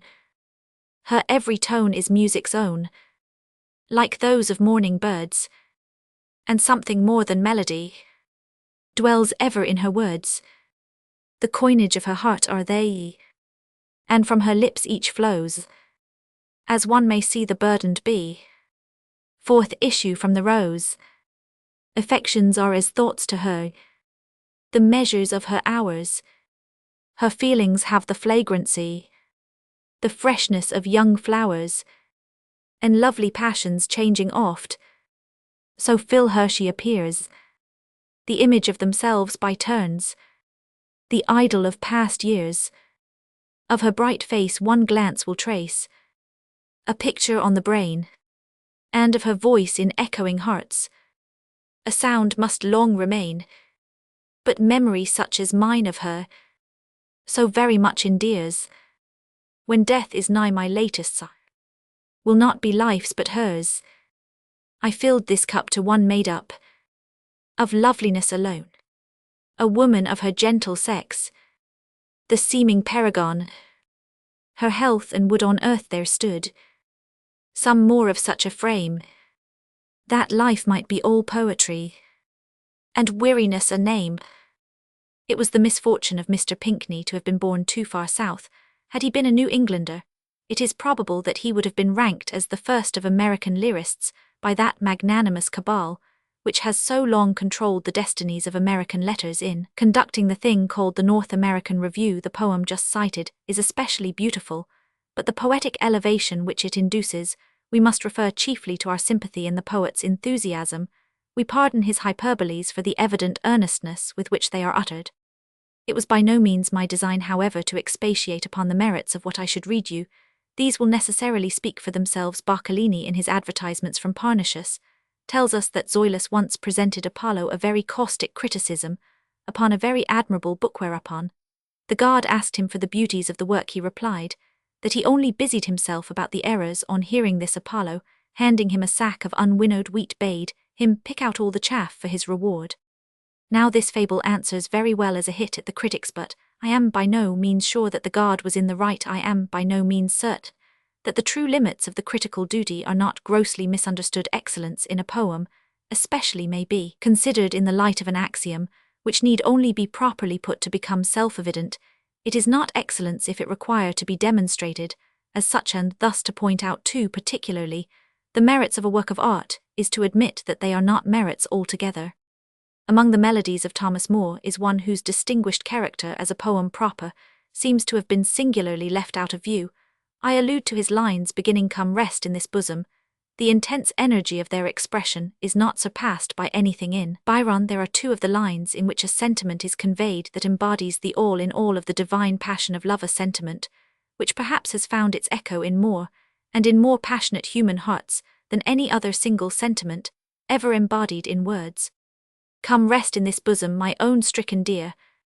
Though the herd have fled from thee, thy home is still here. Here still is the smile that no cloud can o'ercast, and a heart and a hand all thy own to the last. Oh, what was love made for if 'tis not the same? Through joy and through torment, through glory and shame. I know not, I ask not if guilt's in that heart. I but know that I love thee whatever thou art. Thou hast called me thy angel in moments of bliss, and thy angel ill be mid the horrors of this. Through the furnace unshrinking thy steps to pursue, and shield thee and save thee or perish thereto. It has been the fashion of late days to deny more imagination, while granting him fancier distinction, originating with Coleridge, whom no man more fully comprehended the great powers of more. The fact is that the fancy of this poet so far predominates over all his other faculties, and over the fancy of all other men, as to have induced very naturally the idea that he is fanciful only. But never was there a greater mistake, never was a grosser wrong done the fame of a true poet in the compass of the English language. I can call to mind no poem more profoundly, more weirdly imaginative, in the best sense, than the lines commencing I would I were by that dim lake which are the calm position of Thomas Moore. I regret that I am unable to remember them. One of the noble stand, speaking of fancy, and of the most singularly fanciful of modern poets, was Thomas Hood. His fair Inez had always for me an inexpressible charm. Oh, saw ye not fair Inez? She's gone into the west, to dazzle when the sun is down, and rob the world of rest. She took our daylight with her, the smiles that we love best, with morning blushes on her cheek, and pearls upon her breast. Oh, turn again, fair Inez, before the fall of night, for fear the moon should shine alone, and stars unrivalled bright. And blessed will the lover be that walks beneath their light, and breathes the love against thy cheek. I dare not even write. Would I had been fair Inez, that gallant cavalier, who rode so gaily by thy side, and whispered thee so near. Were there no bonny dames at home, or no true lovers here, that he should cross the seas to win the dearest of the dear? I saw thee, lovely Inez, descend along the shore, with bands of noble gentlemen, and banners waved before, and gentle youth and maidens gay, and snowy plumes they wore. It would have been a beauteous dream, if it had been no more. Alas, alas, fair Inez, she went away with song, with music waiting on her steps, and shootings of the throng. But some were sad and felt no mirth, but only music's wrong, in sounds that sang farewell, farewell, to her you've loved so long. Farewell, farewell, fair Inez, that vessel never bore so fair a lady on its deck, nor danced so light before. Alas, for pleasure on the sea, and sorrow on the shore, the smile that blessed one lover's heart has broken many more. The Haunted House, by the same author, is one of the truest poems ever written, on of the truest, one of the most unexceptionable, one of the most thoroughly artistic both in its theme and in its execution. It is moreover powerfully ideal imaginative. I regret that its length renders it unsuitable for the purposes of this lecture. In place of it, permit me to offer the universally appreciated Bridge of Sighs. One more unfortunate, weary of breath, rashly importunate, gone to her death, take her up tenderly, lift her with care, fashioned so slenderly, young and so fair. Look at her garments, clinging like cerements, whilst the wave constantly drips from her clothing. Take her up instantly, loving not loathing, touch her not scornfully, think of her mournfully, gently and humanly, not of the stains of her. All that remains of her now is pure womanly. Make no deep scrutiny into her mutiny, rash and undutiful, past all dishonour. Death has left on her only the beautiful.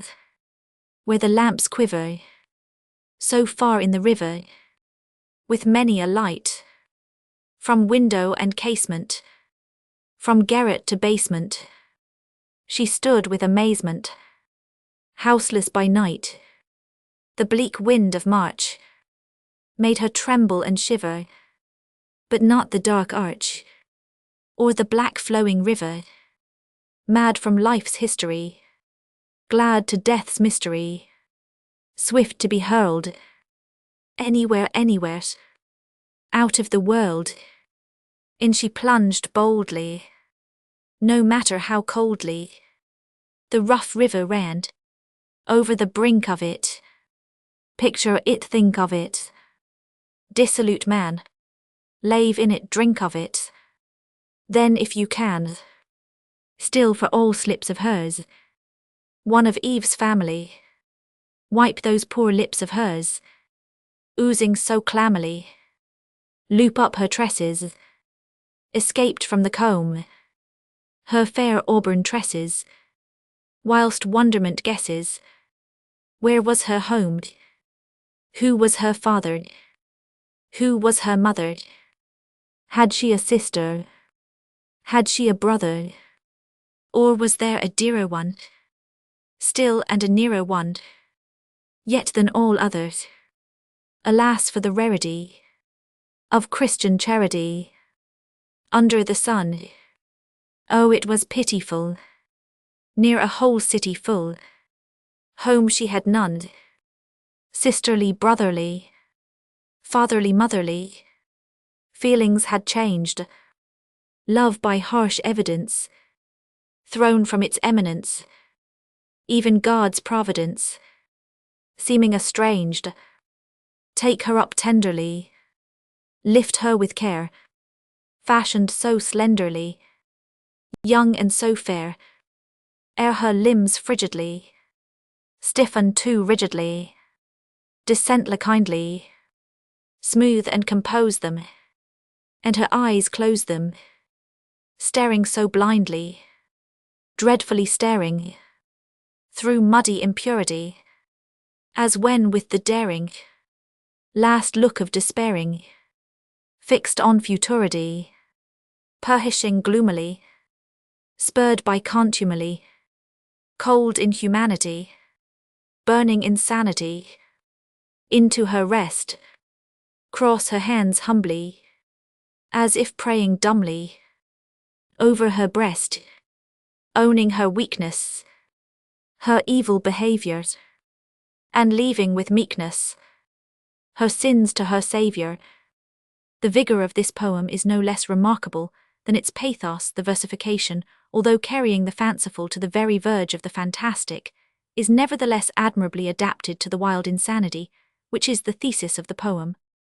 Among the minor poems of Lord Byron is one which has never received from the critics the praise which it undoubtedly deserves. Though the day of my destiny's over, and the star of my fate bath declined, thy soft heart refused to discover the faults which so many could find. Though thy soul with my grief was acquainted, it shrunk not to share it with me, and the love which my spirit bath painted, it never bath found but in thee. Then when nature around me is smiling, the last smile which answers to mine, I do not believe it beguiling, because it reminds me of shine. And when winds are at war with the ocean, as the breasts I believed in with me, if their billows excite an emotion, it is that they bear me from thee. Though the rock of my last hope is shivered, and its fragments are sunk in the wave, though I feel that my soul is delivered, to pain it shall not be its slave. There is many a pang to pursue me. They may crush, but they shall not contemn. They may torture, but shall not subdue me. 'Tis of thee that I thin not of them. Though human thou didst not deceive me. Though woman thou didst not forsake. Though loved thou forborst to grieve me. Though slandered thou never couldst shake. Though trusted thou didst not disclaim me. Though parted it was not to fly. Though watchful 'twas not to defame me, nor mute that the world might belie. Yet I blame not the world nor despise it, nor the war of the many with one. If my soul was not fitted to prize it, 'twas folly not sooner to shun. And if dearly that error bath cost me, and more than I once could foresee, I have found that whatever it lost me, It could not deprive me of thee. From the wreck of the past which bath perished, thus much I at least may recall. It bath taught me that which I most cherished, deserved to be dearest of all. In the desert a fountain is springing, in the wide waste there still is a tree, and a bird in the solitude singing, which speaks to my spirit of thee. Although the rhythm here is one of the most difficult, the versification could scarcely be improved. No nobler theme ever engaged the pen of poet. It is the soul-elevating idea that no man can consider himself entitled to complain of fate, while in his adversity he still retains the unwavering love of woman. From Alfred Tennyson, although in perfect sincerity I regard him as the noblest poet that ever lived, I have left myself time to cite only a very brief specimen. I call him, and think him the noblest of poets, not because the impressions he produces are at all times the most profound, not because the poetical excitement which he induces is at all times the most intense, but because it is at all times the most ethereal, in other words, the most elevating and most pure. No poet is so little of the earthy. What I am about to read is from his last long poem, The Princess. Tears, idle tears, I know not what they mean. Tears from the depth of some divine despair rise in the heart and gather to the eyes, in looking on the happy autumn fields, and thinking of the days that are no more, fresh as the first beam glittering on a sail, that brings our friends up from the underworld, sad as the last which reddens over one, that sinks with all we love below the verge.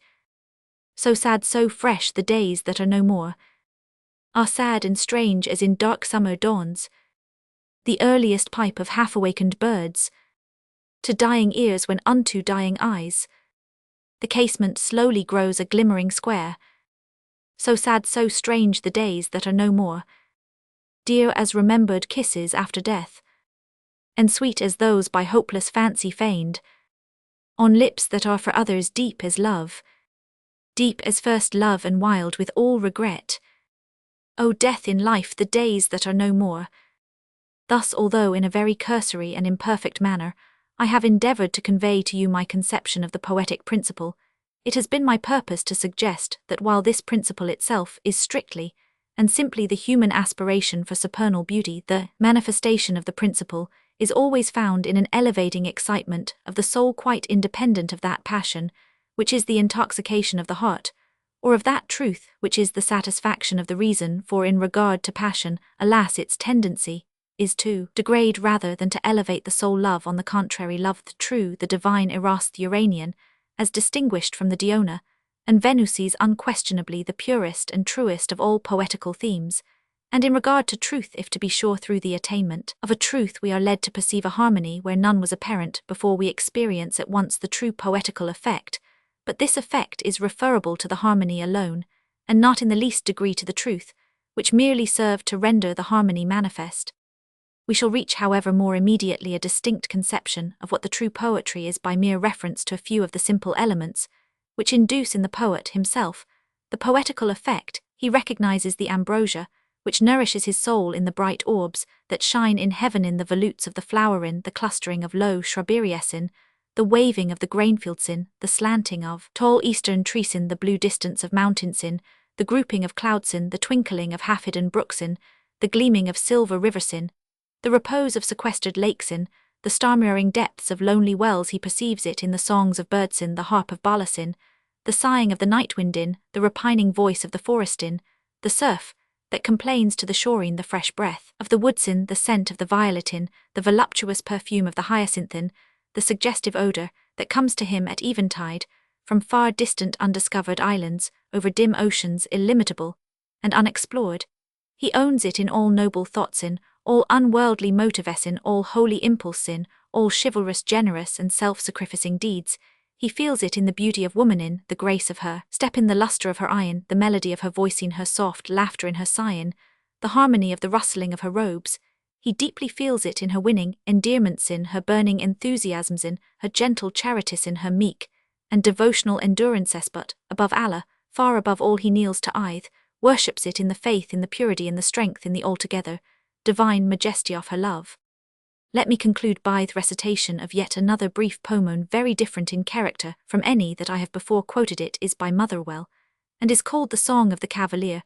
With our modern and altogether rational ideas of the absurdity and impiety of warfare, we are not precisely in that frame of mind, best adapted to sympathize with the sentiments, and thus to appreciate the real excellence of the poem. To do this fully, we must identify ourselves in fancy with the soul of the old cavalier.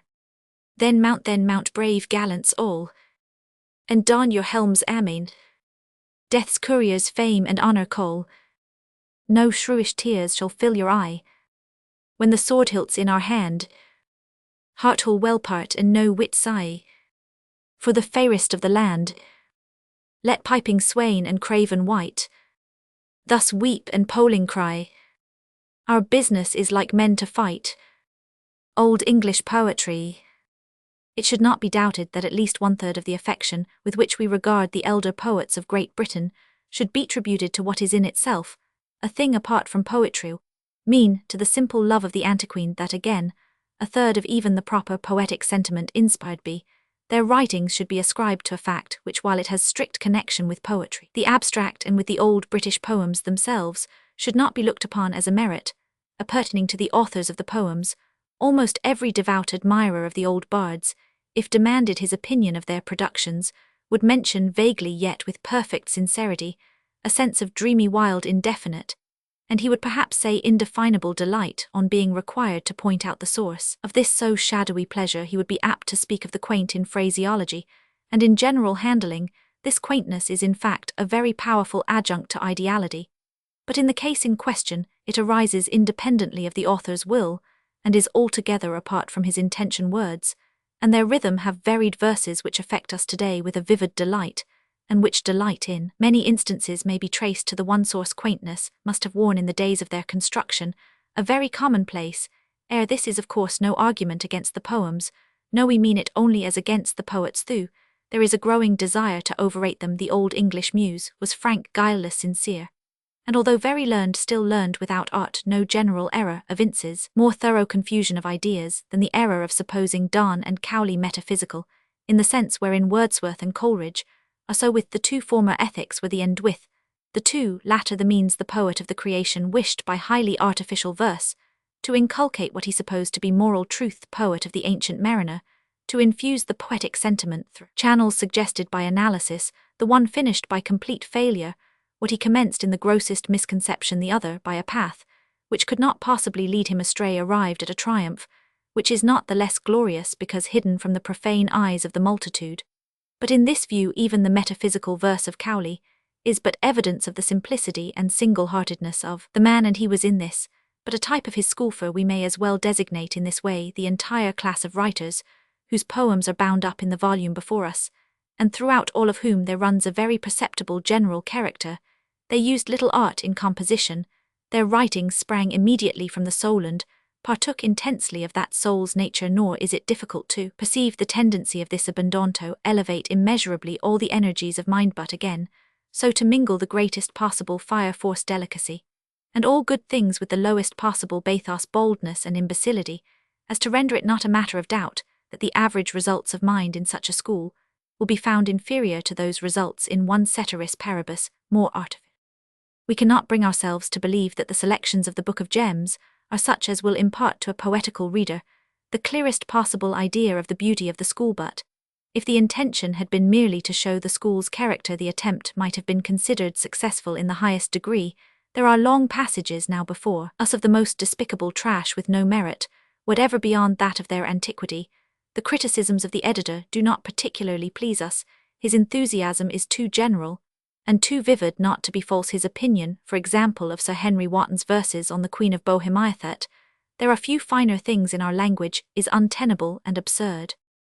In such lines we can perceive not one of those higher attributes of poesy which belong to her in all circumstances, and throughout all time. Here everything is art nakedly, or but awkwardly concealed, no prepossession for the mere antique, and in this case we can imagine no other prepossession should induce us to dignify with the sacred name of poetry a series such as this of elaborate and threadbare compliments, stitched apparently together without fancy, without plausibility, and without even an attempt at adaptation. In common with all the world, we have been much delighted with the shepherd's hunting by Withersa poem, partaking in a remarkable degree of the peculiarities of Il Penseroso. Speaking of poesy, the author says, by the murmur of a spring, or the least boughs rustling, by a daisy whose leaves spread, shut when Titan goes to bed, or a shady bush or tree, she could more infuse in me than all nature's beauties can. In some other wiser man, by her help I also now make this churlish place allow something that may sweeten gladness in the very gall of sadness, the dull loneness, the black shade that these hanging vaults have made, the strange music of the waves beating on these hollow caves, this black den which rocks emboss, overgrown with eldest moss, the rude portals that give light more to terror than delight, this my chamber of neglect, walled about with disrespect. From all these and this dull air, a fit object for despair, she hath taught me by her might to draw comfort and delight. But these lines, however good, do not bear with them much of the general character of the English antique. Something more of this will be found in Corbett's Farewell to the Fairies. We copy a portion of Marvell's Maiden lamenting for her fawn, which we prefer not only as a specimen of the elder poets, but in itself as a beautiful poem, abounding in pathos, exquisitely delicate imagination, and truthfulness to anything of its species. It is a wondrous thing how fleet 'twas on those little silver feet, with what a pretty skipping grace it oft would challenge me the race, and went had left me far away, 'twould stay and run again and stay, for it was nimbler much than hinds, and trod as if on the four winds.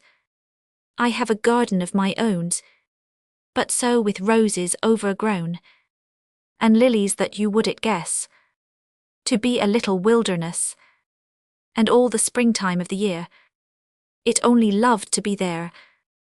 Among the beds of lilies I have sought it oft where it should lie, yet could not till itself would rise find it, although before mine eyes, for in the flaxen lily's shade it like a bank of lilies laid upon the roses it would feed, until its lips even seemed to bleed, and then to me 'twould boldly trip and print those roses on my lip.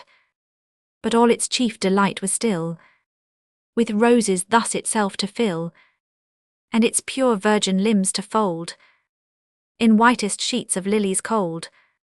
Had it lived long it would have been lilies without roses within.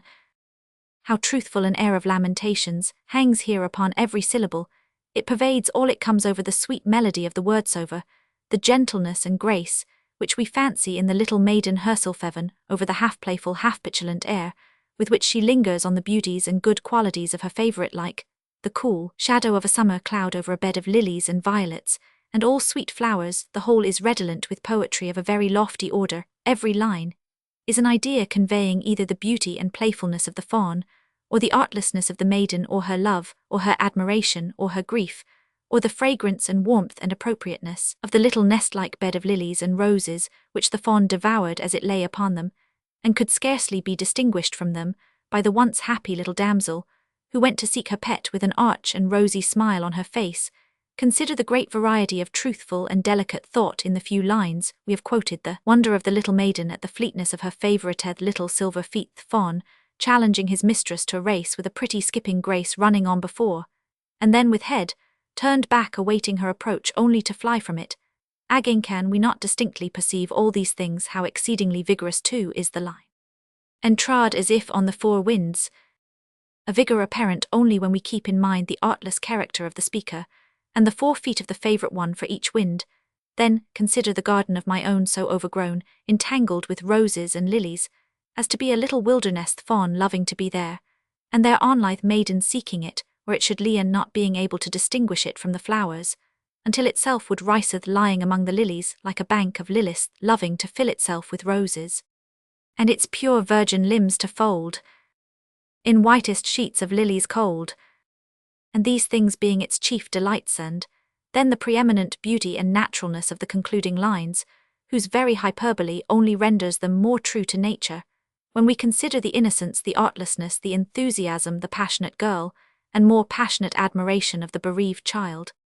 Had it lived long, it would have been lilies without roses within. Book of Gems, edited by S. Roman 100 Hall. Poems to the noblest of her sex. The author of The Drama of Exile. To Miss Elizabeth Barrett Browning of England. I dedicate this volume with the most enthusiastic admiration and with the most sincere esteem. 1845 Ep. Preface. These trifles are collected and republished chiefly with a view to their redemption from the many improvements to which they have been subjected. While going at random the rounds of the press, I am naturally anxious that what I have written should circulate, as I wrote it, if it circulate at all in defence of my own taste.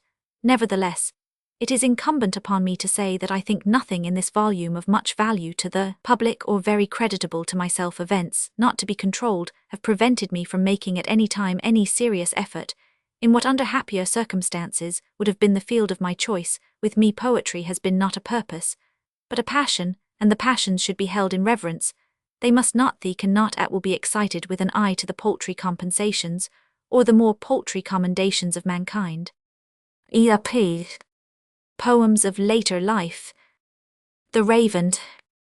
Once upon a midnight dreary, while I pondered weak and weary over many a quaint and curious volume of forgotten lore, while I nodded nearly napping, suddenly there came a tapping, as of someone gently rapping at my chamber door.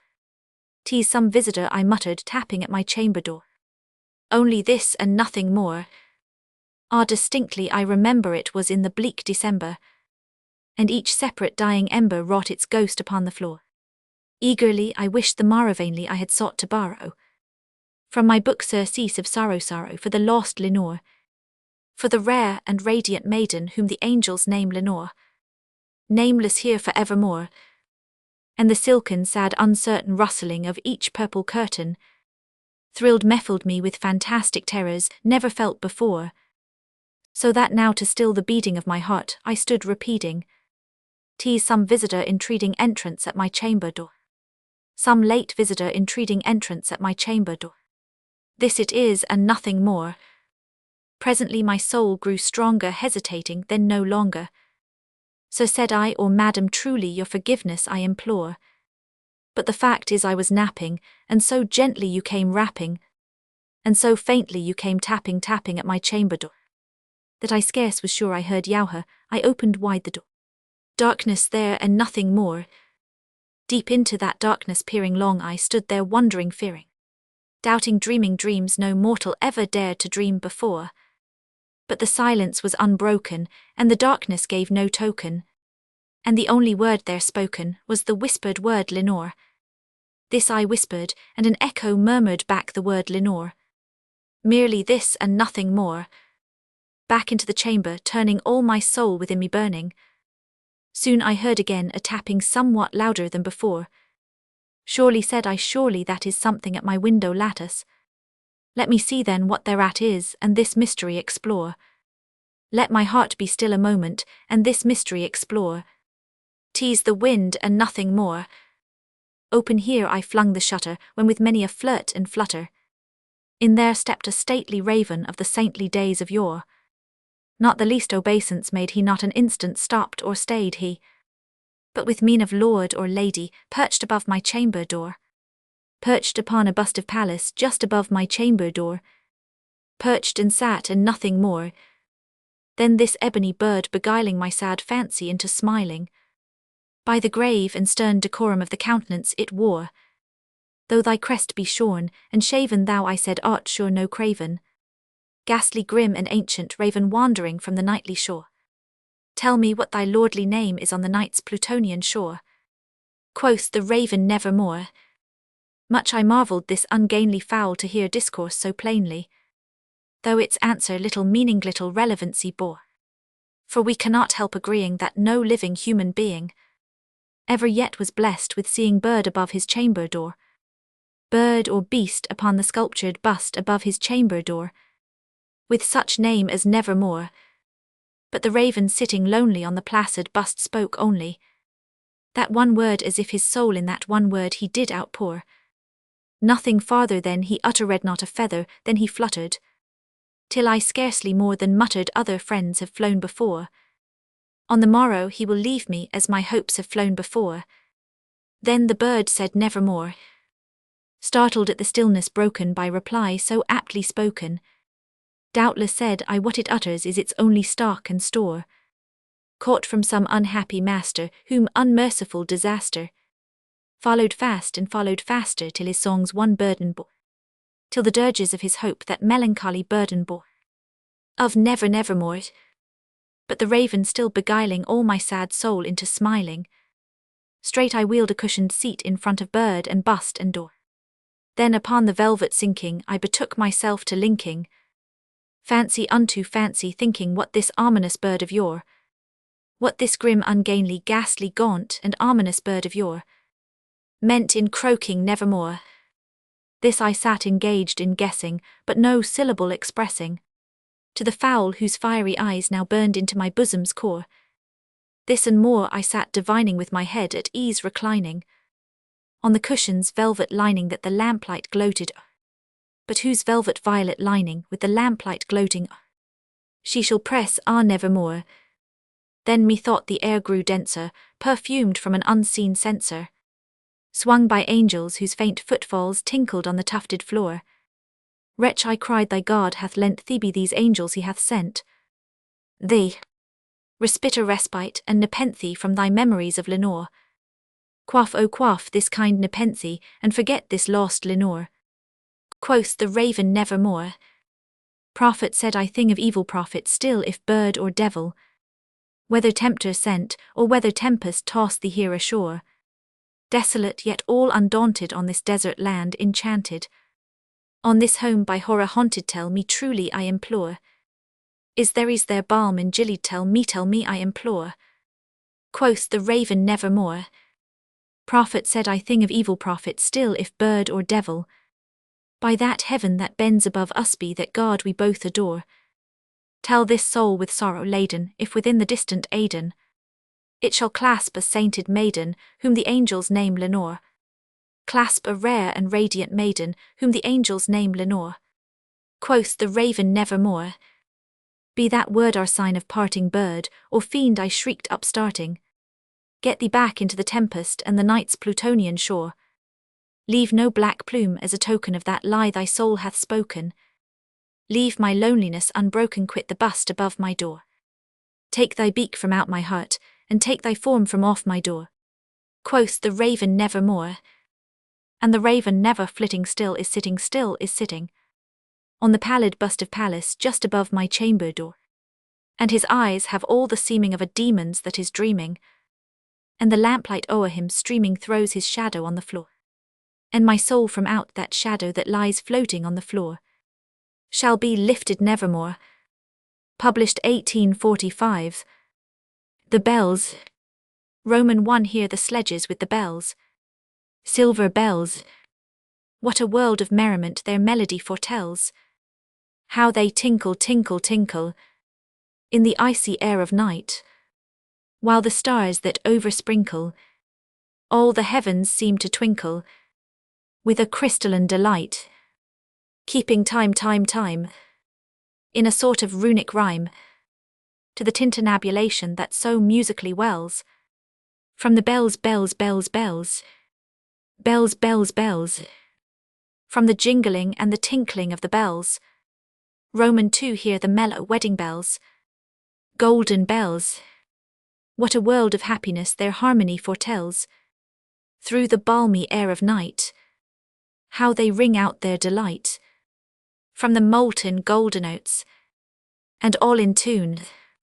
What a liquid ditty floats to the turtle dove that listens while she gloats on the moon.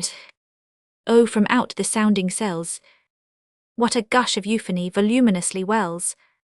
How it swells, how it dwells on the future how it tells, of the rapture that impels, to the swinging and the ringing, of the bells, bells, bells, of the bells, bells, bells, bells, bells, bells, bells, to the rhyming and the chiming of the bells.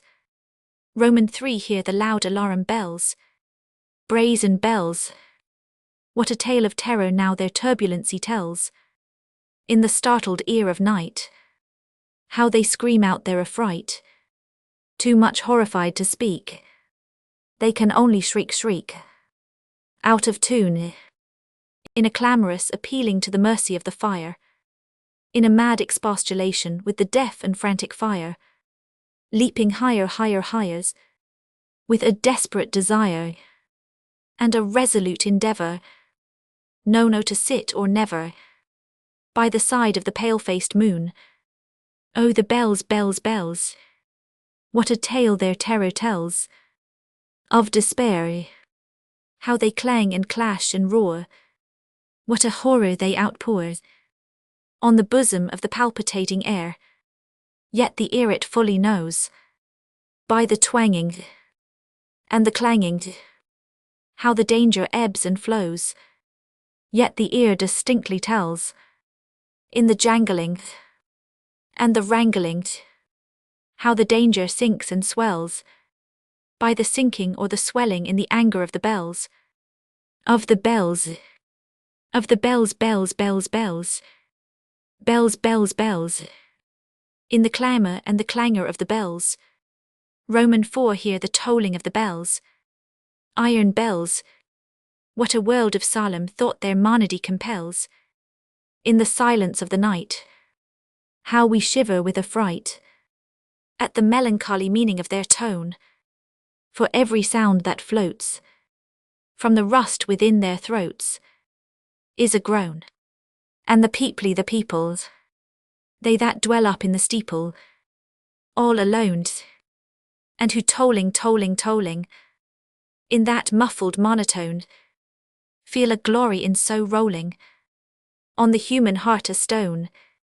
They are neither man nor woman, they are neither brute nor human, they are ghouls, and their king it is who tolls, and he rolls, rolls, rolls, rolls, rolls, a pan from the bells, and his merry bosom swells with the pan of the bells, and he dances and he yells, keeping time, time, time, in a sort of runic rhyme, to the pan of the bells,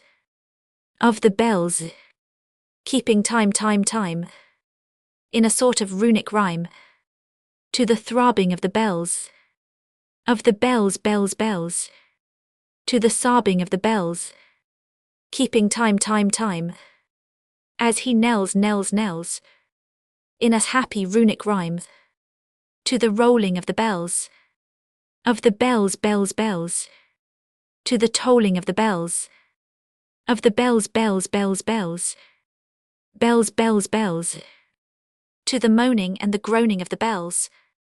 Oolalum.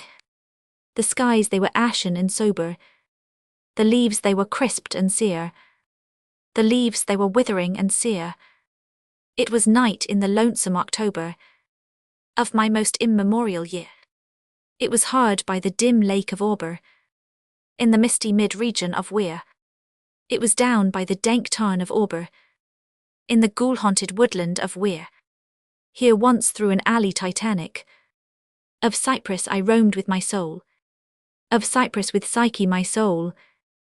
There were days when my heart was volcanic, as the scoriac rivers that roll, as the lavas that restlessly roll their sulphurous currents down Ionic, in the ultimate climes of the pole, that groan as they roll down Mount Ionic, in the realms of the boreal pole. Our talk had been serious and sober, but our thoughts they were palsied and sere. Our memories were treacherous and sere, for we knew not the month was October, and we marked not the night of the year, our night of all nights in the year. We noted not the dim lake of Auber, though once we had journeyed down here. We remembered not the dank tarn of Auber, nor the ghoul-haunted woodland of Weir. And now as the night was senescent, and stardials pointed to morn, as the stardials hinted of morn, at the end of our path a liquescent and nebulous lustre was born, out of which a miraculous crescent arose with a duplicate horn, Astartes by diamonded crescent, distinct with its duplicate horn. And I said, she is warmer than Diane. She rolls through an ether of sighs. She revels in a region of sighs. She has seen that the tears are not dry on these cheeks where the worm never dies, and has come past the stars of the lion to point us the path to the skies, to the Lethean peace of the skies, come up in despite of the lion, to shine on us with her bright eyes, come up through the lair of the lion, with love in her luminous eyes. But Psyche, uplifting her finger, said sadly, this star I mistrust, her pallor I strangely mistrust. Ah, hastener, let us not linger. Ah, fly, let us fly, for we must. In terror she spoke, letting sink her wings till they trailed in the dust. In agony sobbed, letting sink her plumes till they trailed in the dust, till they sorrowfully trailed in the dust. I replied, this is nothing but dreaming. Let us on by this tremulous light. Let us bathe in this crystalline light. Its sibyllic splendor is beaming with hope and in beauty tonight. See, it flickers up the sky through the night. Ah, we safely may trust to its gleaming, and be sure it will lead us aright. We safely may trust to a gleaming that cannot but guide us aright, since it flickers up to heaven through the night. Thus I pacified Psyche and kissed her, and tempted her out of her gloom, and conquered her scruples and gloom. And we passed to the end of the vista, but were stopped by the door of a tomb, by the door of a legended tomb. And I said, what is written, sweet sister, on the door of this legended tomb? She replied, Ulalume, Ulalume, 'tis the vault of thy lost Ulalume. Then my heart it grew ashen and sober, as the leaves that were crisped and sere, as the leaves that were withering and sere. And I cried, it was surely October, on this very night of last year, that I journeyed down here, that I brought a dread burden down here, on this night of all nights in the year. Ah, what demon has tempted me here? Well I know now this dim lake of Auber, this misty mid-region of well I know now this dank tarn of Auber, this ghoul-haunted woodland of Weir. To Helen I saw the ancients only years ago. I must not say how many, but not many. It was a July midnight, and from out a full-orbed moon that like thine own soul soaring sought a precipitate pathway up through heaven, there fell a silver-silken veil of light, with quietude and sultriness and slumber, upon the upturned faces of 1,000 roses that grew in an enchanted garden, where no wind dared to stir unless on tiptoe. Fell on the upturned faces of these roses, that gave out in return for the lovelight their odorous souls in an ecstatic death, fell on the upturned faces of these roses, that smiled and died in this parterre enchanted by thee and by the poetry of thy presence, clad all in white upon a violet bank. I saw thee half reclining while the moon fell on the upturned faces of the roses, and on thine own upturned in sorrow.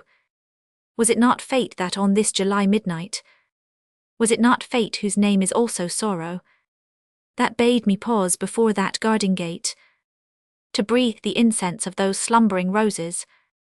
No footstep stirred the hated world, all slept, save only thee and me. O heaven, O God, how my heart beats in coupling those two words, save only thee and me. I paused, I looked, and in an instant all things disappeared.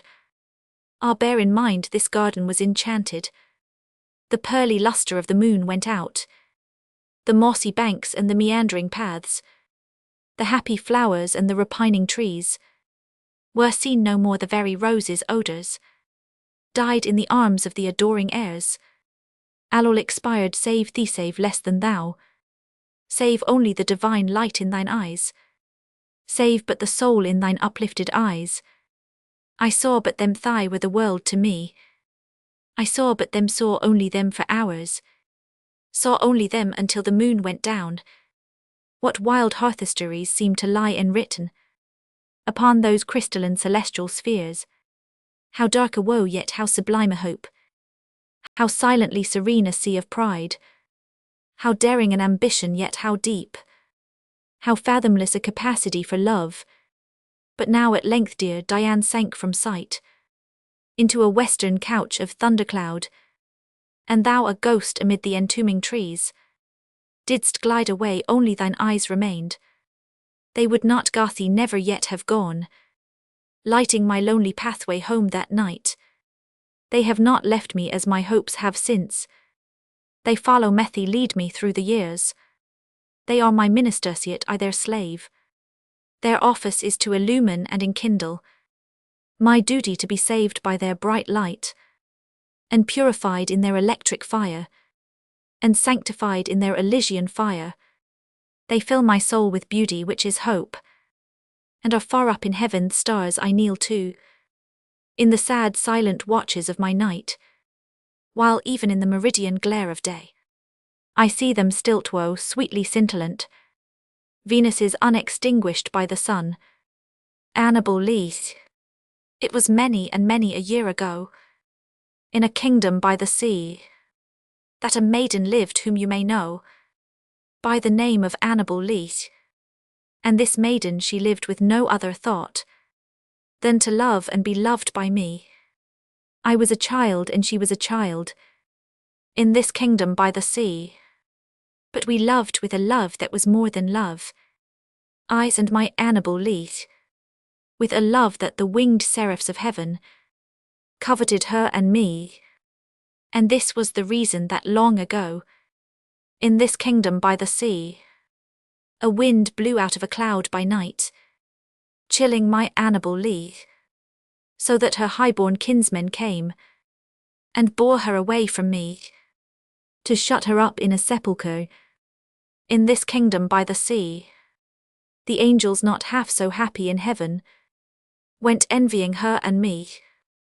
Yes, that was the reason, as all men know, in this kingdom by the sea, that the wind came out of the cloud chilling and killing my Annabel Lee. But our love, it was stronger by far than the love of those who were older than we, of many far wiser than we, and neither the angels in heaven above, nor the demons down under the sea, can ever dissever my soul from the soul of the beautiful Annabel Lee. For the moon never beams without bringing me dreams of the beautiful Annabel Lee, and the stars never rise but I see the bright eyes of the beautiful Annabel Lee. And so all the night I lie down by the side of my darling, my life and my bride, in her sepulchre there by the sea, in her tomb by the side of the sea, a Valentine.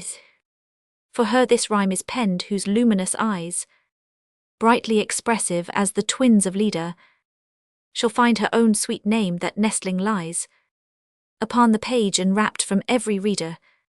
Search narrowly the lines, thee hold a treasure, divinia, talisman, and amulet, that must be worn at heart. Search well the measure, the words, the syllables, do not forget the trivialest point, or you may lose your labour. And yet there is in this no Gordian knot, which one might not undo without a sabre, if one could merely comprehend the plot, enwritten upon the leaf where now are peering eyes scintillating, soul there lie perdus, 3 eloquent words oft uttered in the hearing of poets by poetses. The name is a poet's too. Its letters, although naturally lying like the knight Pinto Mendez Ferdinando, still form a synonym for truth. Cease trying. You will not read the riddle, though you do the best you can do to discover the names in this and the following poem. Read the first letter of the first line in connection with the second letter of the second line. the third letter of the third line the fourth of the fourth, and so on to the end. An enigma. Seldom we find, says Solomon Don Dunce, half an idea in the profoundest sonnet. Through all the flimsy things we see at once, as easily as through a Naples bonnet. Trash of all trash, how can a lady don it? Yet heavier far than your Petrarchan stuff. Aldony nonsense that the faintest puff twirls into trunk paper the while you con it. And veritably Saul is right enough. The general tuckermanities are errant, bubbles ephemeral and so transparent. But this is no, you may depend upon it. Stable, opaque, immortal, all by dint of the dear names that lie concealed within tea. To my mother, because I feel that in the heavens above, the angels whispering to one another can find among their burning terms of love none so devotional as that of mother.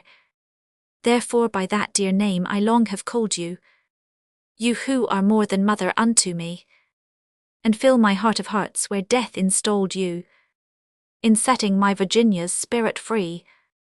My mother, me own mother, who died early, was but the mother of myself, but you are mother to the one I loved so dearly, and thus are dearer than the mother I knew, by that infinity with which my wife was dearer to my soul than its soul life. The above was addressed to the poet's mother-in-law, Mrs. Clem Ed. For Annie, thank heaven the crisis, the danger is past, and the lingering illness is over at last, and the fever called living is conquered at last. Sadly I know, I am shorn of my strength, and no muscle I move, as I lie at full length. But no matter, I feel I am better at length, and I rest so composedly now in my bed, that any beholder might fancy me dead, might start at beholding me, thinking me dead. The moaning and groaning, the sighing and sobbing, are quieted now with that horrible throbbing at heart, that horrible, horrible throbbing. The sickness, the nausea, the pitiless pain have ceased with the fever that maddened my brains, with the fever called living that burned in my brain. And oh, of all tortures, that torture the worst has abate the terrible torture of thirst for the naphthaline river of passion accursed. I have drank of a water that quenches all thirst, of a water that flows with a lullaby sound from a spring but a very few feet underground, from a cavern not very far down underground.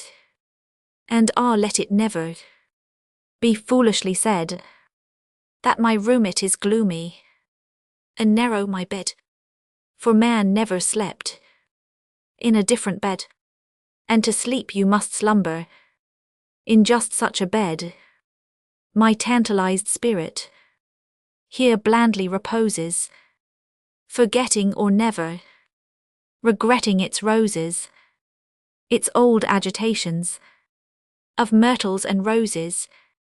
For now, while so quietly lying, it fancies a holier odour about it of pansies, a rosemary odour commingled with pansies, with rue and the beautiful Puritan pansies. And so it lies happily, bathing in many a dream of the truth and the beauty of Annie, drowned in a bath of the tresses of Annie. She tenderly kissed me, she fondly caressed, and then I fell gently to sleep on her breast, deeply to sleep. From the heaven of her breast, when the light was extinguished, she covered me warm, and she prayed to the angels to keep me from harm, to the Queen of the angels to shield me from harm, and I lie so composedly, now in my bed, knowing her love, that you fancy me dead, and I rest so contentedly, now in my bed, with her love at my breast, that you fancy me dead, that you shudder to look at me, thinking me dead.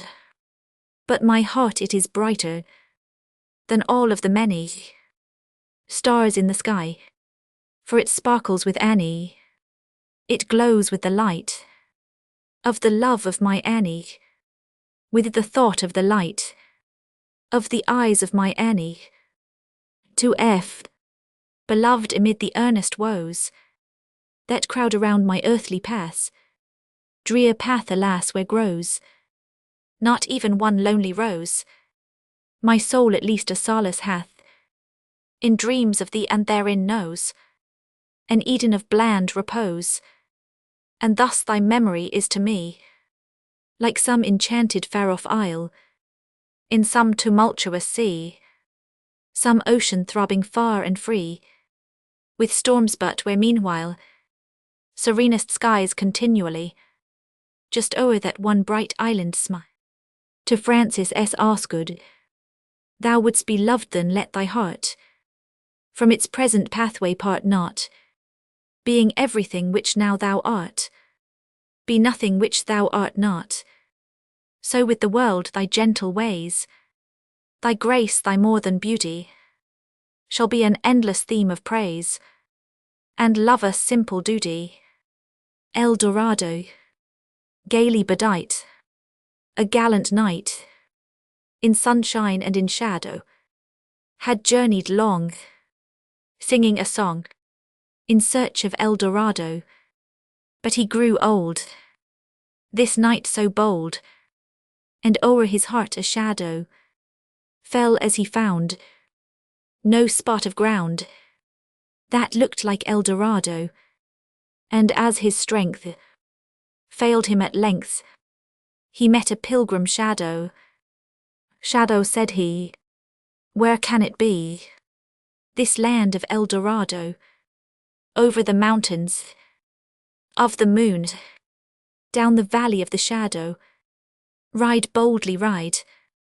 The shade replied, if you seek for El Dorado, Eulalie, I dwelt alone in a world of moans, and my soul was a stagnant tide, till the fair and gentle Eulalie became my blushing bride, till the yellow-haired young Eulalie became my smiling bride. Ah, less bright, the stars of the night, than the eyes of the radiant girl, and never a flake that the vapour can make, with the moontints of purple and pearl, can vie with the modest Eulalie's most unregarded curl, can compare with the brighted Eulalie's most humble and careless curl. Now doubt no pains come never again, for her soul gives me sigh for sigh, and all day long shines bright and strong, astarty within the sky, while ever to her dear Eulalie upturns her matron eye, while ever to her young Eulalie upturns her violet eye. A dream within a dream, take this kiss upon the brow, and in parting from you now, thus much let me avow, you are not wrong who deems that my days have been a dream. Yet if hope has flown away, in a night or in a day, in a vision or in none, is it therefore the less gone? All that we see or seem is but a dream within a dream. I stand amid the roar of a surf-tormented shore, and I hold within my hand grains of the golden sand. How few yet how they creep through my fingers to the deep, while I weep. O God, can I not grasp them with a tighter clasp? O God, can I not save one from the pitiless wave? Is all that we see or seem but a dream within a dream? To Marie-Louise show of all who hail thy presence as the morning, of all to whom thine absence is the night, the blotting utterly from out high heaven the sacred Son of all who weeping bless thee, hourly for hope for life above all, for the resurrection of deep-buried faiths, in truth and virtue in humanity, of all who on despair's unhallowed bed, lying down to die have suddenly arisen. At thy soft-murmured words let there be light, at the soft-murmured words that were fulfilled, in the seraphic glancing of thine eyes, of all who owe thee most whose gratitude nearest resembles worship. O remember the truths that he most fervently devoted, and think that these weak lines are written by him who as he pens them thrills to think his spirit is communing with an angel's. To Marie-Louise Shaw, not long ago the writer of these lines, in the mad pride of intellectuality, maintained the power of words, denied that ever a thought arose within the human brain, beyond the utterance of the human tongue, and now as if in mockery of that boast, 2 words, 2 foreign soft dissyllables, Italian tones made only to be murmured by angels dreaming in the moonlit dew, that hangs like chains of pearl on Hermon Hill, have stirred from out the abysses of his heart, and thought like thoughts that are the souls of thought, richer, far wider, far diviner visions, than even the seraph harper Israfel, who has the sweetest voice of all God's creatures, could hope to utter. And my spells are broken, the pen falls powerless from my shivering hand, with thy dear name as text though bidden by thee, I cannot write, I cannot speak or think. Alas, I cannot feel for 'tis not feeling, this standing motionless upon the golden threshold of the widdy open gate of dreams, gazing entranced adown the gorgeous vista, and thrilling as I see upon the right, upon the left, and all the way along, amid empurpled vapours far away, to where the prospect terminates the city in the sea. Lo, death has reared himself a throne, in a strange city lying alone, far down within the dim west, where the good and the bad and the worst and the best have gone to their eternal rest, their shrines and palaces and towers, Timaean towers that tremble not, resemble nothing that is ours, around by lifting winds forgot, resignedly beneath the sky, the melancholy waters lie, no rays from the holy heaven come down, on the long night time of that town, but light from out the lurid sea, streams up the turrets silently, gleams up the pinnacles far and free, up domes, up spires, up kingly halls, up fanes, up Babylon-like walls, up shadowy long-forgotten bowers, of sculptured ivy and stone flowers, up many and many a marvellous shrine, whose wreathed friezes intertwine the vial, the violet and the vine.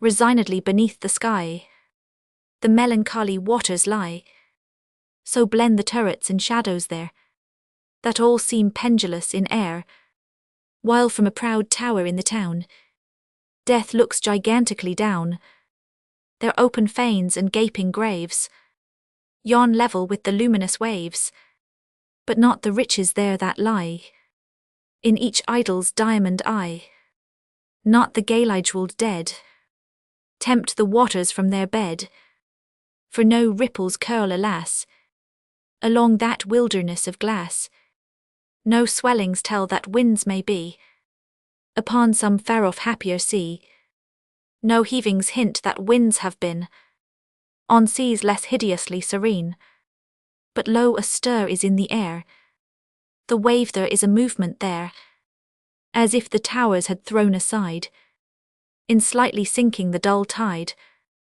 as if their tops had feebly given a void within the filmy heaven.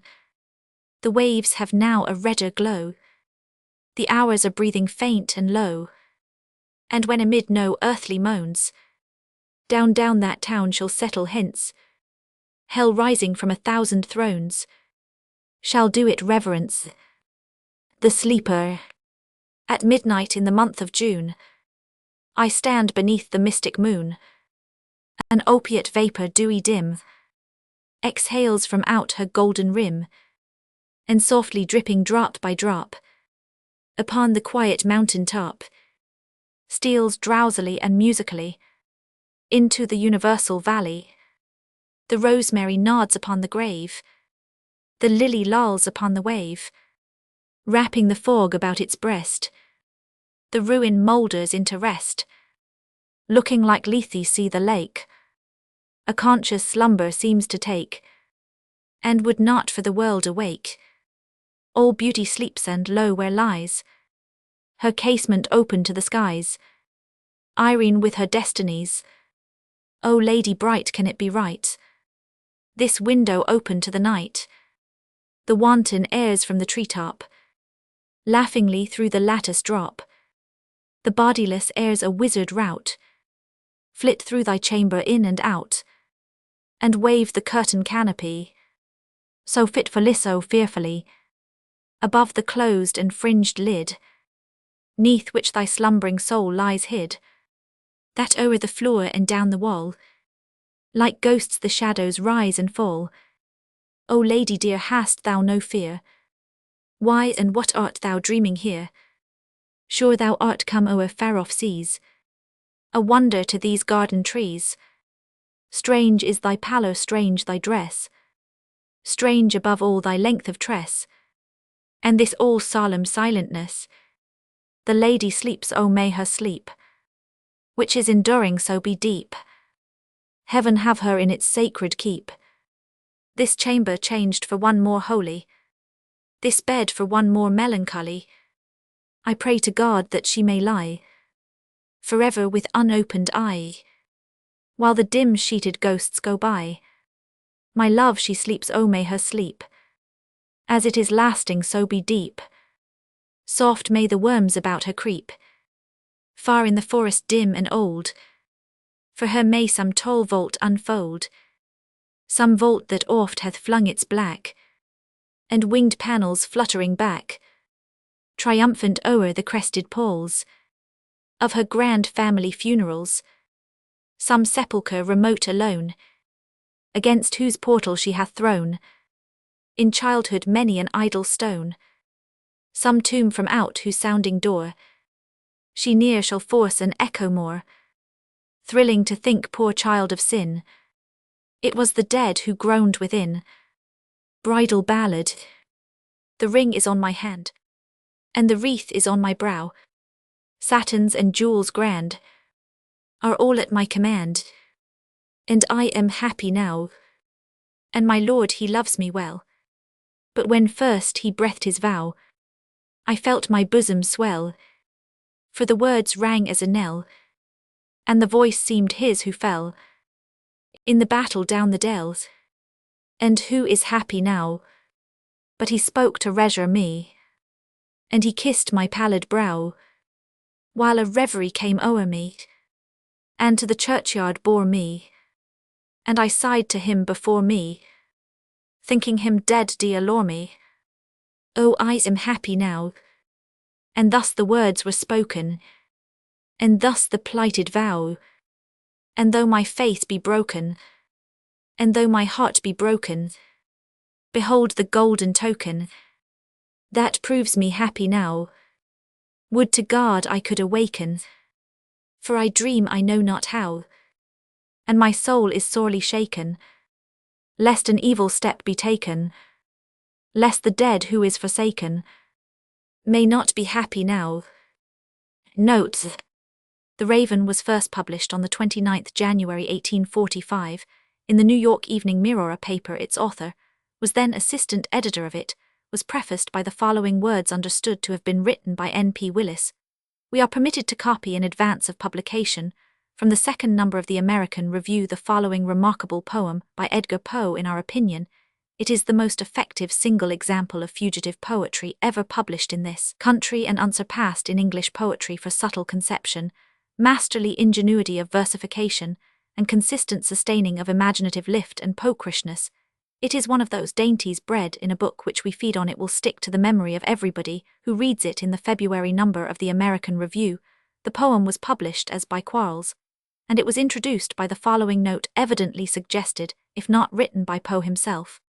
The following lines from a correspondent besides the deep quaint strain of the sentiment, and the curious introduction of some ludicrous touches amidst the serious and impressive, as was doubtless intended by the author, appears to us one of the most felicitous specimens of unique rhyming, which has for some time met our eye the resources of English rhythm, for varieties of melody, measure, and sound, producing corresponding diversities of effect, having been thoroughly studied, much more perceived by very few poets in the language, while the classic tongues, especially the Greek, possess, by power of accent, several advantages for versification over our own, chiefly through greater abundance of spondaic feet. We have other and very great advantages of sound, by the modern usage of rhyme alliteration, is nearly the only effect of that kind which the ancients had in common with us. It will be seen that much of the melody of the Raven arises from alliteration, and the studious use of similar sounds in unusual places in regard to its measure. It may be noted that if all the verses were like the second, they might properly be placed merely in short lines, producing a not uncommon form, but the presence in all the others of one line, mostly the second in the verse stanza hitch, flows continuously with only an aspirate pause in the middle, like that before the short line in the Sapphic Adonic, while the fifth has at the middle pause no similarity of sound with any part besides, gives the versification an entirely different effect. We could wish the capacities of our noble language in prosody were better understood. Am Rev. The bibliographical history of the bells is curious, the subject and some lines of the original version having been suggested by the poet's friend Mrs. Shaw Poe, when he wrote out the first draft of the poem, headed it The Bells by Mrs. Roman 1000 A. Shaw. This draft, now the editor's property, consists of only 17 lines, and read thus. Roman 1. The bells are the bells, the little silver bells, how fairy-like a melody there floats from their throats, from their merry little throats, from the silver tinkling throats of the bells, bells, bells, of the bells. Roman 2. The bells are the bells, the heavy iron bells, how horrible a monody there floats from their throats, from their deep-toned throats, from their melancholy throats, how I shudder at the notes of the bells, bells, bells, of the bells. In the autumn of 1848 Poe added another line to this poem, and sent it to the editor of the Union magazine. It was not published, so in the following February, the poet forwarded to the same periodical a much enlarged and altered transcript. 3 months having elapsed without publication, another revision of the poem similar to the current version was sent, and in the following October was published in the Union magazine. This poem was first published in Colton's American Review for December 1847, as to Ullaluma Ballad being reprinted immediately in the Home Journal.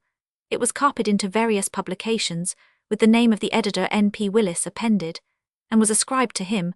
When first published, it contained the following additional stanza, which Poe subsequently, at the suggestion of Mrs. Whitman, wisely suppressed. Said we then we too then are can it have been that the woodlandish ghouls, the pitiful, the merciful ghouls, to bar up our path and to ban it from the secret that lies in these wolds, had drawn up the spectre of a planet from the limbo of lunary souls, this sinfully scintillant planet, from the hell of the planetary souls, to Helen. Mrs. S. Helen Whitman was not published until November 1848, although written several months earlier. It first appeared in the Union magazine, and with the omission contrary to the knowledge or desire of Poe of the line, O God, O heaven, how my heart beats, in coupling those two words. Annabel Lee was written early in 1849, and is evidently an expression of the poet's undying love for his deceased bride. Although at least one of his lady admirers deemed it a response to her admiration, Poe sent a copy of the ballad to the Union magazine, in which publication it appeared in January 1853, months after the author's death. While suffering from hope deferred as to its fate, Poe presented a copy of Annabel Lee to the editor of the Southern Literary Messenger, who published it in the November number of his periodical a month after Poe's death. In the meantime, the poet's own copy, left among his papers, passed into the hands of the person engaged to edit his works, and he quoted the poem in an obituary of Poe in the New York Tribune before anyone else had an opportunity of publishing it. A Valentine, one of 3 poems addressed to Mrs. Osgood, appears to have been written early in 1846. An enigma addressed to Mrs. Sarah Honolulu Stella was sent to that lady in a letter in November 1847, and the following March appeared in Sartines Union magazine. The sonnet to my mother Maria Clem was sent for publication to the short-lived Flag of Our Union early in 1849, but does not appear to have been issued until after its author's death, when it appeared in the leaflets of memory for 1850. For Annie was first published in the Flag of Our Union in the spring of 1849. Poe, annoyed at some misprints in this issue, shortly afterwards caused a corrected copy to be inserted in the home journal. To F. Francis Sargent Osgood appeared in the Broadway Journal for April 1845. These lines are but slightly varied from those inscribed to Mary in the Southern Literary Messenger for July 1835, and subsequently republished with the 2 stanzas transposed in Graham's Magazine for March 1842, as to one departed. To F.S.S. Ard, a portion of the poet's triune tribute to Mrs. Osgood was published in the Broadway Journal for September 1845. The earliest version of these lines appeared in the Southern Literary Messenger for September 1835 as lines written in an album, and was addressed to Eliza White, the proprietor's daughter. Slightly revised, the poem reappeared in Burton's Gentleman's Magazine for August 1839, as to. Although El Dorado was published during Poe's lifetime in 1849, in the Flag of Our Union it does not appear to have ever received the author's finishing touches. Poems of Manhood. Lenore. Ah, broken is the golden bowl, the spirit flown forever. Let the bell toll, a saintly soul floats on the Stygian river. And Guy de Vere, hast thou no tear-weep now or never more? See on yon drear and rigid bier low lies thy love, Lenore. Come, let the burial rite be read, the funeral song be sung, an anthem for the queenliest dead that ever died so young, a dirge for her the doubly dead in that she died so young. Wretches, ye loved her for her wealth and hated her for her pride, and when she fell in feeble health ye blessed her that she died. How shall the ritual then be read, the requiem how be sung? By Yao be yours the evil eye, be yours the slanderous tongue, that did to death the innocent that died and died so young. Peccavimus, but rave not thus, and let a Sabbath song go up to God so solemnly, the dead may feel no wrong. The sweet Lenore hath gone before with hope that flew beside, leaving thee wild for the dear child that should have been thy bride. For her the fair and debonair that now so lowly lies, the life upon her yellow hair, but not within her eyes, the life still there upon her hair, the death upon her eyes. Avaunt, tonight my heart is light, no dirge will I upraise, but waft the angel on her flight with a paean of old days. Let no bell toller lest her sweet soul amid its hallowed mirth should catch the note as it doth float up from the damned earth. To friends above, from fiends below, the indignant ghost is riven from hell unto a high estate far up within the heaven, from grief and groan to a golden throne beside the King of heaven. To one in paradise, thou wast all that to me, love, for which my soul did pine. A green isle in the sea, love, a fountain and a shrine, all wreathed with fairy fruits and flowers, and all the flowers were mine. Our dream too bright to last, our starry hope that didst arise, but to be overcast. A voice from out the future cries, on but o'er the past. Dim gulf my spirit hovering lies, mute, motionless, aghast. For alas, alas, with me, the light of life is o'er. No more, no more, no more. Such language holds the solemn sea. To the sands upon the shore shall bloom the thunder-blasted tree, or the stricken eagle soar. And all my days are trances, and all my nightly dreams are where thy dark eye glances, and where thy footstep gleams. In what ethereal dances, by what eternal streams, the Colosseum, type of the antique Rome, rich reliquary of lofty contemplation left to time by buried centuries of pomp and power, at length after so many days of weary pilgrimage and burning thirst for the springs of lore that in thee lie, I kneel an altered and an humble man, amid thy shadows, and so drink within my very soul thy grandeur, gloom and glory, vastness and age and memories of eld, silence and desolation and dim night. I feel ye now, I feel ye in your strength.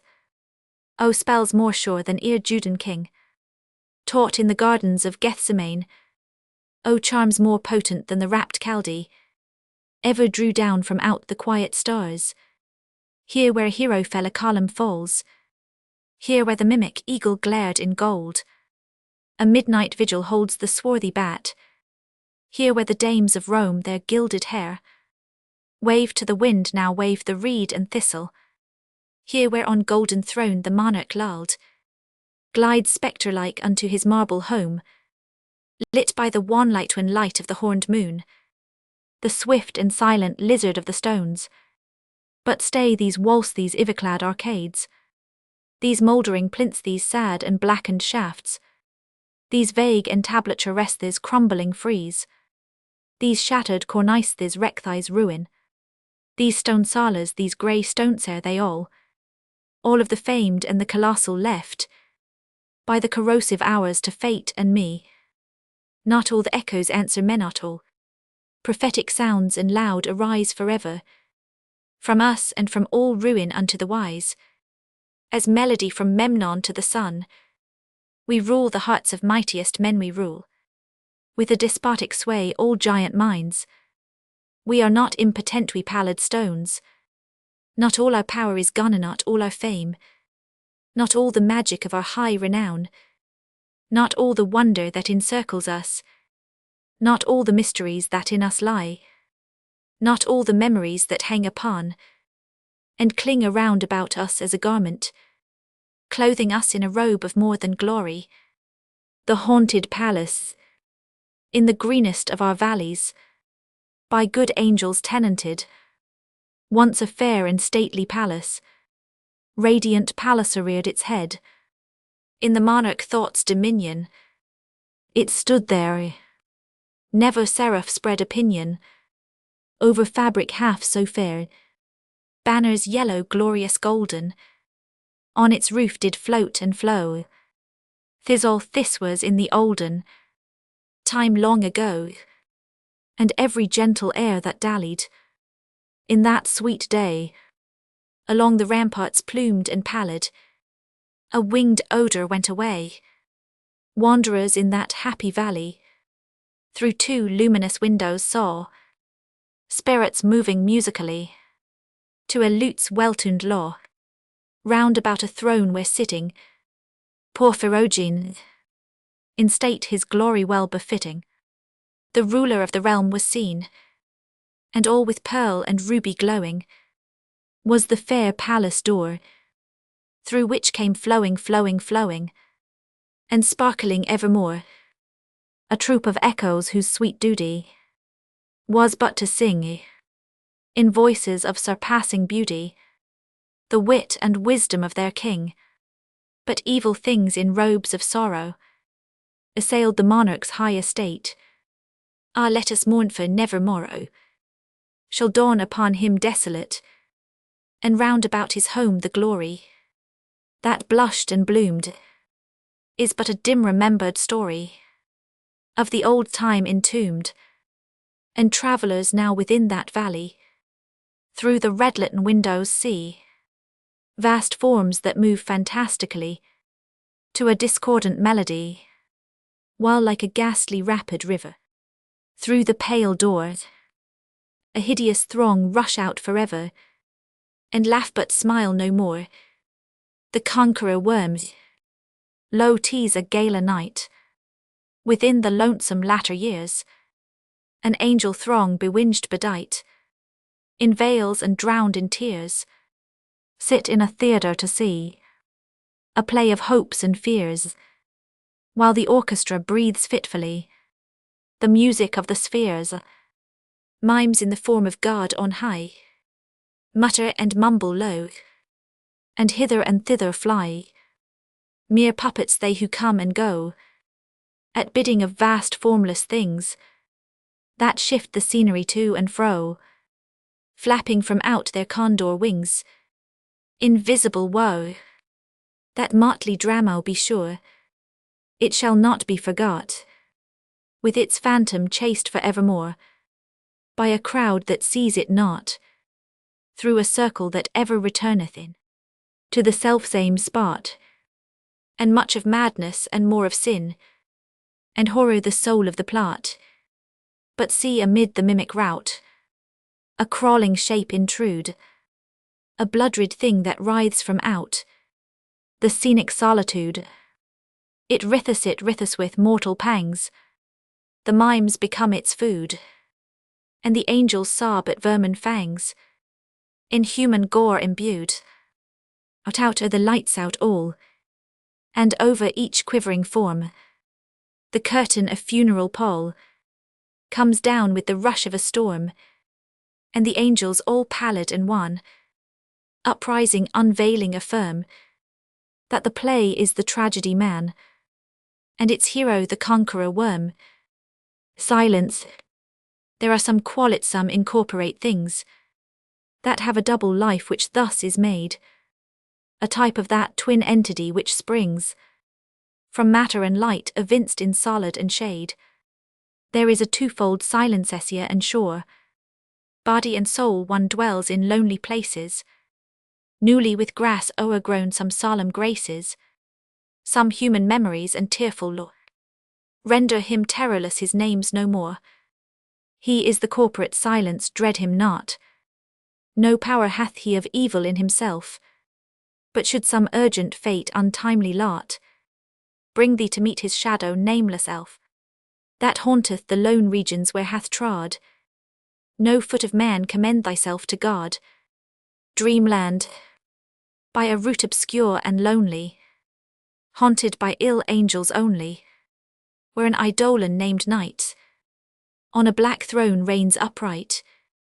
I have reached these lands but newly, from an ultimate dim thule, from a wild weird clime that lieth sublime, out of space, out of time, bottomless vales and boundless floods, and chasms and caves and Titan woods, with forms that no man can discover, for the dews that drip all over, mountains toppling evermore, into seas without a shore, seas that restlessly aspire, surging unto skies of fire, lakes that endlessly outspread their lone water slown and dead, their still water still and chilly, with the snows of the lolling lily, by the lakes that thus outspread their lone waters lone and dead, their sad waters sad and chilly, with the snows of the lolling lily, by the mountains near the river, murmuring lowly murmuring ever, by the grey woods be the swamp, where the toad and the newt encamp, by the dismal tarns and pools, where dwell the ghouls, by each spot the most unholy, in each nook most melancholy, there the traveller meets aghast, sheeted memories of the past, shrouded forms that start and sigh, as they pass the wanderer by, white-robed forms of friends long given, in agony to the earth-hand heaven, for the heart whose woes are legion, 'tis a peaceful soothing region, for the spirit that walks in shadow, 'tis an Eldorado, but the traveller travelling through it may not dare not openly view it, never its mysteries are exposed, to the weak human eye unclosed, so wills its king who hath forbid the uplifting of the fringed lid, and thus the sad soul that here passes beholds it but through darkened glasses, by a route obscure and lonely, haunted by ill angels only, where an eidolon named Night on a black throne reigns upright. I have wandered home but newly from this ultimate dim thule, hymn at morn at noon at twilight dim, Maria, thou hast heard my hymn, in joy and woe, in good and ill. Mother of God, be with me still, when the hours flew brightly by, and not a cloud obscured the sky, my soul lest it should truant be Thy grace did guide to thine and thee. Now when storms of fate o'ercast darkly my present and my past, let my future radiant shine, with sweet hopes of thee and thine. To Zante, fair isle that from the fairest of all flowers, thy gentlest of all gentle names dost take, how many memories of what radiant hours, at sight of thee and thine at once awake, how many scenes of what departed bliss, how many thoughts of what entombed hopes, how many visions of a maiden that is no more upon thy verdant slopes, no more alas that magical sad sound, transforming all thy charms shall please no more, thy memory no more accursed ground. Henceforth I hold thy flower-enamelled shore, O hyacinthan isle, O purple Zante, I sole adoro fior di Levante. Scenes from Politian, an unpublished drama. Roman 1 Rome a hall in a palace Alessandra and Castiglione. Alessandra thou art sad Castiglione. Castiglione sad not Roman 1 O I am the happiest man in Rome. A few days more thou knowest my Alessandra will make thee mine. Oh, I am very happy. Unless methinks thou hast a singular way of showing thy happiness. What ails thee, cousin of mine? Why didst thou sigh so deeply? Cas did I sign? I was not conscious of it. It is a fashion, a most silly fashion I have. When I am very happy did I sigh sighing. Unless thou didst, thou art not well, thou hast indulged too much of late, and I am vexed to see it. Late hours and wine Castiglionthes will ruin thee, thou art already altered. Thy looks are haggard, nothing so wears away the constitution as late hours and wine. Cas musing nothing fair, cousin, nothing, not even deep sorrow wears it away like evil hours and wine. I will amend, unless do it I would have thee drop thy riotous company to fellows low born, ill suit the like with old Di Broglio's air, and Alessandra's husband. Cas I will drop them, unless thou wilt thou must attend thou also more to thy dress and equipagethy are over plain, for thy lofty rank and fashion much depends upon appearances. Cas ill see to it, unless then see to it pay more attention, sir, to a becoming carriage much thou wantest. Indignity. Cas much oh much I want. In proper dignity. Allegedly thou mockest me, sir. Cas abstractedly sweet gentle lalage. Unless heard I aright. I speak to him, he speaks of lalage. Sir Count places her hand on his shoulder. What art thou dreaming? He's not well. What ails thee, sir? Cas startling cousin, fair cousin, madam. I crave thy pardon, indeed I am not well. Your hand from off my shoulder, if you please. This air is most oppressive, madam the Duke. Enter Di Broglio. Di Broglio, my son, I've news for thee. What's the matter? Observing Alessandra. I the pouts kiss her, Castiglione kiss her. You dog, and make it up I say this minute. I've news for you both. Politian is expected hourly in Rome. Politian, Earl of Leicester. Well have him at the wedding tease, his first visit to the imperial city. Alas, what Politian of Britain, Earl of Leicester. Di Brog the same, my love. Well have him at the wedding, a man quite young in years, but grey in fame. I have not seen him, but rumour speaks of him as of a prodigy, preeminent in arts and arms and wealth, and high descent. Well have him at the wedding. Alas, I have heard much of this Politian. Gay, volatile, and giddy is he not, and little given to thinking. Di Brog far from it loves no branch, they say, of all philosophy. So deep abstruse he has not mastered it, learned as few are learned. Alas, 'tis very strange. I have known men have seen Politian, and sought his company. They speak of him as of one who entered madly into life, drinking the cup of pleasure to the dregs. Cass ridiculous now I have seen pollution, and know him well nor learned nor mirthful he. He is a dreamer and a man shut out from common passions. Die brag children we disagree. Let us go forth and taste the fragrant air. Of the garden did I dream or did I hear? Pollution was a melancholy man exeunt. Roman 2. Rome a lady's apartment with a window open and looking into a garden. Lalage in deep mourning reading at a table on which lie some books and a hand mirror in the background. Jacinta, a servant maid, leans carelessly upon a chair. Lalage Jacinta, is it thou? Jacinta pertly, yes ma'am, I am here. I did not know Jacinta you were in waiting. Sit down, let not my presence trouble you. Sit down, for I am humble, most humble. Aside, 'tis time.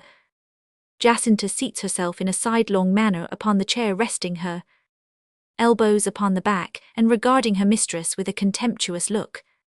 Lalage continues to read. It in another climate, so he said, bore a bright golden flower, but not I this soil.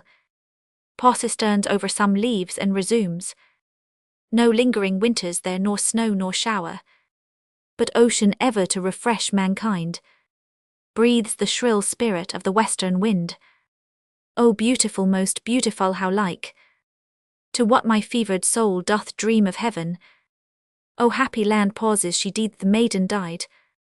A still more happy maiden who couldst die. Jacinta returns no answer, and Lalage presently resumes. Again a similar tale, told of a beauteous dame beyond the sea. Thus speaketh one Ferdinand in the words of the play. She died full young. Bossola answers him, I think not so, her infelicity seemed to have years too many, our luckless lady. Jacinta still no answer. Here a far sterner story, but like, oh very like in its despair, of that Egyptian queen winning so easily 1,000 hearts, losing at length her own. She died thus, endeth the history, and her maids lean over and weep to, O gentle maids, with gentle names Irose and Charmian, Rainbow and Dove. Jacinta, pettishly, madam, what is it? Wilt thou, my good Jacinta, be so kind as go down in the library and bring me the holy evangelists? Pshaw, exit. If there be balms for the wounded spirit in Gilead, it is there. Do in the night time of my bitter trouble, will there be found a sweeter far than that, which hangs like chains of pearl on Hermon Hill? Re-enter Jacinta, and throws a volume on the table. There, ma'am, the book indeed, she is very troublesome. Aside. Astonished, what didst thou say? Jacinta, have I done aught to grieve thee or to vex thee? I am sorry, for thou hast served me long and ever been trustworthy and respectful. Resumes her reading. I can't believe she has any more jewels. Nanosh gave me all aside. What didst thou say? Jacinta, now I bethink me, thou hast not spoken lately of thy wedding. How fares good Ugond? When is it to be? Can I do aught? Is there no farther aid thou needest? Jacinta, is there no farther aid that's meant for me? Aside, I am sure, madam, you need not be always throwing those jewels in my teeth. Jewels, Jacintano, indeed, Jacinta, I thought not of the jewels. Oh, perhaps not, but then I might have sworn it after all. There's Hugo says the ring is only paste, for he's sure the Count Castiglione never would have given a real diamond to such as you. And at the best, I am certain, madam, you cannot have use for jewels now, but I might have sworn it. Exit. Lalage bursts into tears and leans her head upon the table. After short pause, raises it. Poor Lalage, and is it come to this? Thy servant maid but Currigedes, but a viper, whom thou hast cherished to sting thee to the soul. Taking up the mirror. Here at least a friend, too much a friend. In earlier days a friend will not deceive thee. Fair mirror and true, now tell me, for thou canst A tale, a pretty tale, and heed thou not. Though it be rife with woe, it answers me. It speaks of sunken eyes and wasted cheeks, and beauty long deceased remembers me. Of joy departed hope, the seraph hope, inurned and intomed no in a tone, low, sad, and solemn, but most audible, whispers of early grave, untimely yawning. For ruined made fair mirror, and truth who least not. Thou hast no end to gain, O heart to break. Castiglione lied who said he loved. Thou true, false, false, false. While she speaks, a monk enters her apartment and approaches. Unobserved. Monk, refuge thou hast. Sweet daughter in heaven, think of eternal things. Give up thy soul to penitence and pray. Lal, arising hurriedly, I cannot pray, my soul is at war with God. The frightful sounds of merriment below disturb my sensesco, I cannot pray. The sweet airs from the garden worry me. Thy presence grieves Megothi, priestly raiment fills me with dread, the ebony crucifix, with horror and awe. Monk, think of thy precious soul. Lal, think of my early days, think of my father and mother in heaven, think of our quiet home, and the rivulet that ran before the door. Think of my little sisters, think of them, and think of me, think of my trusting love, and confidence his vows me ruin, think of my unspeakable miser Ibgun. Yet stay, what was it thou saidst of prayer and penitence? Didst thou not speak of faith and vows before the throne? Monk, I Roman 999, Lal, tease well. There is a vow were fitting should be made. A sacred vow, imperative and urgent. A solemn vow. Monk, daughter, this zeal is well. Lal, father, this zeal is anything but well. Hast thou a crucifix fit for this thing? A crucifix whereon to register this sacred vow? He hands her his own. Not that, oh, no, shuddering. Not that, I tell thee, holy man. Thy raiments and thy ebony cross affright me. Stand back, I have a crucifix myself. I have a crucifix, methinks 'twere fitting. The deed they vow, the symbol of the deed, and the deed's register should tally. Father draws a cross-handled dagger and raises it on high. Behold the cross wherewith a vow like mine is written in heaven.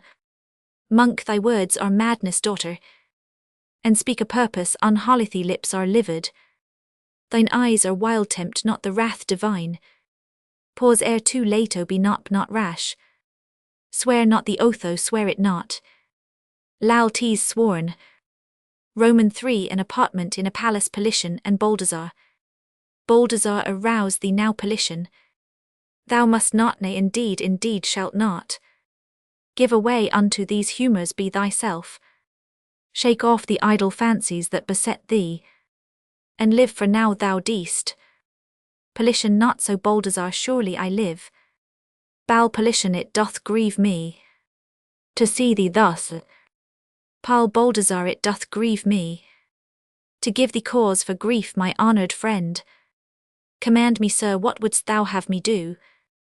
At thy behest I will shake off that nature which from my forefathers I did inherit, which with my mother's milk I did imbibe, and be no more Politian but some other. Command me, sir.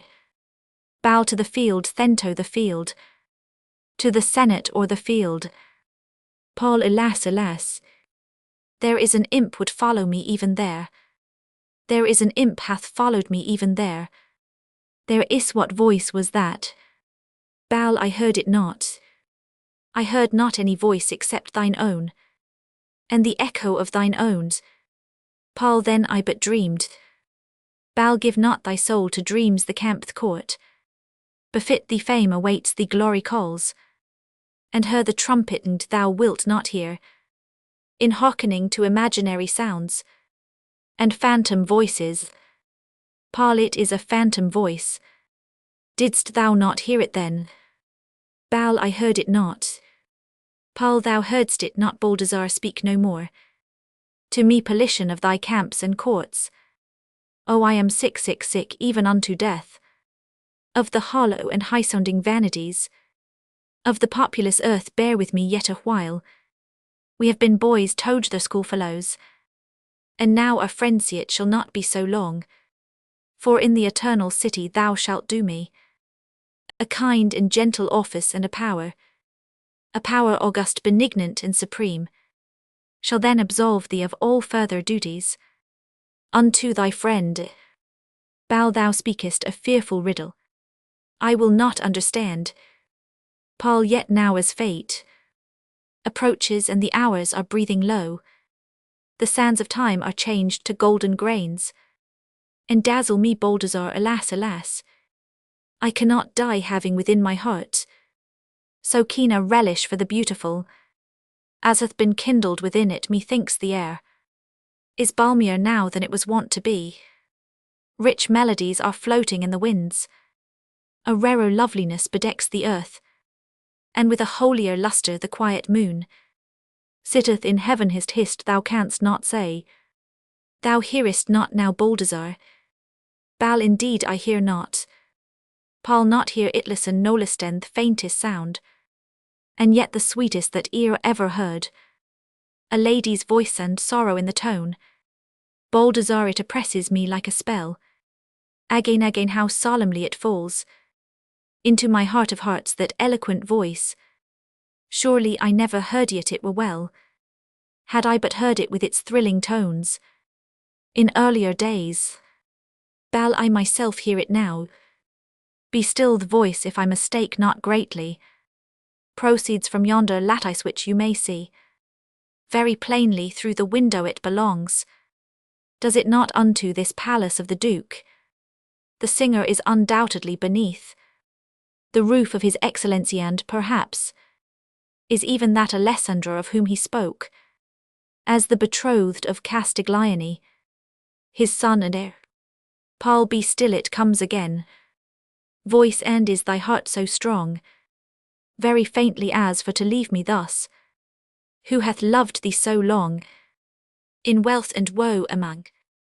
And is thy heart so strong, as for to leave me thus? Say nay, say nay. Paul, the song is English, and I oft have heard it in merry England never so plaintively. Hist, it comes again. Voice, is it so strong, more loudly, as for to leave me thus, who hath loved thee so long, in wealth and woe among? And is thy heart so strong, as for to leave me thus? Say nay, say nay. Paul, 'tis hushed, and all is still. Paul, all is not still. Paul, let us go down. Paul, go down, Baldassar, go. Paul, the hour is growing later, the Duke awaits use. Thy presence is expected in the hall. Below, what ails the aural pollution? Voice, who hath loved thee so long, distinctly in wealth and woe among? And is thy heart so strong? Say nay, say nay. Paul, let us descend, 'tis time pollution give these fancies to the wind. Remember, pray, your bearing lately savoured much of rudeness. Unto the Duke arouse thee, and remember. Paul, remember, I do lead on, I do remember. Going, let us descend, believe me, I would give, freely would give the broad lands of my earldom, to look upon the face hidden by yon lattice, to gaze upon that veiled face and hear once more that silent tongue.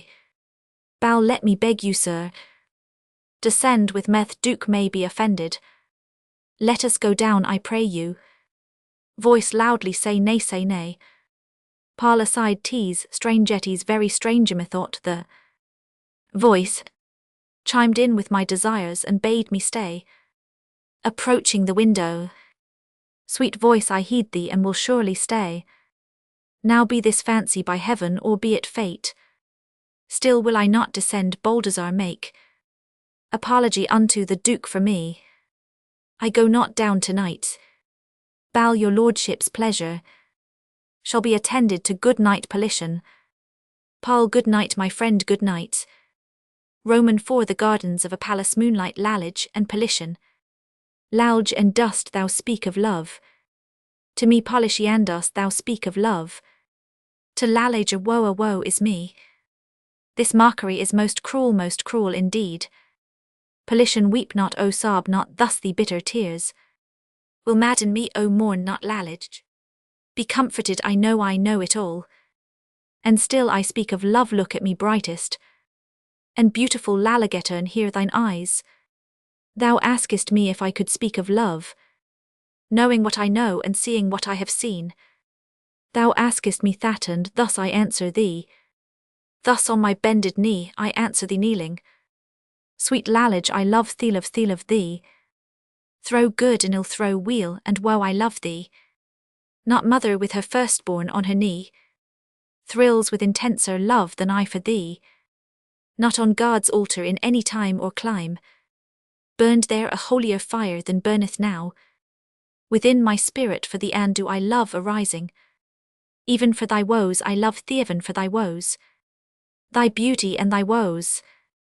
Lal, alas, proud Earl, thou dost forget thyself, remembering me, how in thy father's halls among the maidens, pure and reproachless of thy princely line, could the dishonoured Lalage abide, thy wife, and with a tainted memory, my seared and blighted name, how would it tally with the ancestral honours of thy house, and with thy glory? Paul, speak not to me of glory. I hate, I loathe the name, I do abhor the unsatisfactory and ideal thing. Art thou not Lalage, and I pollution? Do I not love? Art thou not beautiful? What need we more? Ha glorino, speak not of it. By all I hold most sacred and most solemn, by all my wishes know me fears hereafter, by all I scorn on earth and hope in heaven, there is no deed I would more glory in than in thy cause to scoff at this same glory, and trample it under foot. What matters it? What matters it, my fairest and my best, that we go down unhonoured and forgotten into the dust? So we descend together, descend tother and then perchance. Lal, why dost thou pause pollution? Paul, and then perchance arise together, Lalage and Rome, the starry and quiet dwellings of the blessed. And still, Lal, why dost thou pause pollution? Paul, and still tother, Lal, now Earl of Leicester, thou lovest me, and in my heart of hearts I feel thou lovest me truly. Paul, O Lalage, throwing himself upon his knee, and lovest thou me? Lal, hist, hush, within the gloom of yonder trees methought a figure passed, a spectral figure, solemn and slow and noiseless, like the grim shadow conscience, solemn and noiseless, walks across and returns. I was mistaken, 'twas but a giant bough, stirred by the autumn wind pollution. Paul, my Lalage, me love, why art thou moved? Why dost thou turn so pale? Not conscience self, far less a shadow which thou likenest to it, should shake the firm spirit thus, but the night wind is chilly, and these melancholy boughs throw over all things a gloom. Lal, pollution, thou speakest to me of love. Knowest thou the land with which all tongues are busy, a land new found, miraculously found by one of Genoa, 1,000 leagues within the golden west, a fairy land of flowers and fruit and sunshine, and crystal lakes and overarching forests, and mountains around whose towering summits the winds of heaven untrammeled flow, which air to breathe is happiness now, and will be freedom hereafter, in days that are to come. Paul, O wilt thou fly to that paradise? Me Lalage, wilt thou fly thither with me? Their care shall be forgotten, and sorrow shall be no more, and eros be, and life shall then be mine, for I will live for thee, and in thine Iceland thou shalt be no more a mourner, but the radiant joys shall wait upon thee, and the angel hope attend thee ever, and I will kneel to thee and worship thee, and call thee my beloved, my own, my beautiful, my love, my wife, my aloe. Wilt thou, Lalage, fly thither with me? Lal, a deed is to be done. Castiglione lives, Paul and he shall die exit. Lal after a pause and he shall dialas. Castiglione die who spoke the words. Wheream what was it he said Pelitian. Thou art not gonithu are not gone Pelitian. I feel thou art not gonate dare not look. Lest I behold thee not thou couldst not go. With those words upon thy lips O speak to me. And let me hear thy voice on word. To say thou art not gone own little sentence. To say how thou dost scorn how thou dost hate. My womanly weakness ha thou art not gone. O speak to me I knew thou wouldst not go. I knew thou wouldst not couldst not durst not go. Villain thou art not gonithu mockest me. And thus I clutch Thetis he is gone he is gone. Gone wheream itis welties very well. So that the blade be keen the blow be sure. Tease well tease very well allas alas. Roman 5 the suburbs Pelitian alone. Pelitian this weakness grows upon me I am faint. And much I fear me a lit will not do. To die ere I have live stay thy hand. O Azrael yet a while prince of the powers. Of darkness and the tomb O pity me. O pity me let me not perish now. In the budding of my paradisal hope. Give me to live yet a little while. Tease I who pray for life I who so late. Demanded but to Duhat saith the Count. Enter Baldassar. Baldassar that knowing no cause of quarrel or of feud. Between the Earl Pelitian and himself. He doth decline your cartel. Paul what didst thou say? What answer was it you brought me good Baldassar? With what excessive fragrance the zephyr comes, laden from yonder bowers of fairer day?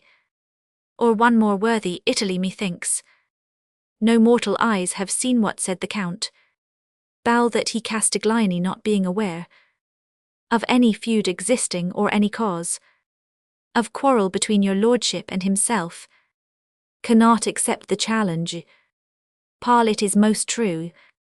All this is very true when saw you sir. When saw you now Baldassar in the frigid, ungenial Britain which we left so lately. A heaven so calm as this O utterly free. From the evil taint of cloudsand he did say. Bal no more my lord than I have told you sir. The Count Castiglione will not fight.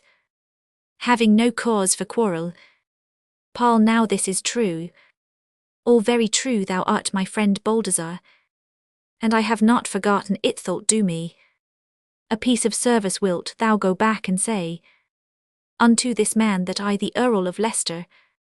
Hold him a villain thus much I prithee say. Unto the Count it is exceeding just. He should have cause for quarrel. Bal my lord me friend.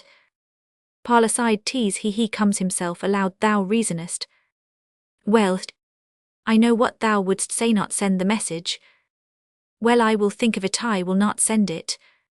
Now prithee leave me hither doth come a person, with whom affairs of a most private nature I would adjust.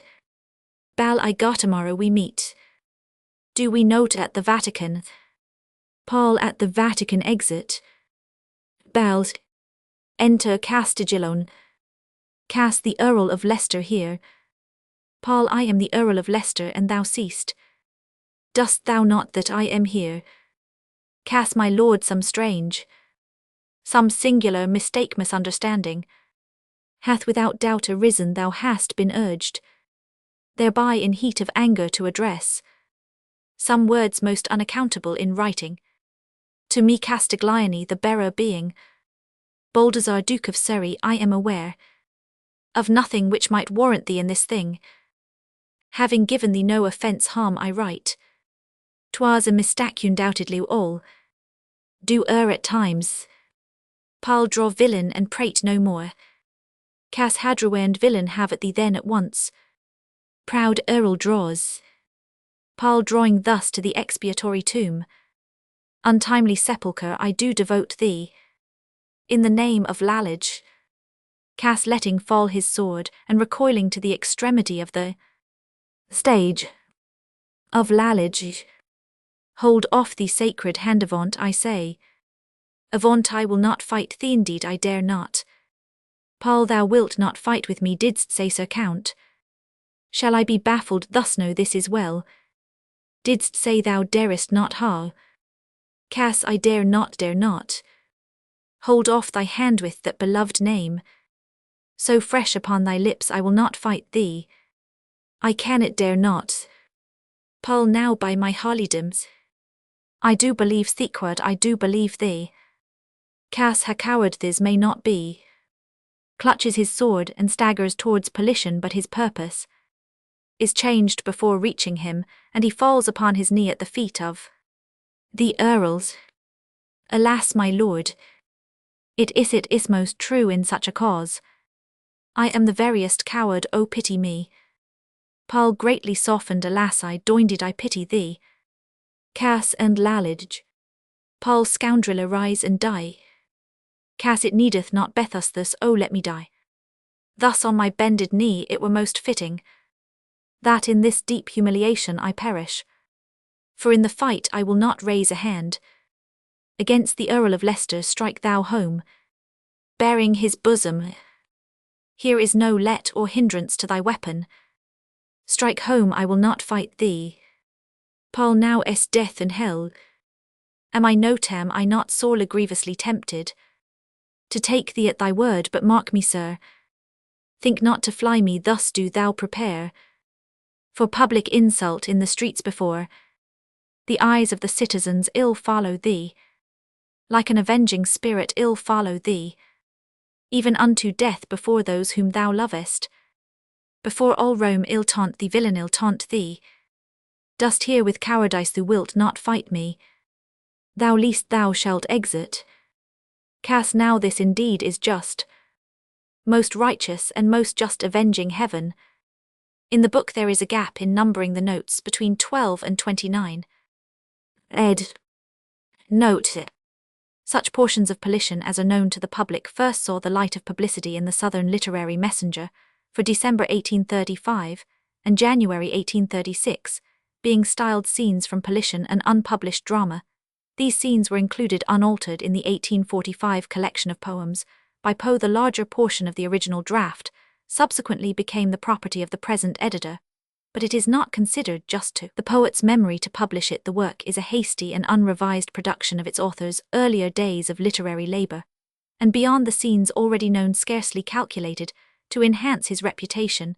As a specimen, however, of the parts unpublished, the following fragment from the first scene of Act Roman II may be offered. The Duke, it should be premised, is uncle to Alessandra, and father of Castiglione, her betrothed.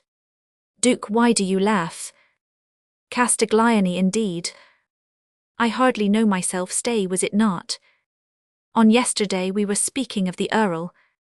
Of the Earl Politian, yes, it was yesterday.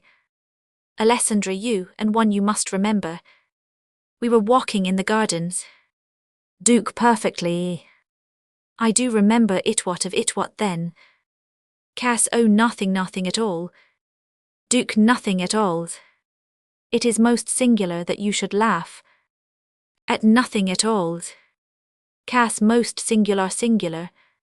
Duke, look you, Castiglione, be so kind as tell me, sir, at once what tease you mean. What are you talking of? Cass, was it not so? We differed in opinion touching him. Duke, him whom? Cass, why, sir, the Earl Politian. Duke, the Earl of Leicester, yes, is it he you mean? We differed indeed, if I now recollect. The words you used were that the Earl you knew was neither learned nor mirthful.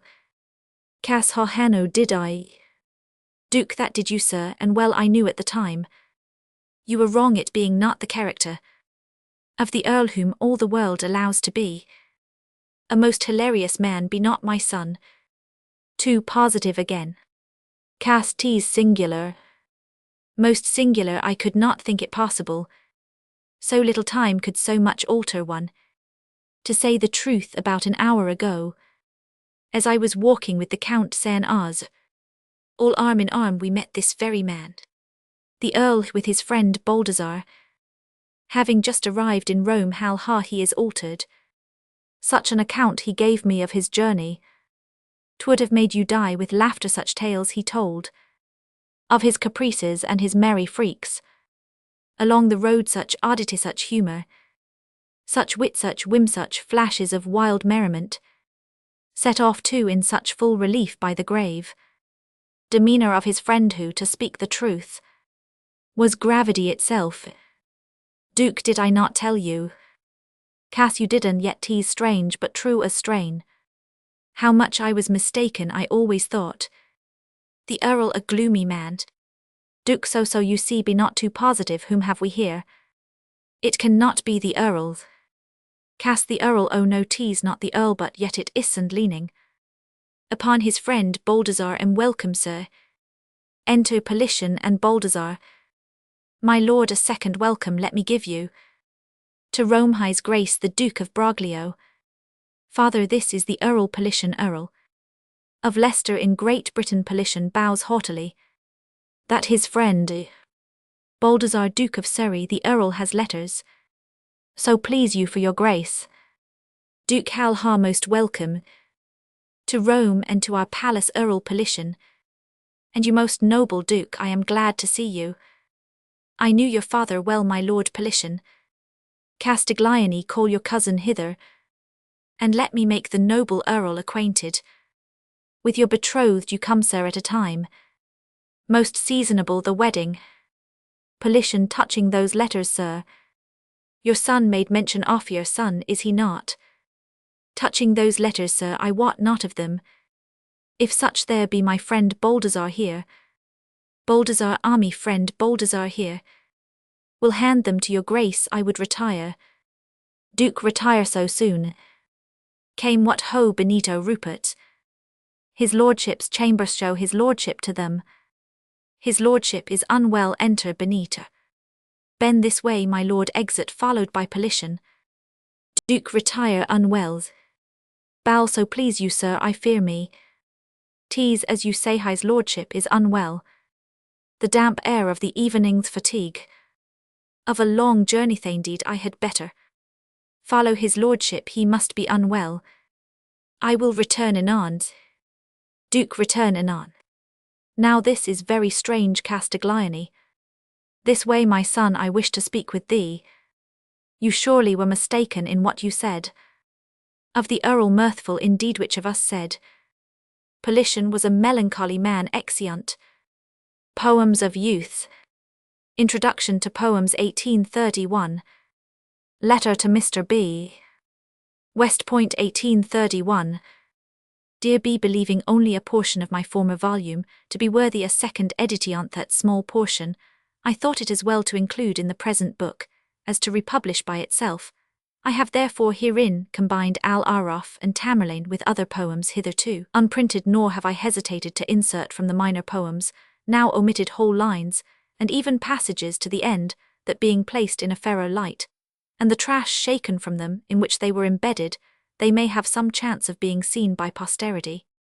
It has been said that a good critique on a poem may be written by one who is no poet himself. This, according to your idea and mine of poetry, I feel to be false. Said less poetical the critic, the less just the critique, and the converse on this account. And because there are but few BS in the world, I would be as much ashamed of the world's good opinion, as proud of your own another than yourself might here observe. Shakespeare is in possession of the world's good opinion, and yet Shakespeare is the greatest of poets. It appears then, that the world judge correctly. Why should you be ashamed of their favourable judgment? The difficulty lies in the interpretation of the word judgment, or opinion. The opinion is the world's truly, but it may be called theirs, as a man would call a book his, having bought it. He did not write the book, but it is his. They did not originate the opinion, but it is theirs. A fool, for example, thinks Shakespeare a great poet, yet the fool has never read Shakespeare.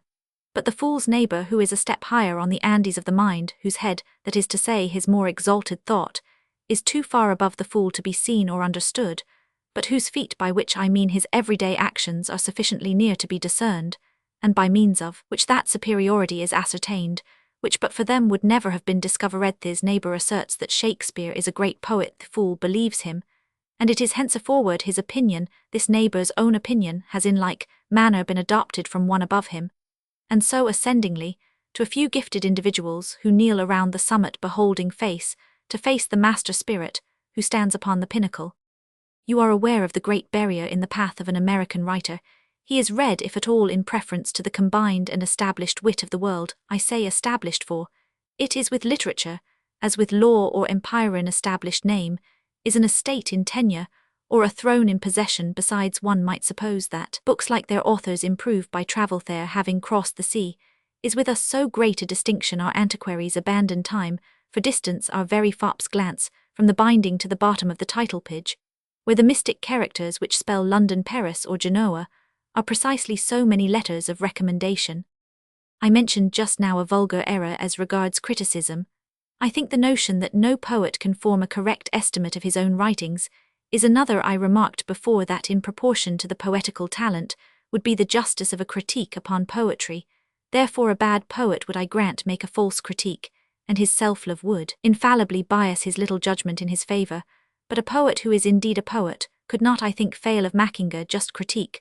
Whatever should be deducted on the score of self-love might be replaced on account of his intimate acquaintance with the subject. In short, we have more instances of false criticism than of just where one's own writings are the test. Simply because we have more bad poets than good, there are of course many objections to what I say. Milton is a great example of the contrary, but his opinion with respect to the Paradise Regained is by no means fairly ascertained by what trivial circumstances men are often led to assert what they do not really believe. Perhaps an inadvertent word has descended to posterity, but in fact the Paradise Regained is little if at all inferior to the Paradise Lost, and is only supposed so to be because men do not like epics, whatever they may say to the contrary, and reading those of Milton in their natural order, are too much wearied with the first to derive any pleasure from the second. I dare say Milton preferred Camus to either, if sagely. As I am speaking of poetry, it will not be amiss to touch slightly upon the most singular heresy in its modern history, the heresy of what is called very foolishly the Lake School. Some years ago, I might have been induced by an occasion like the present to attempt a formal refutation of their doctrine. At present, it would be a work of supererogation. The wise must bow to the wisdom of such men as Coleridge and Southey, but being wise have laughed at poetical theories so prosaically exemplified. Aristotle with singular assurance has declared poetry the most philosophical of all writings, but it required a Wordsworth to pronounce it the most metaphysical. He seems to think that the end of poetry is, or should be, instruction, yet it is a truism that the end of our existence is happiness. If so, the end of every separate part of our existence, everything connected with our existence, should be still happiness. Therefore the end of instruction should be happiness, and happiness is another name for pleasure. Therefore the end of instruction should be pleasure. Yet we see the above-mentioned opinion implies precisely the reverse. To proceed ceteris paribus, he who pleases is of more importance to his fellow-men than he who instructs, since utility is happiness and pleasure is the end already obtained, which instruction is merely the means of obtaining. I see no reason, then, why our metaphysical poets should plume themselves so much on the utility of their works, unless indeed they refer to instruction with eternity in view, in which case sincere respect for their piety would not allow me to express my contempt for their judgment, contempt which it would be difficult to conceal, since their writings are professedly to be understood by the few, and it is the many who stand in need of salvation. In such case, I should no doubt be tempted to think of the devil in Melmoth, who labours indefatigably through 3 octavo volumes to accomplish the destruction of 1 or 2 souls, while any common devil would have demolished 1 or 2,000. Against the subtleties which would make poetry a study, not a passion, it becomes the metaphysician to reason, but the poet to protest. Yet Wordsworth and Coleridge are men in years, the one imbued contemplation from his childhood, the other a giant in intellect and learning. The diffidence, then, with which I venture to dispute their authority would be overwhelming, did I not feel from the bottom of my heart that learning has little to do with the imagination. Intellect, with the passions, or age with poetry, trifles like straws upon the surface flow. He who would search for pearls must dive below, are lines which have done much mischief. As regards the greater truths, men oftener err by seeking them at the bottom than at the top. Truth lies in the huge abysses, where wisdom is sought, not in the palpable palaces where she is found. The ancients were not always right in hiding the goddess in a well. Witness the light which Bacon has thrown upon philosophy, witness the principles of our divine faith, that moral mechanism by which the simplicity of a child may overbalance the wisdom of a man. We see an instance of Coleridge's liability to err in his Biographia Literaria professedly, his literary life and opinions. But in fact a treatise de omni Sibylli, et quibusdam aliis, he goes wrong by reason of his very profundity, and of his error we have a natural type in the contemplation of a star. He who regards it directly and intensely sees it is true the star, but it is the star without a ray, while he who surveys it less inquisitively is conscious of all for which the star is useful to us, below its brilliancy and its beauty. As to Wordsworth, I have no faith in him that he had in youth the feelings of a poet. I believe there are glimpses of extreme delicacy in his writing. Sand delicacy is the poet's own kingdom, his Eldorado, but they have the appearance of a better day recollected, and glimpses at best are little evidence of present poetic fire. We know that a few straggling flowers spring up daily in the crevices of the glacier. He was to blame in wearing away his youth in contemplation, with the end of poetizing in his manhood. With the increase of his judgment, the light which should make it apparent has faded away. His judgment, consequently, is too correct. This may not be understood, but the old Goths of Germany would have understood it, who used to debate matters of importance to their state twice, once when drunk, and once when sober, that they might not be deficient in formality drunk, lest they should be destitute of vigor. The long wordy discussions by which he tries to reason us into admiration of his poetry speak very little in his favor. They are full of such assertions as this: I have opened one of his volumes at random of genius. The only proof is the act of doing well what is worthy to be done, and what was never done before. Indeed, then it follows that in doing what is unworthy to be done, or what has been done before, no genius can be evinced. Yet the picking of pockets is an unworthy act. Pockets have been picked time immemorial, and Barrington, the pickpocket in point of genius, would have thought hard of a comparison with William Wordsworth, the poet. Again, in estimating the merit of certain poems, whether they be Ossian's or Macpherson's, can surely be of little consequence. Yet in order to prove their worthlessness, Mr. W. has expended many pages in the controversy. Tantine animis can great minds descend to such absurdity, but worse still, that he may bear down every argument in favor of these poems, he triumphantly drags forward a passage in his abomination with which he expects the reader to sympathize. It is the beginning of the epic poem Temora. The blue waves of Allan roll in light, the green hills are covered with day trees, shake their dusty heads in the breeze, and this gorgeous yet simple imagery, where all is alive and panting with immortality, is William Wordsworth, the author of Peter Bell, has selected for his contempt. We shall see what better he in his own person has to offer imprimis. And now she's at the pony's tail, and now she's at the pony's head, on that side now and now on this, and almost stifled with her bliss, a few sad tears does Betty shed. She pats the pony where or when, she knows not, happy Betty Foy. Oh Johnny, never mind the doctor. Secondly, the dew was falling fast, the stars began to blink. I heard a voice, it said, drink, pretty creature, drink. And looking o'er the hedge before me I espied a snow-white mountain lamb with Amidon at its side. No other sheep was nearth, lamb was all alone, and by a slender cord wastered to a stone. Now we have no doubt this is all true, we will believe it, indeed, we will. Mr. W. Is it sympathy for the sheep you wish to excite? I love a sheep from the bottom of my heart. But there are occasions, dear B., there are occasions when even Wordsworth is reasonable, even Stamboul, it is said, shall have an end, and the most unlucky blunders must come to a conclusion. Here is an extract from his preface.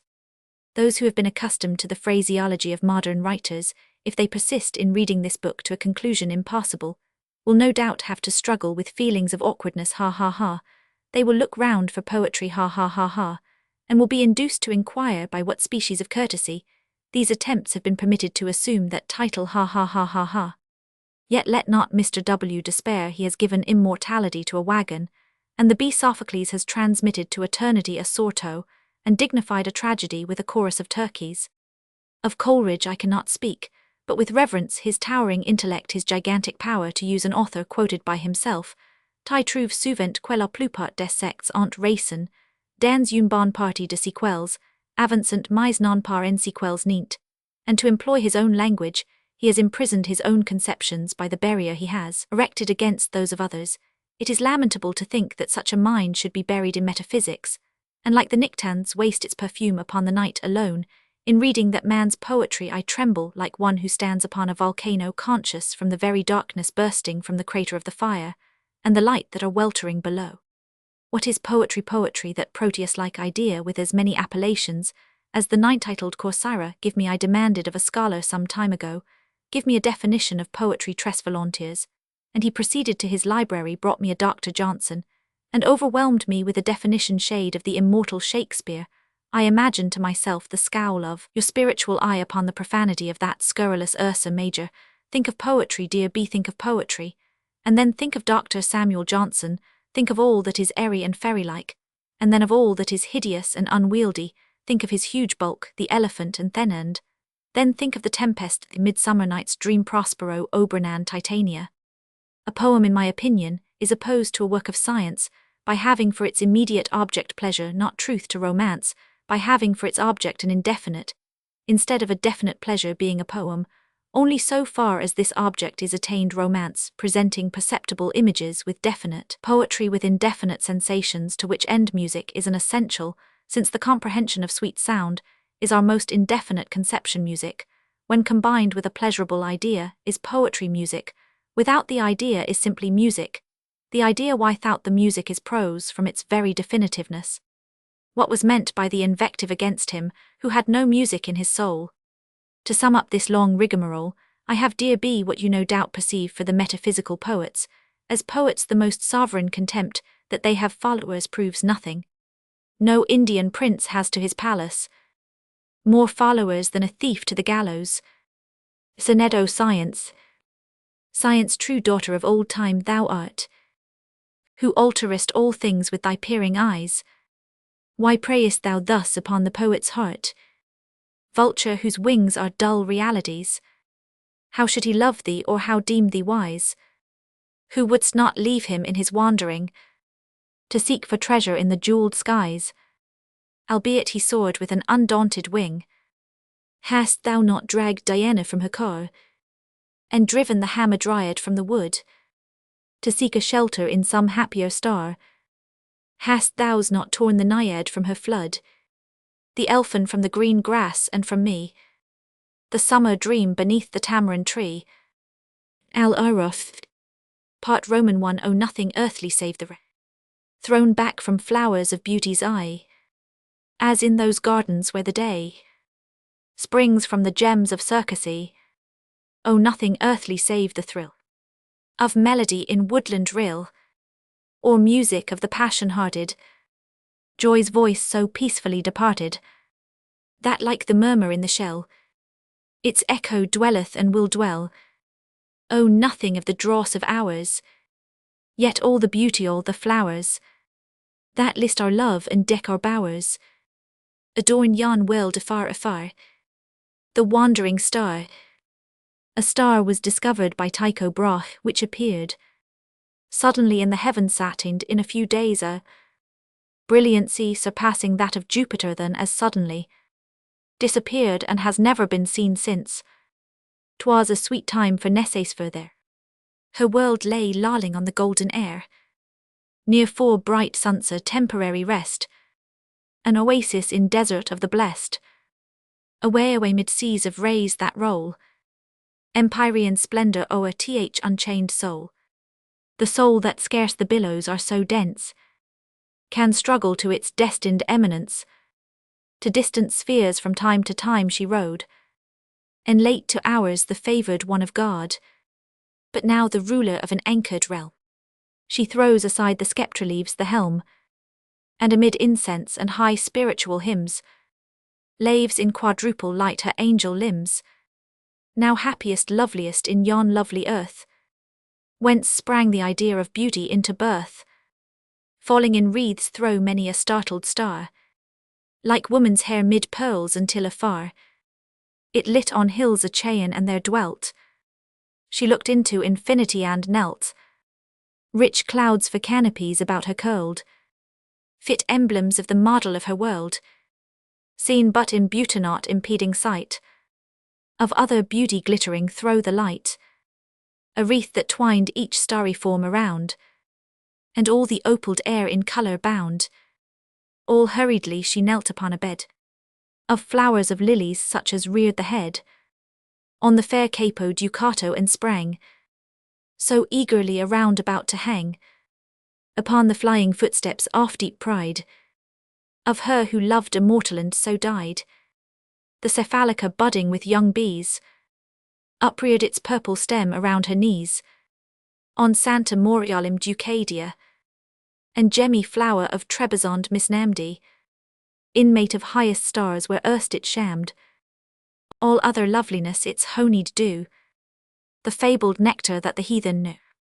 Deliriously sweet was dropped from heaven, and fell on gardens of the unforgiven, in Trebizond and on a sunny flower, so like its own above that to this hour it still remaineth torturing the bee, with madness and unwonted reverie, in heaven and all its environs the leaf, and blossom of the fairy plant in grief, disconsolate linger grief that hangs her head, repenting follies that full long have fled, heaving her white breast to the balmy air, like guilty beauty chastened and more fair, Nictanthus too as sacred as the light, she fears to perfuming the night, and Clytia pondering between many a sun, while pettish tears adown her petals run, and that aspiring flower that sprang on earth, and died ere scarce exalted into birth, bursting its odorous heart in spirit to wing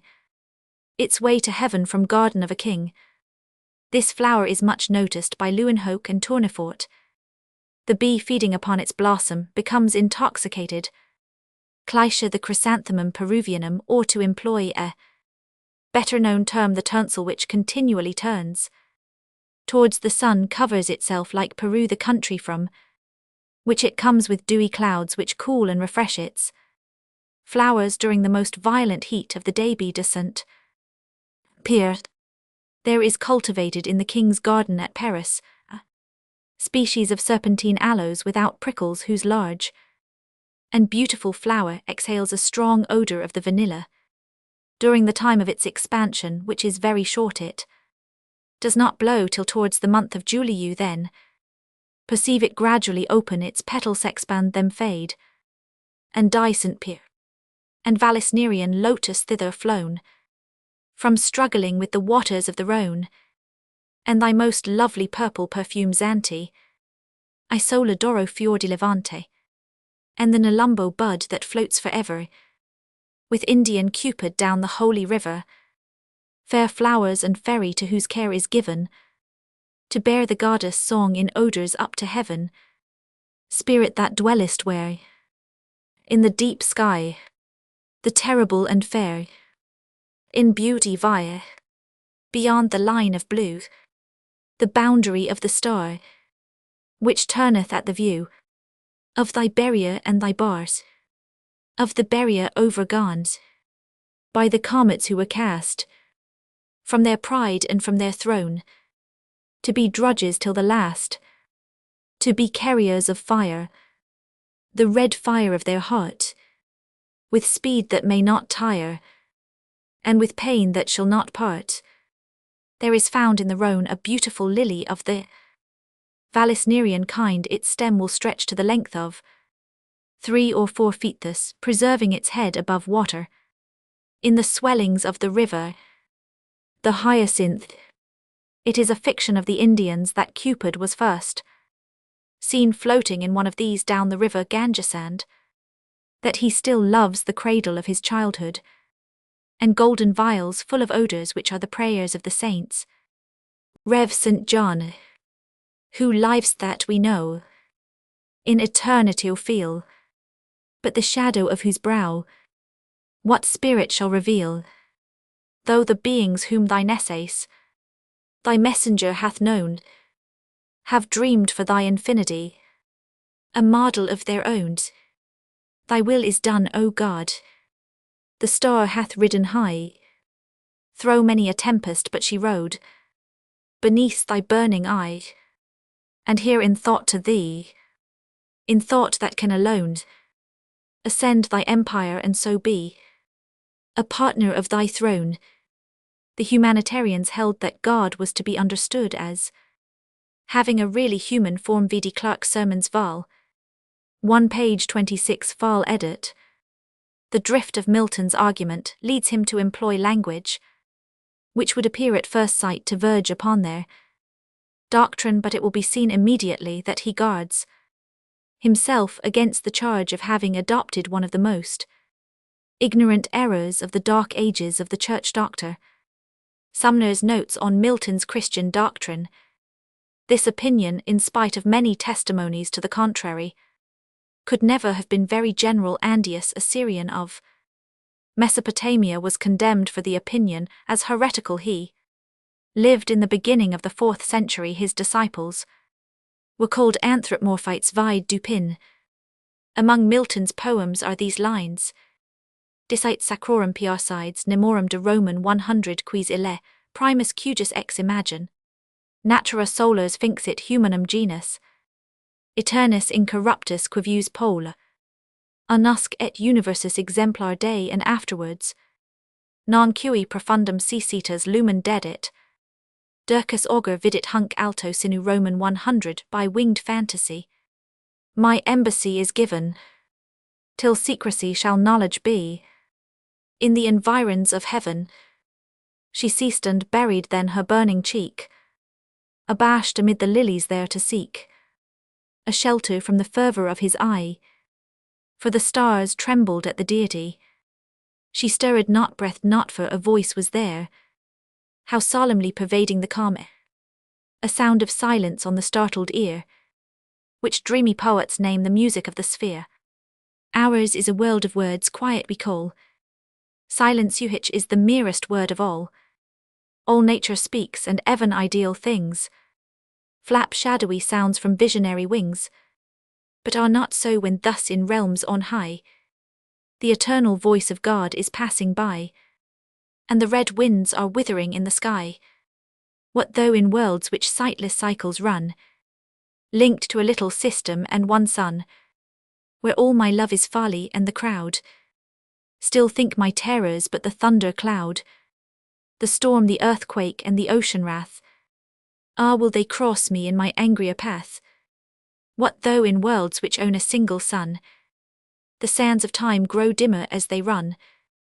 Seltse men touchter Jarvis, sanum scarskind, der fantasy goth, sightless too small to be seen leg, yet thine is my resplendency so given, to bear my secrets thro' the upper heaven. Leave tenantless thy crystal home and fly, with all thy train athwart the moony sky, apart like fireflies in Sicilian night, and wing to other worlds another light.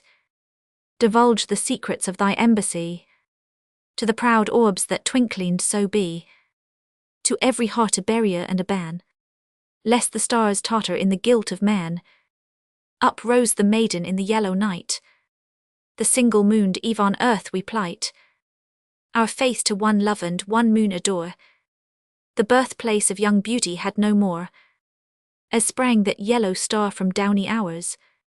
Up rose the maiden from her shrine of flowers, and bent o'er sheeny mountain and dim plain, her way but left not yet her the Racine rain. I have often noticed a peculiar movement of the fireflies. They will collect in a body and fly off from a common centre into innumerable radii. The Rasa or the Racia, the island mentioned by Seneca, which in a moment arose from the sea to the eyes of astonished mariners, part Roman too high on a mountain of enamelled head, such as the drowsy shepherd on his bed of giant pasturage lying at his ease, raising his heavy eyelid starts and sees, with many a muttered hope to be forgiven, what time the moon is quadrated in heaven, of rosy head that towering far away, into the sunlit ether caught the ray of sunken suns at eve at noon of night, while the moon danked with the fair stranger light, upreared upon such height arose a pie of gorgeous columns on th unburthened air, flashing from Parian marble that twin smile, far down upon the wave that sparkled there, and nursed the young mountain in its lair, of molten stars their pavement such as fall throw the ebon air besilvering the pole of their own dissolution while they die, adorning then the dwellings of the sky. A dome by linked light from heaven let down, sat gently on these columns as a crown.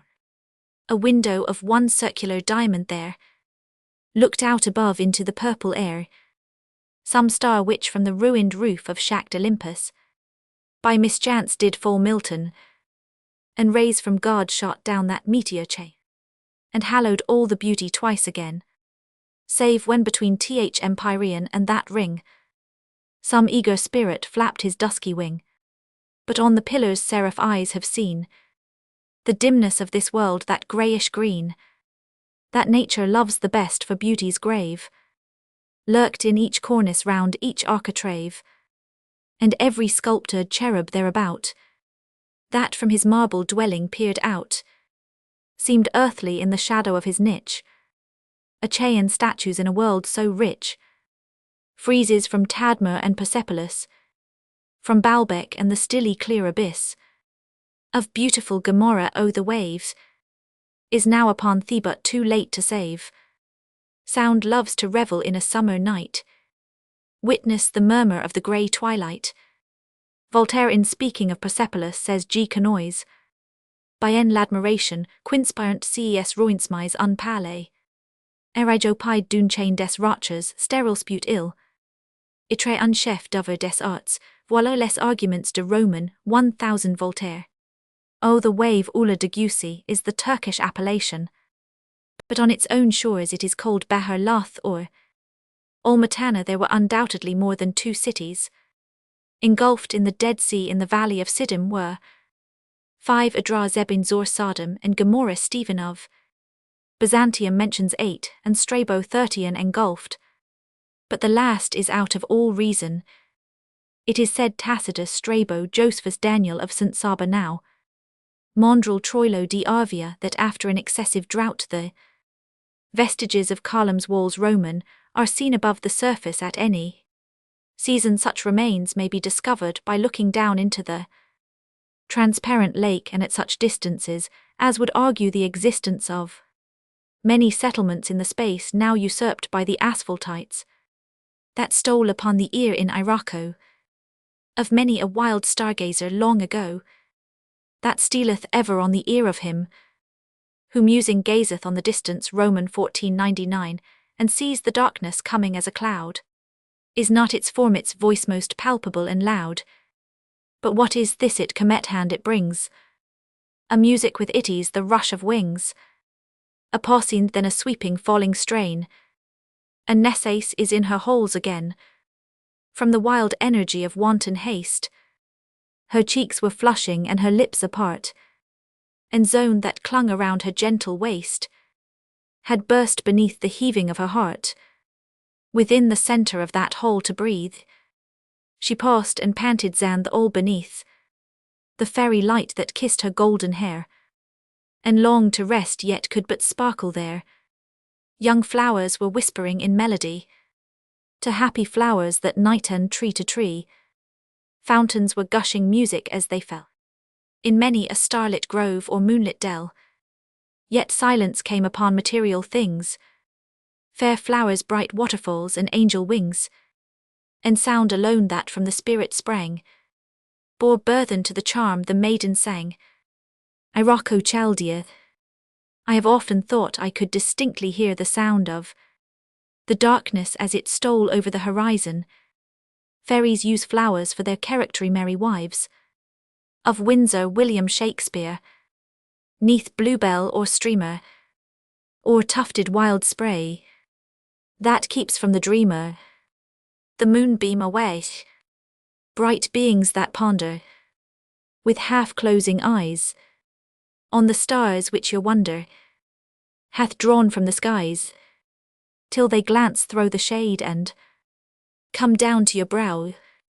Licky eyes of the maiden who calls on you now, arise from your dreaming in violet bowers, to duty beseeming these starlit hours, and shake from your tresses, encumbered with dew, the breath of those kisses that cumber them too.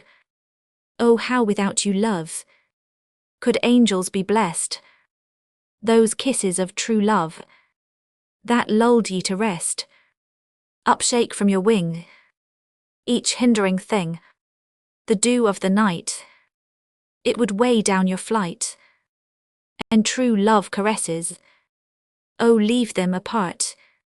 In Scripture is this passage: the sun shall not harm thee by day, nor the moon by night. It is perhaps not generally known that the moon in Egypt has the effect of producing blindness to those who sleep with the face exposed to its rays, to which circumstance the passage evidently alludes.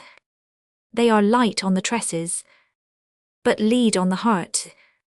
Ligeia, Ligeia, my beautiful one, whose harshest idea will to melody run. Oh, is it thy will on the breezes to toss, or capriciously still, like the lone albatross, incumbent on night, as she on the air, to keep watch with delight on the harmony there? Ligeia, whatever thy image may be, no magic shall sever thy music from thee.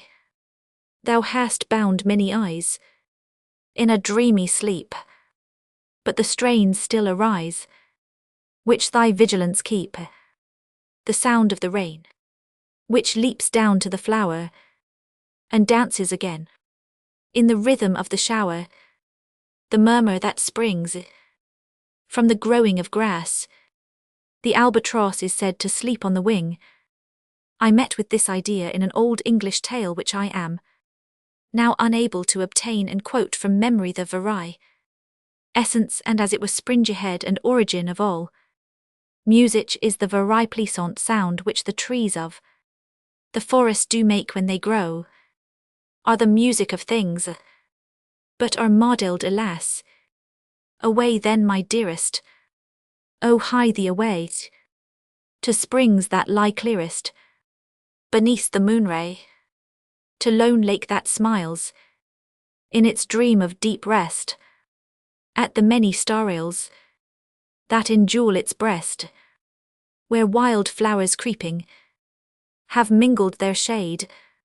On its margin is sleeping full many a maid. Some have left the cool glade and have slept with the bee. Arouse them, my maiden, on moorland and lea. Go breathe on their slumber, all softly in ear, the musical number they slumbered to hear. For what can awaken an angel so soon? The wild bee will not sleep in the shade if there be moonlight. The rhyme in this verse, as in one about 60 lines before, has an appearance of affectation. It is, however, imitated from Sir W. Scott, or rather from Claude Halcrin, whose mouth I admired its effect. Oh, were there an island, though ever so wild, where woman might smile and no man be beguiled. Roman 100, whose sleep hath been taken beneath the cold moon, as the spell which no slumber of witchery may test, the rhythmical number which lulled him to rest. Spirits in wing and angels to the view, 1,000 seraphs burst th empyrean young dreams still hovering on their drowsy flight. Seraphs in all but knowledge the keen light that fell refracted thro' thy bounds afar. O death from eye of God upon that star! Sweet was that error, sweeter still that death. Sweet was that error when with us the breath of science dims the mirror of our joy. To them 'twere the samum and would destroy. For what to them availeth it to know that truth is falsehood or that bliss is woe? Sweet was their death, with them to die was rife with the last ecstasy of satiate life. Beyond that death no immortality, but sleep that pondereth and is not to be. And thereo may my weary spirit dwell, apart from heaven's eternity, and yet how far from hell. With the Arabians there is a medium between heaven and hell where men suffer no punishment, but yet do not attain that tranquil and even happiness which they suppose to be characteristic of heavenly enjoyment. Un no rempido suno, un dia puro legriliber, qui era libra de amor de zelo, de odio de esperanzade, rezilo Luis Ponce de Leon.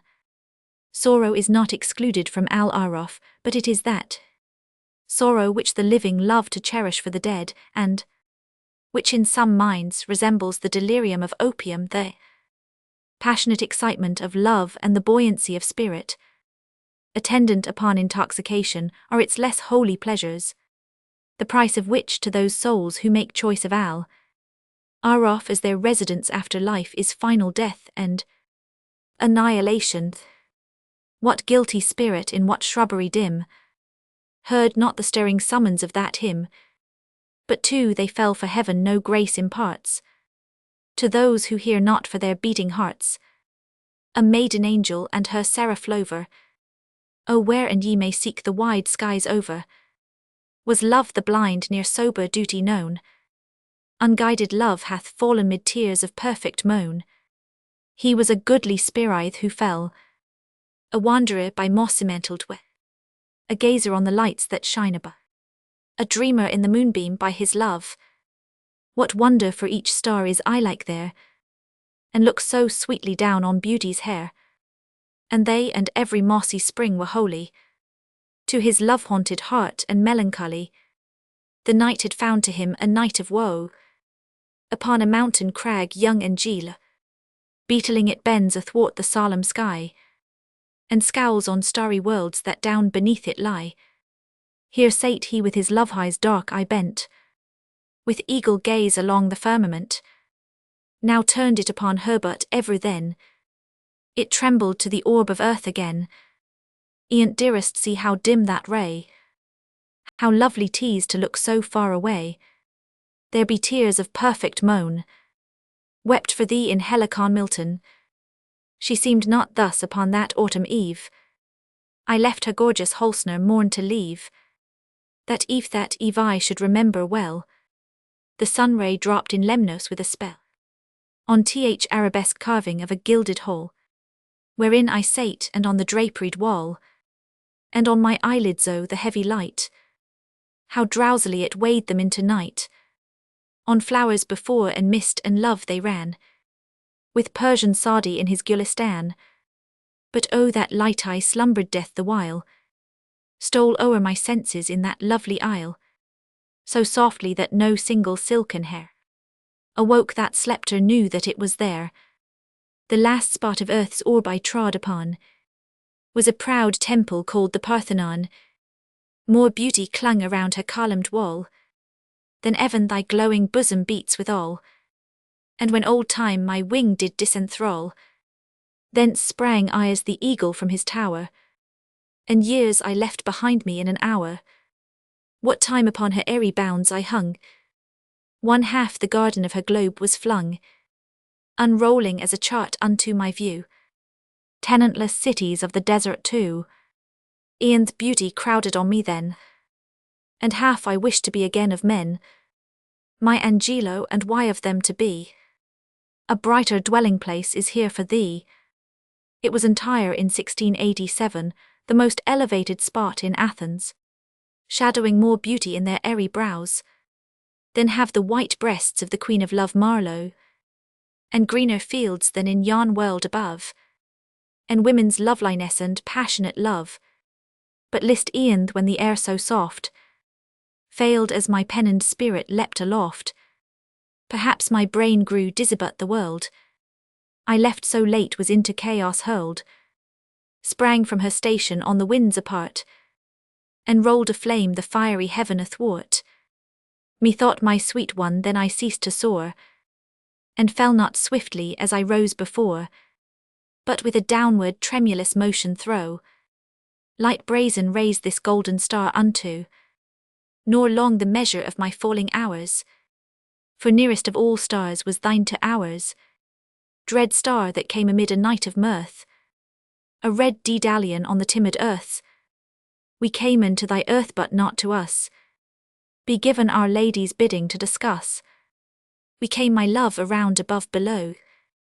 Gay firefly of the night, we come and go, nor ask a reason save the angel nod. She grants to us as granted by her God. But Angelo than thine grey time unfurled, never his fairy wing o'er fairer world. Dim was its little disk, and angel eyes alone could see the phantom in the skies.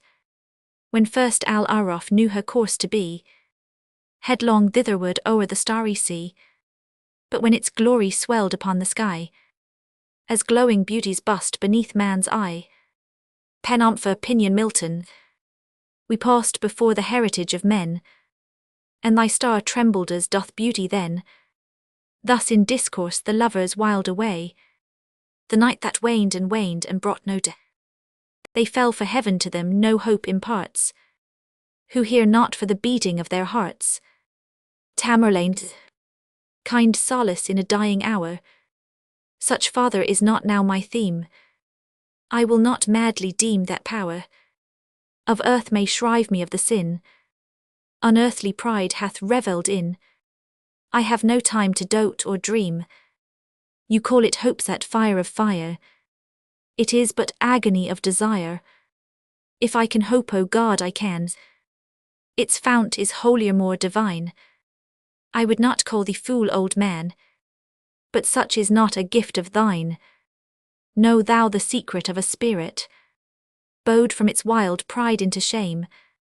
O yearning heart, I did inherit thy withering portion with the fame, the searing glory which hath shone amid the jewels of my throne.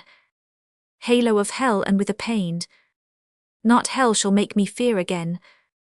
O craving heart for the lost flowers and sunshine of my summer hours, undying voice of that dead time, with its interminable chime, rings in the spirit of a spell upon thy emptiness a knell. I have not always been as now, the fevered diadem on my brow I claimed and won usurpingly, hath not the same fierce heirdom given Rome to the Sesarthes to me, the heritage of a kingly mind, and a proud spirit which hath striven triumphantly with humankind.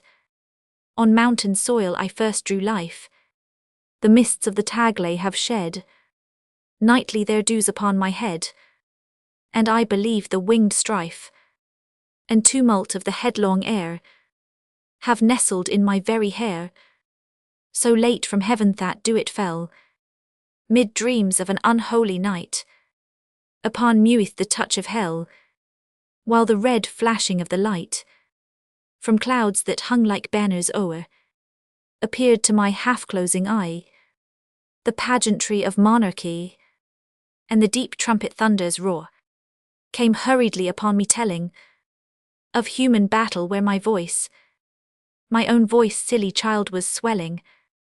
Oh, how my spirit would rejoice and leap within me at the cry, the battle cry of victory.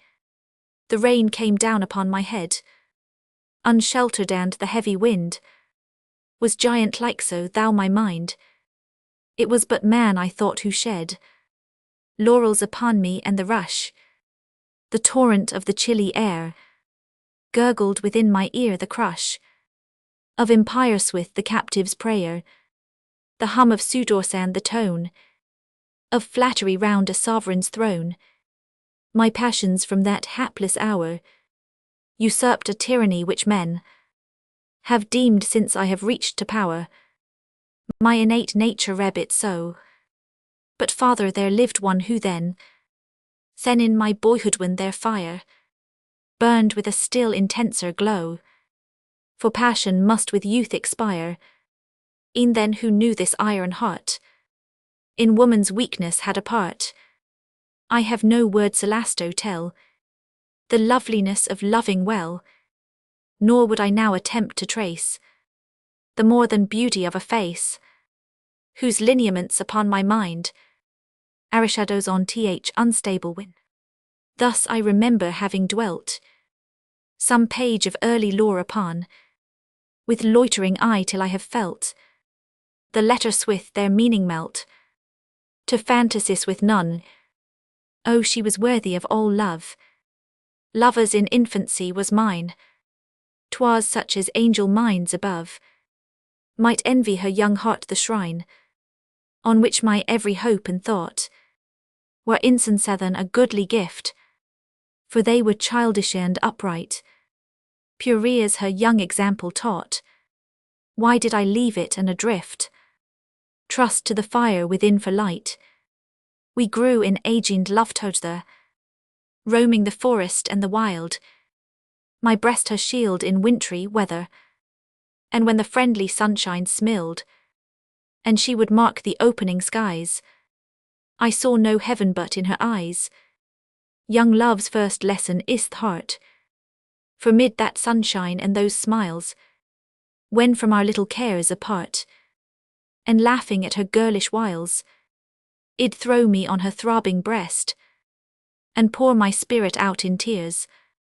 There was no need to speak the rest, no need to quiet any fears of her who asked no reason why, but turned on me her quiet eye. Yet more than worthy of the love my spirit struggled with and strove, when on the mountain peak alone ambition lent it a new tone. I had no being but in thee, the world and all it did contain, in the earth, the air, the sea, its joy, its little lot of pain. That was new pleasure reth ideal, dim vanities of dreams by night, and dimmer nothings which were real, shadows and a more shadowy light, parted upon their misty wings, and so confusedly became thine image and a name, two separate yet most intimate things. I was ambitious, have you known the passion, father, you have not.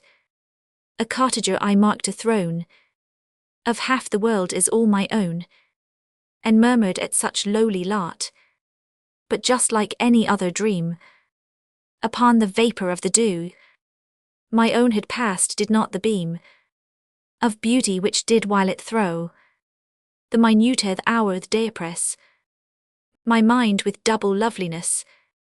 We walked together on the crown of a high mountain which looked down afar from its proud natural towers of rock and forest on the hills, the dwindled hills begirt with bowers, and shouting with 1,000 rills. I spoke to her of power and pride, but mystically in such guise that she might deem it not beside the moment's converse in her eyes. I read perhaps too carelessly a mingled feeling with my own. The flush on her bright cheek to me seemed to become a queenly throne, too well that I should let it be. Light in the wilderness alone, I wrapped myself in grandeur then, and donned a visionary crown. Yet it was not that fantasy had thrown her mantle over me, but that among the rabblemen lion ambition is chained down, and crouches to a keeper's hand. Not so in deserts where the grand, the wild, the terrible conspire with their own breath to fan his fire. Look round thee now on Samarkand, is not she queen of earth her pride, above all cities in her hand, their destinies in all beside, of glory which the world hath known, stands she not nobly and alone, falling her veriest stepping stone, shall form the pedestal of a throne, and who her sovereign Timur, whom the astonished people saw, striding o'er empires haughtily, a diademed outlaw. O human love, thou spirit given, on earth of all we hope in heavens, which fall'st into the soul like rain, upon the siroc withered plain, and failing in thy power to bless, but leaves the heart a wilderness, idea which bindest life around, with music of so strange a sound, and beauty of so wild a birth. Farewell, for I have won the earth's, when hope the eagle that towered could see no cliff beyond him in the sky. His pinions were bent droopingly, and homeward turned his softened eye. 'Twas sunset when the sun will part. There comes a sullenness of heart to him who still would look upon the glory of the summer sun. That soul will hate the evening mist, so often lovely, and will list to the sound of the coming darkness known to those whose spirits hearken as one who in a dream of night would fly, but cannot from a danger nigh. What though the white moon shed all the splendor of her noon? Her smile is chilly, and her beam in that time of dreariness will seem so like you gather in your breath a portrait taken after death. And boyhood is a summer sun whose waning is the dreariest one, for all we live to know is known, and all we seek to keep hath flown. Let life then as the dayflower fall with the noonday beauty which is all. I reached my home, me home no more, for all had flown who made it so. I passed from out its mossy door, and though my tread was soft and low, a voice came from the threshold stone of one whom I had earlier known. Oh, I defy thee hell to show on beds of fire that burn below a humbler heart, a deeper woe. Father, I firmly do believes I know for death who comes for me from regions of the blessed afar, where there is nothing to deceive, hath left his iron gate ajar, and rays of truth you cannot see are flashing thro' eternity. I do believe that Eblis hath a snare in every human path, else how, when in the holy grove I wandered of the idol love, who daily scents his snowy wings with incense of burnt offerings from the most unpolluted things, whose pleasant bowers are yet so riven above with trellised rays from heaven, no mote may shun, O tiniest fly, the lightning of his eagle eye. How was it that ambition crept unseen amid the revels there, till growing bold he laughed and leapt in the tangles of love's very hair? To Helen, Helen, thy beauty is to me like those Nicean barks of yore, that gently o'er a perfumed sea the weary wayworn wanderer bore to his own native shore. On desperate seas long wont to roam, thy hyacinth hair, thy classic face, thy naiad airs have brought me home to the glory that was Greece, and the grandeur that was Rome. Lo, in yon brilliant window niche, how statue-like I me thee stand, the agate lamp within thy hand. Ah, Psyche, from the regions which are Holy Land, the valley of unrest, once it smiled a silent dell, where the people did not dwell. They had gone unto the wars, trusting to the mildied stars, nightly from their azure towers, to keep watch above the flowers, in the midst of which all day the red sunlight lazily lay. Now each visitor shall confess the sad valley's restlessness. Nothing there is motionless, nothing save the airs that brood over the magic solitude. Ah, by no wind are stirred those trees that palpitate like the chill seas around the misty Hebrides. Ah, by no wind those clouds are driven that rustle through the unquiet heaven, uneasily from morn till even, over the violets there that lie in myriad types of the human eye, over the lilies there that wave and weep above a nameless grave. They wave from out their fragrant tops, eternal dews come down in drops. They weep from off their delicate stems, perennial tears descend in gems. Israfel, in heaven a spirit doth dwell, whose heartstrings are a lute. None sings so wildly well as the angel Israfel, and the giddy stars so legended, ceasing their hymns attend the spell of his voice all mute, tottering above in her highest noon.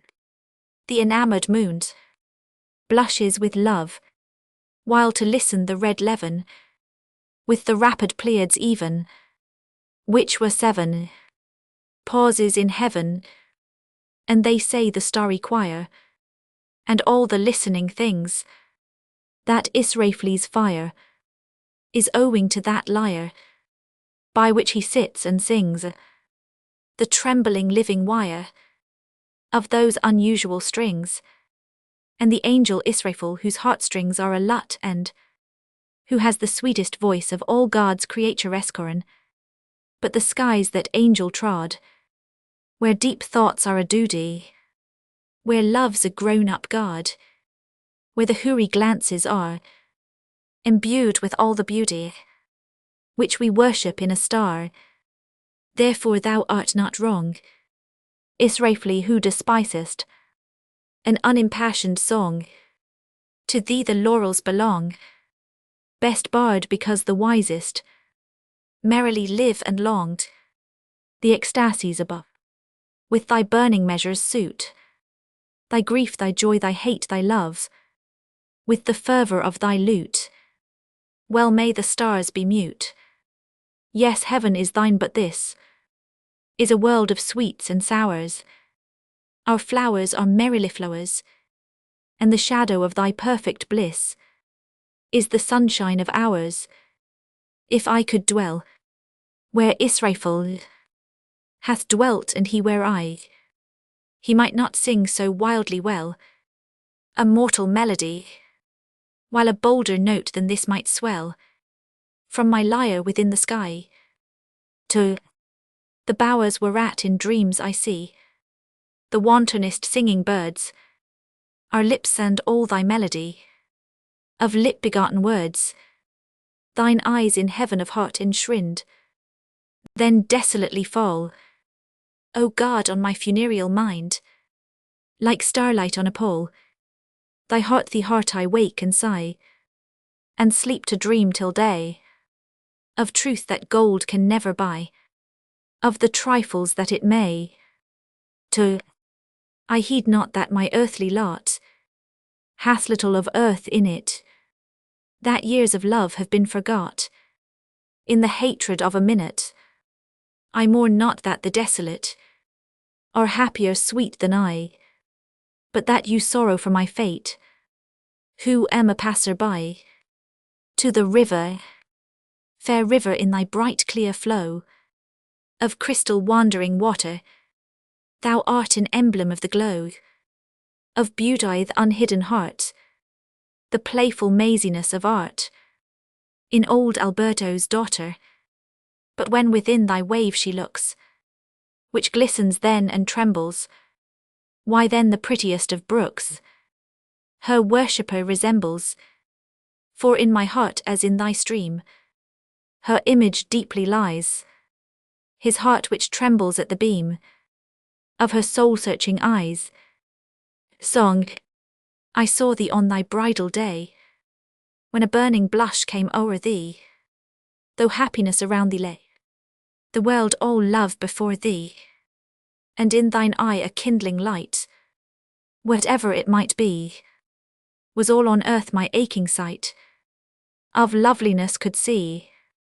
That blush perhaps was maiden shame, as such it well may pass, though its glow hath raised a fiercer flame in the breast of him, alas, who saw thee on that bridal day, when that deep blush would come o'er thee, though happiness around thee lay, the world all love before thee. Spirits of the dead, thy soul shall find itself alone, mid dark thoughts of the grey tombstone, not one of all the crowd to pry into thine hour of secrecy.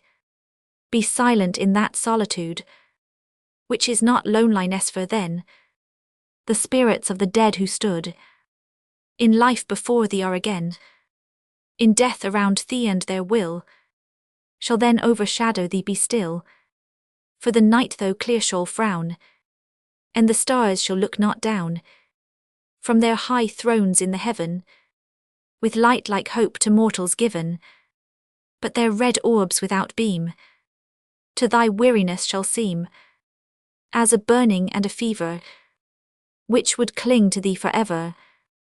Now are thoughts thou shalt not banish. Now are visions near to vanish. From thy spirit shall they pass. No more like dewdrop from the grass. The breathed breath of Godie's still, and the mist upon the hill, shadowy yet unbroken, is a symbol and a token. How it hangs upon the trees, a mystery of mysteries, a dream. In visions of the dark night, I have dreamed of joy departed, but a waking dream of life and light hath left me broken-hearted. Ah, what is not a dream by day, to him whose eyes are cast on things around him with a ray turned back upon the past. That holy dream, while all the world were chiding, hath cheered me as a lovely beam, a lonely spirit guiding. What though that light throw storm and night, so trembled from afar? What could there be more purely bright, in truth's day star? Romance who loves to nod and sing, with drowsy head and folded wing, among the green leaves as they shake, far down within some shadowy lake. To me a painted paroquet hath been a most familiar bird, taught me my alphabet to say, to lisp my very earliest word. While in the wild wood I did lie, a child with a most knowing eye, of late eternal condor years, so shake the very heaven on high, with tumult as they thunder by. I have no time for idle cares, through gazing on the unquiet sky, and when an hour with calmer wings its down upon thy spirit flings, that little time with lyre and rhyme, to while away forbidden things, my heart would feel to be a crime, unless it trembled with the strings.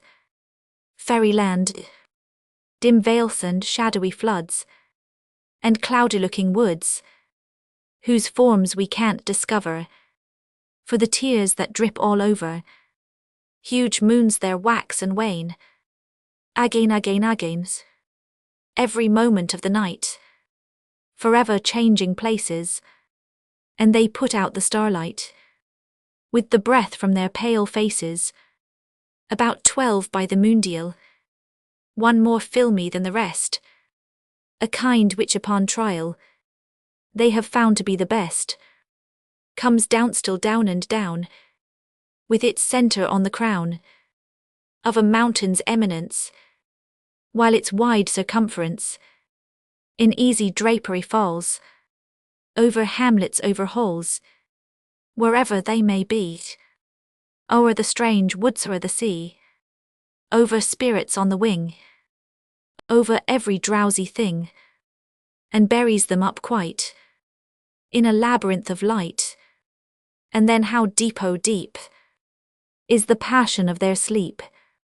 In the morning they arise, and their moony covering is soaring in the skies, with the tempests as they toss, like almost anything, or a yellow albatross. They use that moon no more, for the same end as before, set a tent, which I think extravagant, its atomies however, into a shower dissever, of which those butterflies of earth who seek the skies, and so come down again, never contented things, have brought a specimen upon their quivering wings. The lake too, in spring of youth it was my lot, to haunt of the wide earth a spot, the which I could not love the less, so lovely was the loneliness of a wild lake with black rock bound, and the tall pines that towered around. But when the night had thrown her pall upon that spot as upon all, and the mystic wind went by, murmuring in melody, Senna then I would awake to the terror of the lone lake. Yet that terror was not fright, but a tremulous delight, a feeling not the jeweled mind could teach or bribe me to define. nor love although the love were thine. Death was in that poisonous wave, and in its gulf a fitting grave, for him who thence could solace bring to his lone imagining, whose solitary soul could make an Eden of that dim lake. Evening star, 'twas noontide of summer, and mid-time of night, and stars in their orbits shone pale through the light of the brighter cold moon, mid planets her slaves, herself in the heavens, her beam on the waves. I gazed a while on her cold smile, too cold for me. There passed as a shroud, a fleecy cloud, and I turned away to thee, proud evening star, in thy glory afar, and dearer thy beam shall be, for joy to my heart is the proud part thou bearest in heaven at night, and more I admires thy distant fire than that colder lowly light. The happiest day, the happiest day, the happiest hour, my seared and blighted heart hath known, the highest hope of pride and power, I feel hath flown. Of power said I, yes, such I ween, but they have vanished long, alas. The visions of my youth have been, but let them pass. Roman 3. And pride, what have I now with thee? Another brow may even inherit the venom thou hast poured on me. Be still my spirit. Roman 4. The happiest day, the happiest hour, mine eyes shall see have ever seen, the brightest glance of pride and power. I feet have been but with that hope of pride and power, now offered with the pain, even then I felt that brightest hour I would not live again. Romans 6. For on its wing was dark alloy, and as it fluttered fell an essence powerful to destroy a soul that knew it well. Imitation, a dark unfathomed tide of interminable pride, a mystery and a dream, should my early life seem. I say that dream was fraught with a wild and waking thought of beings that have been, which my spirit hath not seen. Had I let them pass me by with a dreaming eye, let none of earth inherit that vision on my spirit. Those thoughts I would control as a spell upon his soul, for that bright hope at last, and that light time have passed, and my worldly rest hath gone. With a sigh as it passed on, I care not though it perish, with a thought I then did cherish. Hymn to Aristogiton and Harmodius. Translation from the Greek. I, wreathed in myrtle my sword ill conceal, like those champions devoted and brave, when they plunged in the tyrant their steel, and to Athens deliverance gave. Roman 2. Beloved heroes, your deathless souls roam in the joy-breathing isles of the blest, where the mighty of old have their home, where Achilles and Diarmed rest. Roman 3. In fresh myrtle my blade ill entwine, like Harmodius the gallant and good, when he made at the tutelar shrine a libation of tyranny's blood. Roman 4. Ye deliverers of Athens from shame, ye avengers of liberty's wrongs, endless ages shall cherish your fame, embalmed in their echoing songs. Dreams, oh that my young life were a lasting dream, my spirit not awakening till the beam of an eternity should bring the morrow. Yes, though that long dream were of hopeless sorrow, 'twere better than the dull reality of waking life to him whose heart shall be, and hath been ever on the chilly earth, a chaos of deep passion from his birth. But should it that dream eternally, continuing as dreams have been to me, in my young boyhood should it thus be given, 'Twere folly still to hope for higher heaven, for I have revelled when the sun was bright, in the summer sky in dreamy fields of light, and left unheedingly my very heart, in climes of mine imagining apart, from mine own home with beings that have been, of mine own thought what more could I have seen?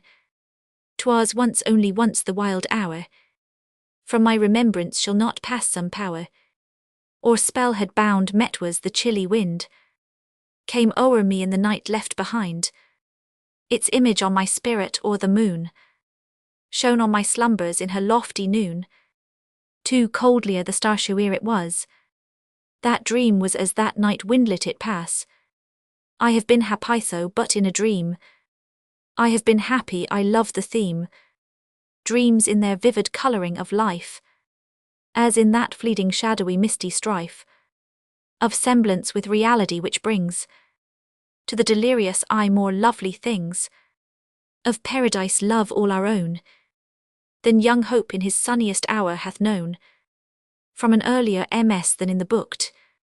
In youth I have known one.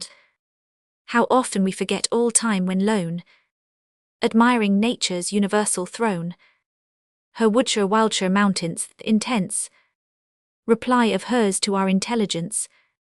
In youth I have known one with whom the earth's, in secret communing held us he with it, in daylight and in beauty from his birth, whose fervid flickering torch of life was lit, from the sun and stars whence he had drawn forth, a passionate light such for his spirit was fit, and yet that spirit knew not in the hour, of its own fervour what had o'er it power. Roman 2. Perhaps it may be that my mind is wrought to a fever by the moonbeam that hangs o'er, but I will half believe that wild light fraught with more of sovereignty than ancient law hath ever told, or is it of a thought, the unembodied essence and no more, that with a quickening spell doth o'er us pass, as dew of the night time o'er the summer grass. Roman 3. Doth o'er us pass when as th expanding eye to the loved object so the tear to the lid will start which lately slept in apathy, and yet it need not be that object hid from us in life but common which doth lie each hour before us but then only bid, with a strange sound as of a harp-string broken, t awake us tease a symbol and a token. Roman 4. Of what in other worlds shall be given in beauty by our God to those alone, who otherwise would fall from life and heaven, drawn by their heart's passion in that tone, that high tone of the spirit which hath striven, though not with faith with godliness whose throne, with desperate energy hath beaten down, wearing its own deep feeling as a crown. Query fervid. Append. Roman 1. How shall the burial rite be read? The solemn song be sung, the requiem for the loveliest dead that ever died so young. Roman 2. Her friends are gazing on her, and on her gaudy bier, and weep to dishonour dead beauty with a tear. Roman 3. They loved her for her wealth, and they hated her for her pride, but she grew in feeble health, and they love her that she died. Roman 4. They tell me while they speak of her costly broidered pole, that my voice is growing weak, that I should not sing at all. Roman 5. Or that my tone should be tuned to such solemn song, so mournfully, that the dead may feel no wrong. Roman 6. But she is gone above, with young hope at her side, and I am drunk with love of the dead who is my bride.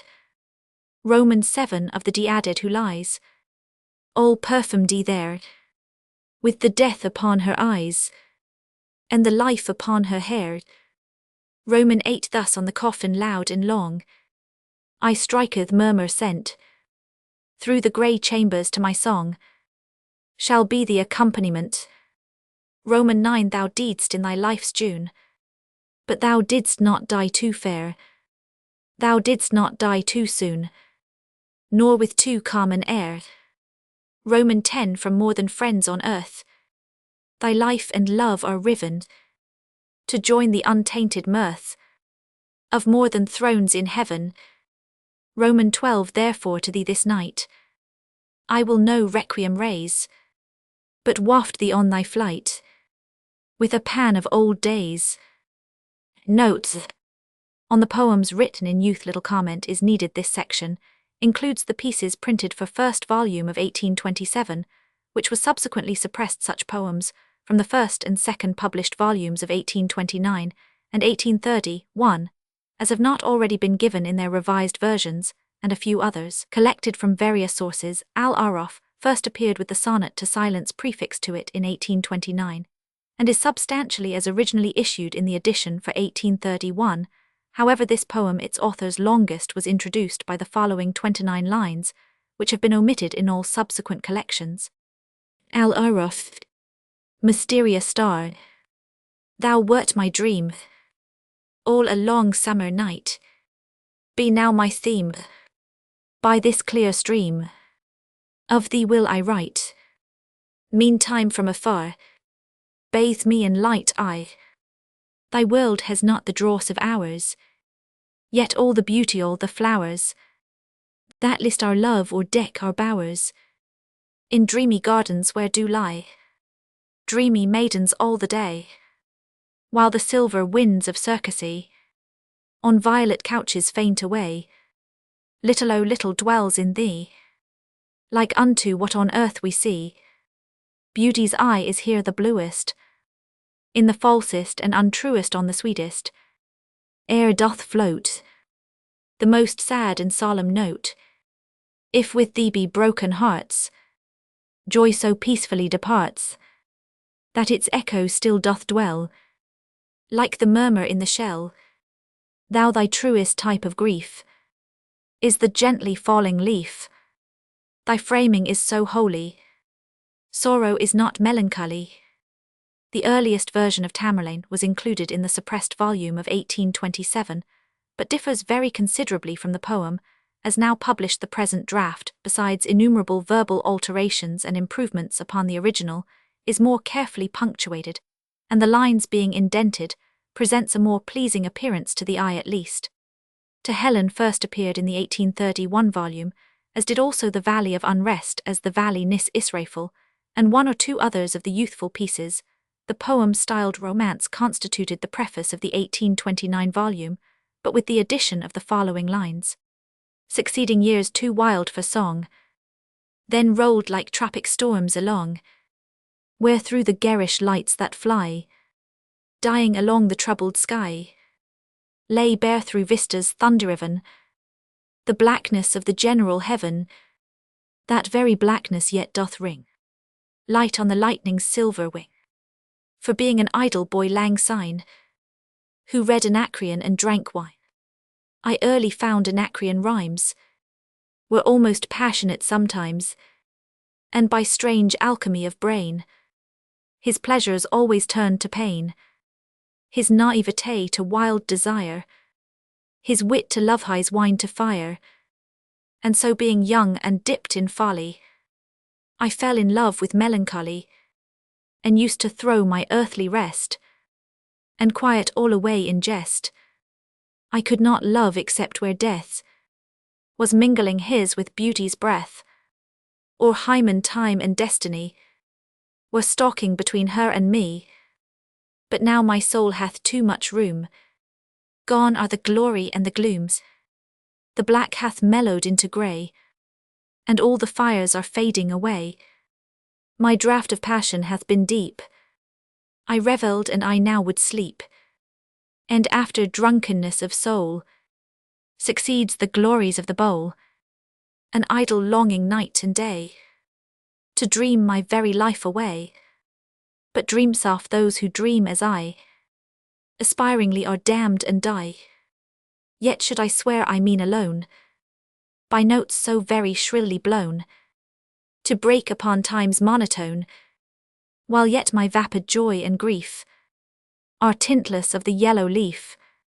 Why not an imp the greybeard hath will shake his shadow in my path, and e'en the greybeard will o'erlook connivingly my dreaming book. Doubtful poems is alone. From childhood's hour I have not been as others were, I have not seen as others saw, I could not bring my passions from a common spring. From the same source I have not taken my sorrow, I could not awaken my heart to joy at the same tone. And all I loved alone. Then in my childhood, in the dawn of a most stormy life, was drawn from every depth of good and ill the mystery which binds me still. From the torrent or the fountain, from the red cliff of the mountain, from the sun that round me rolled in its autumn tint of gold, from the lightning in the sky as it passed me flying by, from the thunder and the storm and the cloud that took the form, when the rest of heaven was blue, of a demon in my view. This poem is no longer considered doubtful, as it was in 1903. Liberty has been taken to replace the book version with an earlier, perhaps more original manuscript version, ed. To Isidore. I, beneath the vine-clad eaves, whose shadows fall before thy lowly cottage door, under the lilac's tremulous leaves, within thy snowy clasped hand, the purple flowers it bore. Last eve in dreams I saw thee stand, like queenly nymphs from fairyland, enchantress of the flowery wand, most beauteous Isidore. Roman 2. And when I bade the dreams upon thy spirit flee, thy violet eyes to me upturned did overflowing seem, with the deep untold delight of love's serenity. Thy classic brow like lilies white, and pale as the imperial night, upon her throne with stars bedight, enthralled my soul to thee. Roman 3. I behold thy dreamy passionate eyes, blue as the languid skies, hung with the sunset's fringe of gold, now strangely clear than image grows, and olden memories are startled from their long repose, like shadows on the silent snows, when suddenly the night wind blows, where quiet moonlight ties. Roman 4. Like music heard in dreams, like strains of harps unknown, of birds forever flown, audible as the voice of streams that murmur in some leafy dell. I hear thy gentlest tone, and silence cometh with her spell, like that which on my tongue doth dwell, when tremulous in dreams I tell my love to thee alone. V. In every valley heard, floating from tree to tree, less beautiful to me, the music of the radiant bird, than artless accents such as thine, whose echoes never flee. Ah, how for thy sweet voice I pine, for uttered in thy tones benign, enchantress, this rude name of mine doth seem a melody. The village street, in these rapid restless shadows, once I walked at eventide, when a gentle silent maiden, while ked in beauty at my side, she alone there walked beside me, all in beauty like a bride. Pallidly the moon was shining on the dewy meadows nigh, on the silvery silent rivers, on the mountains far and high, on the ocean's starlit waters, where the winds hoary die. Slowly, silently we wandered from the open cottage door, underneath the elm's long branches, to the pavement bending o'er, underneath the mossy willow and the dying sycamore, with the myriad stars in beauty, all bedight the heavens were seen. Radiant hopes were bright around me, like the light of stars serene, like the mellow midnight splendor of the night's irradiate queen. Audibly the elm leaves whispered peaceful pleasant melodies, like the distant murmured music of unquiet lovely seas, while the winds were hushed in slumber, in the fragrant flowers and trees, wondrous and unwonted beauty, still adorning all did seem, while I told my love in fables, 'neath the willows by the stream. Would the heart have kept unspoken love that was its rarest dream? Instantly away we wandered, in the shadowy twilight tide, she the silent scornful maiden, walking calmly at my side, with a step serene and stately, all in beauty, all in pride. Vacantly I walked beside her, on the earth mine eyes were cast, swift and keen there came unto me ritter memories of the past, on me like the rain in autumn, on the dead leaves cold and fast. Underneath the elms we parted, by the lowly cottage door, one brief word alone was uttered, never on our lips before, and away I walked forlornly, broken-hearted evermore. Slowly, silently I loitered, homeward in the night alone. Sudden anguish bound my spirit, that my youth had never known, wild unrest like that which cometh, when the night's first dream hath flown.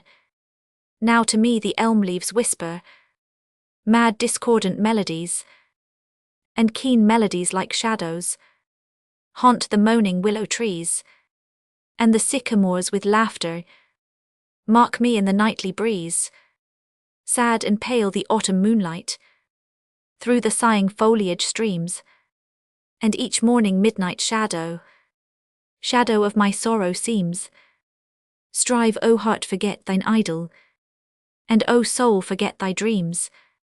The forest reverie, 'tis said that when the hands of men tamed this primeval wood, and hoary trees with groans of woe, like warriors by an unknown foe, were in their strength subdued, the virgin earth gave instant birth to springs that near did flow, that in the sun did rivulets run, and all around rare flowers did blow. The wild rose pale perfumed the gale, and the queenly lily adown the dale, whom the sun and the dew and the winds did woo, with the gourd and the grape luxuriant grew. So when in tears the love of years is wasted like the snow, and the fine fibrils of its life, by the rude wrong of instant strife, are broken at a blow, within the heart do springs upstart, of which it doth now know, and strange sweet dreams, like silent streams, that from new fountains overflow, with the earlier tide of rivers glide, deep in the heart whose hope has died, quenching the fires its ashes hide, its ashes whence will spring and grow sweet flowers ere long, the rare and radiant flowers of song.